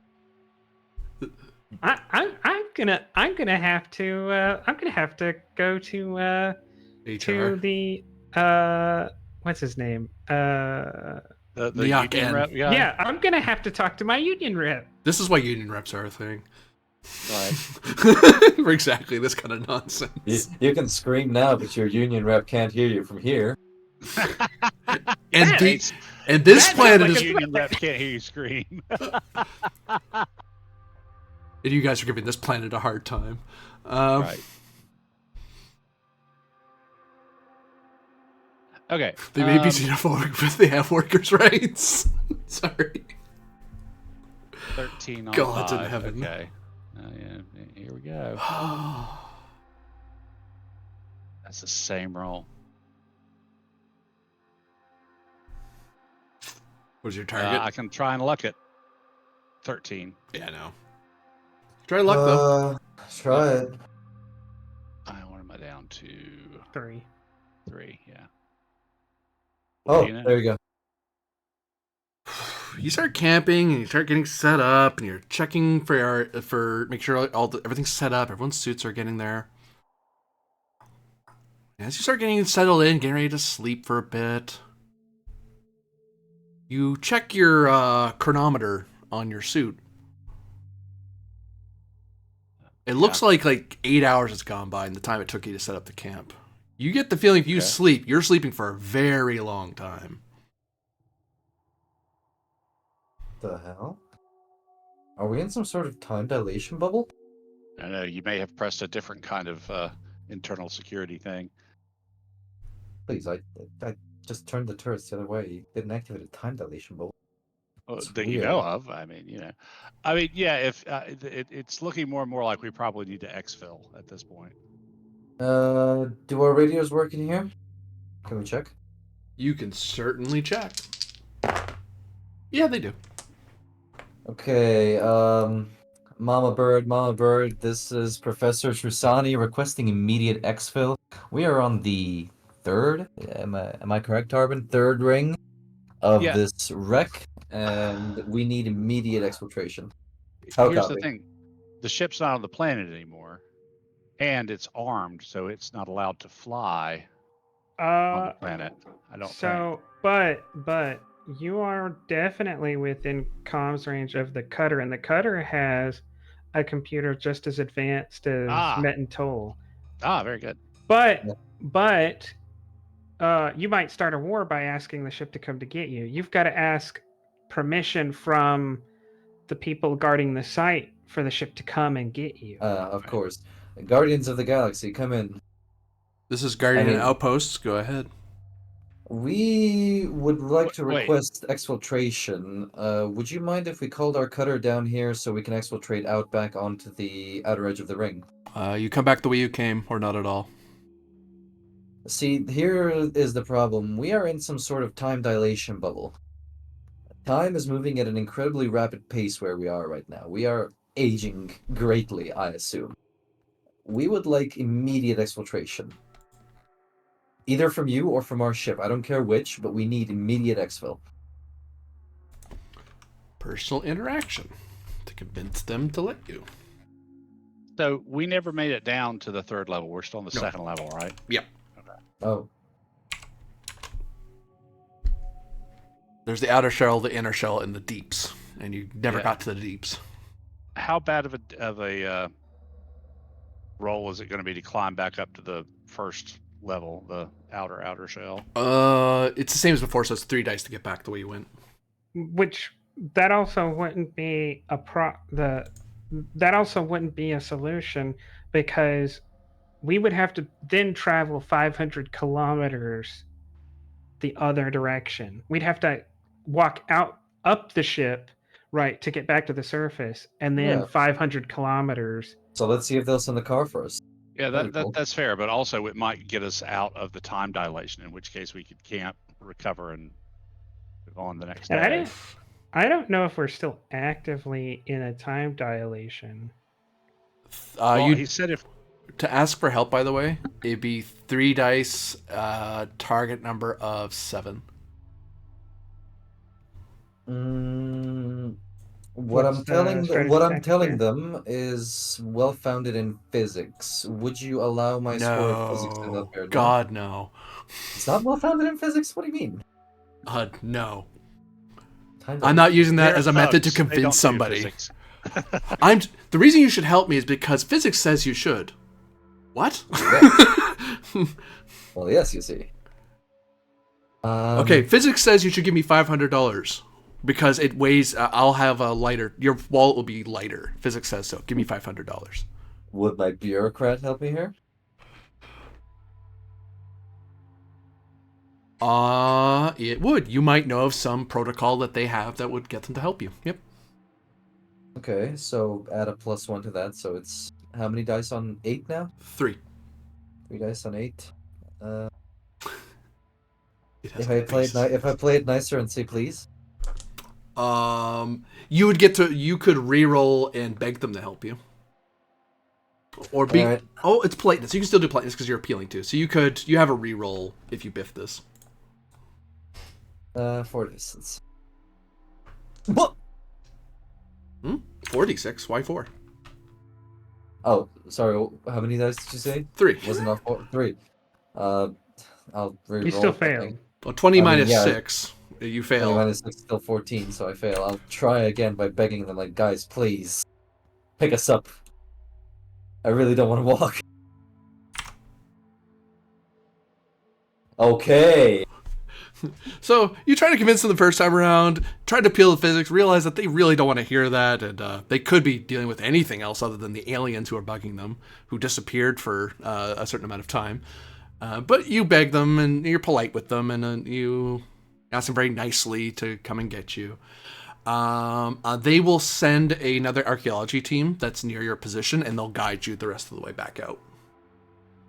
We'll thank them. Okay. We have a ride out. Let's see if we can just wait for them. Let's try and get away from this, if there really is a time dilation, but let's just try and get away from it. Yeah, Go back to the let's- surface. I say we climb back up. Yeah. Intelligence survival, 3 dice. Okay, so that's going to be, if Calvier is assisting, they'll be 13 on 3. And to clarify, Jim, they haven't been gone so long that like it would worry the crew of the Void Gazer, right? That we would be like out here hunting for them. You probably are.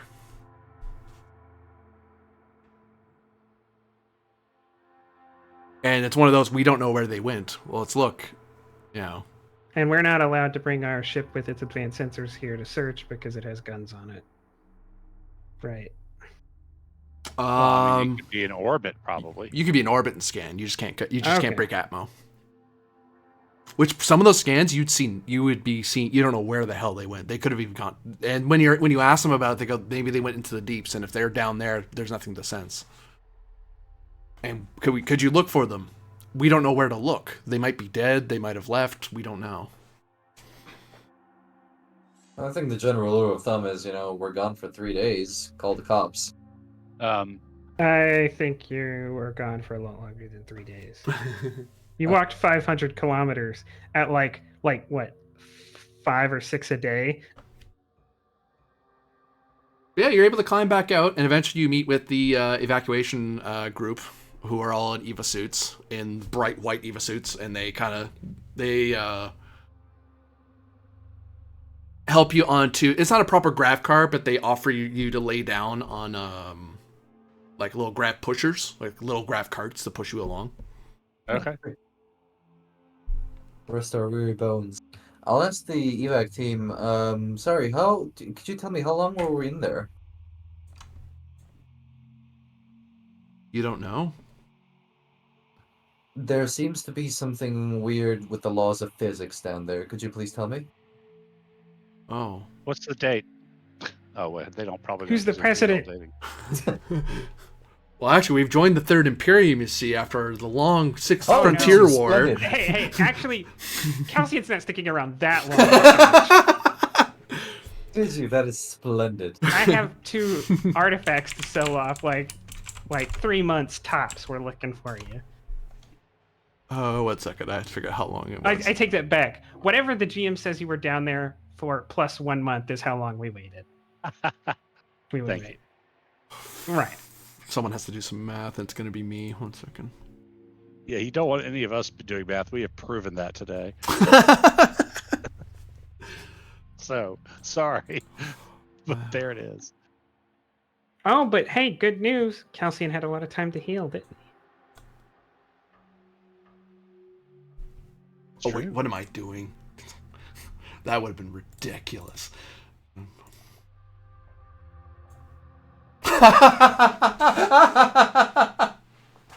5 months. You better not have. How long were you going to wait? Sorry? However long your roll was, plus 1 month. That's what he said. That's what he said. That's what he Okay, said. well, no. What I'll Too say late. is, Nope. what I hey. Hey. What I'll say is, Hey.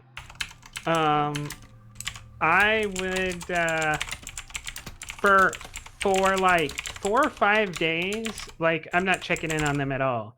After that period, I'm coming back to the planet, making scans, trying to call them.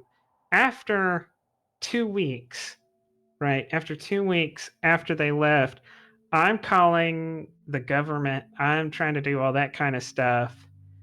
And if there's no contact from them whatsoever, and the government doesn't help at all, I I don't have my pilot anymore. I'm not willing to start a war. I'll probably try to go get rid of the artifacts maybe after like 3 months, Okay, and then it's come within back. it's within 3 months. Okay, I was about to say the artifacts are too hot for me to just sit up here because one of them is stolen. Could I take a shot at rolling luck and reducing the time? Sure, you might have been lucky, and the dilation wasn't nearly as bad as Hey, it felt. I'm trying to get my I'm trying to heal. Please don't shorten the time. Well, I mean,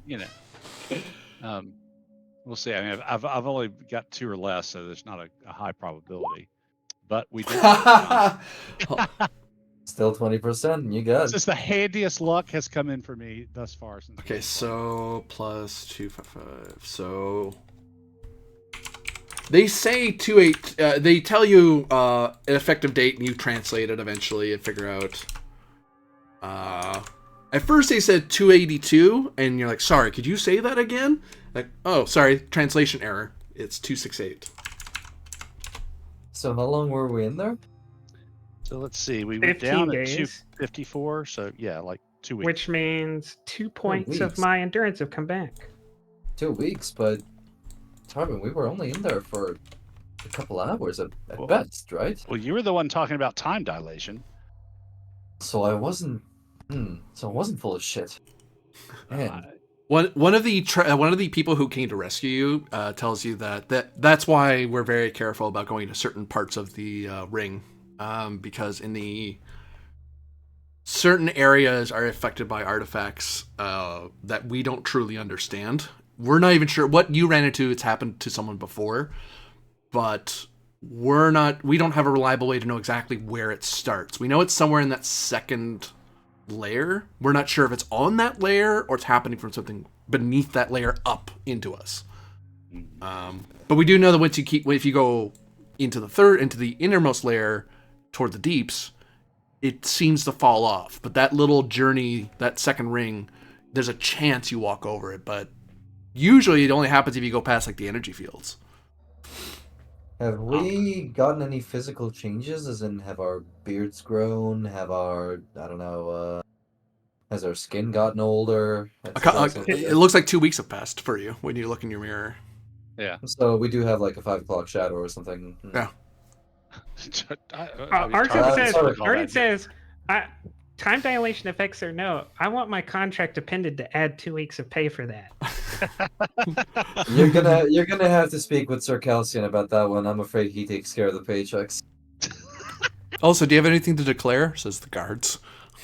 Yes, we took a couple of samples from a dead being down there. I was hoping we could bring it back to our laboratory or donate it to the university for further study. Just put it through the scanner over there. We'll make sure it's something that's the academy will look up what it is. We're just making sure you don't leave with it. Yeah, Also, photographs of that body, and measurements, and as of a control panel on the second level as well. Those are okay. That's your recording equipment. That was part of your license. We would like to make a couple of copies if you can, right here for the university's sake. Yeah, Sure, and I'll we give can put this. Yeah, definitely want to give copies of information on how to turn the fields off and all that. The researchers help you with that. Like, there's no role, at least on that part, because there's researchers from the academy who are here who rescued you, and they're like, oh, well, yeah, we can help you with that, and they help you sort it all out. They help with the scan. Also, I imagine once y'all get back to the surface, eventually y'all are going to hear like an automated message like, Tarvin, Kelvir, if you can hear this, please respond. I'm searching for you. What do you think, Tarvin? Should we leave him sweating for at least a little bit? No, you might leave us. That is true. I will get in contact. Hello, Calcian? There's a very angry Ursa here that demands 2 weeks of payment. Can you tell him it's not possible? I didn't say I was sitting at the controls waiting and listening. I just said there was an automated message. Of course. If you want to, one of the researchers turns around. Hey, from these scans, we'll take the body off you for 3,000. But if you want to study it somewhere, we'll pay you 300 just for us scanning it, and you can do whatever research you want with it. If you want it off your hands and just want money now, we can give you 3,000 right here. What do you think? Should we bring it with us? Yeah, I think we bring it with us, but we'll be happy to share some samples and scans. The guards Yeah, ask the academy guy some questions like, is it radioactive? Is it dangerous? Like, no. It's alien. It's strange. I don't think it's Dorian, but it's in the ruin for some reason, so it's interesting, so it's worth us scanning it. But not worth holding on to. It's not a weapon. They can't hurt us with it. No diseases that we can tell from, well, what's left of it anyway. You're free to scan it. And when I say free, I mean free. 300 credits is not. Yeah, they'll pay you the 300 credits because they know. No, it's not even. I'll give it to him for free. So here, more goodwill on behalf of the Third Imperium. Go ahead, scan this thing for free, and we'll just take the rest. Yep, they're happy with that. They're more than happy with that. Because 300 credits doesn't even make a dent. If we discover anything in our laboratories that might be of interest to your university, I don't suppose that I can write your head professor, or the one that I met that allowed this journey. You can send it, one of them says. The starport takes mail. Interstellar mail, so. Does he have an email? Any way we can get in touch with him, quicker? You have his name, right? Yes. Yeah, just enter his name on behalf of the academy, and we make sure it gets to him through one of our mail carriers. Very well. I think we're due to our ship now. Give researcher or university professor Eno my regards. Of course it was Eno that let you come down here. Well, at least you turned out all right. Would have been nicer if he warned you more, but oh well. Anomalies like these are part of the job, so that's nothing. True. The guards look around, and they kind of look. They look a little surprised. It's very obvious the guards don't go into the ruin ever. They're just here to make sure people don't move stuff. Whereas the researchers are, no, this is normal. It's standard part of the job, I've seen a lot of worse when I was back at the academy. And some Imperial people would have heard stories of like planets being eaten by goo and stuff. Like ancient stuff has weird things in them. At least it wasn't actually, theory crafting or curiosity, perhaps if I can roll it. Was there a black hole down there that caused the time dilation? Roll curiosity. That'd be like sucking the planet in, wouldn't it? No. If the planet has a black hole for a core, it wouldn't get sucked in, right? In any case, I got it.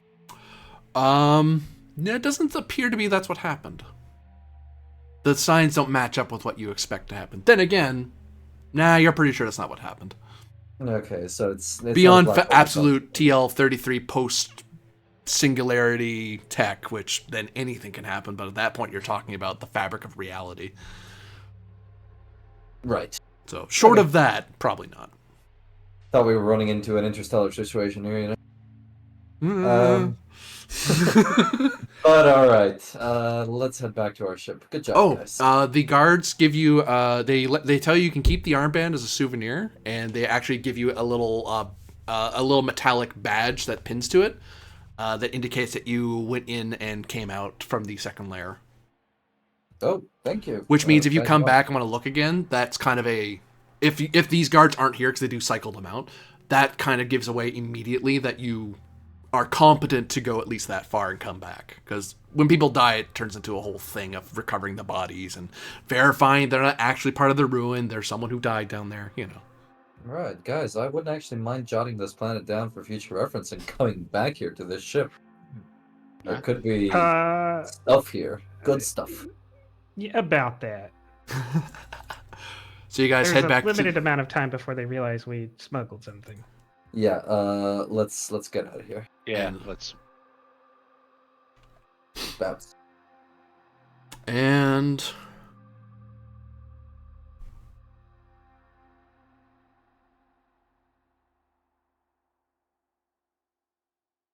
I won't do that. You make your way back to the ship. And that will be the end of today's episode. So, for all of you who are watching out there, thank you very much for watching. For all of you playing, thank you very much for playing. And we'll see you all next time.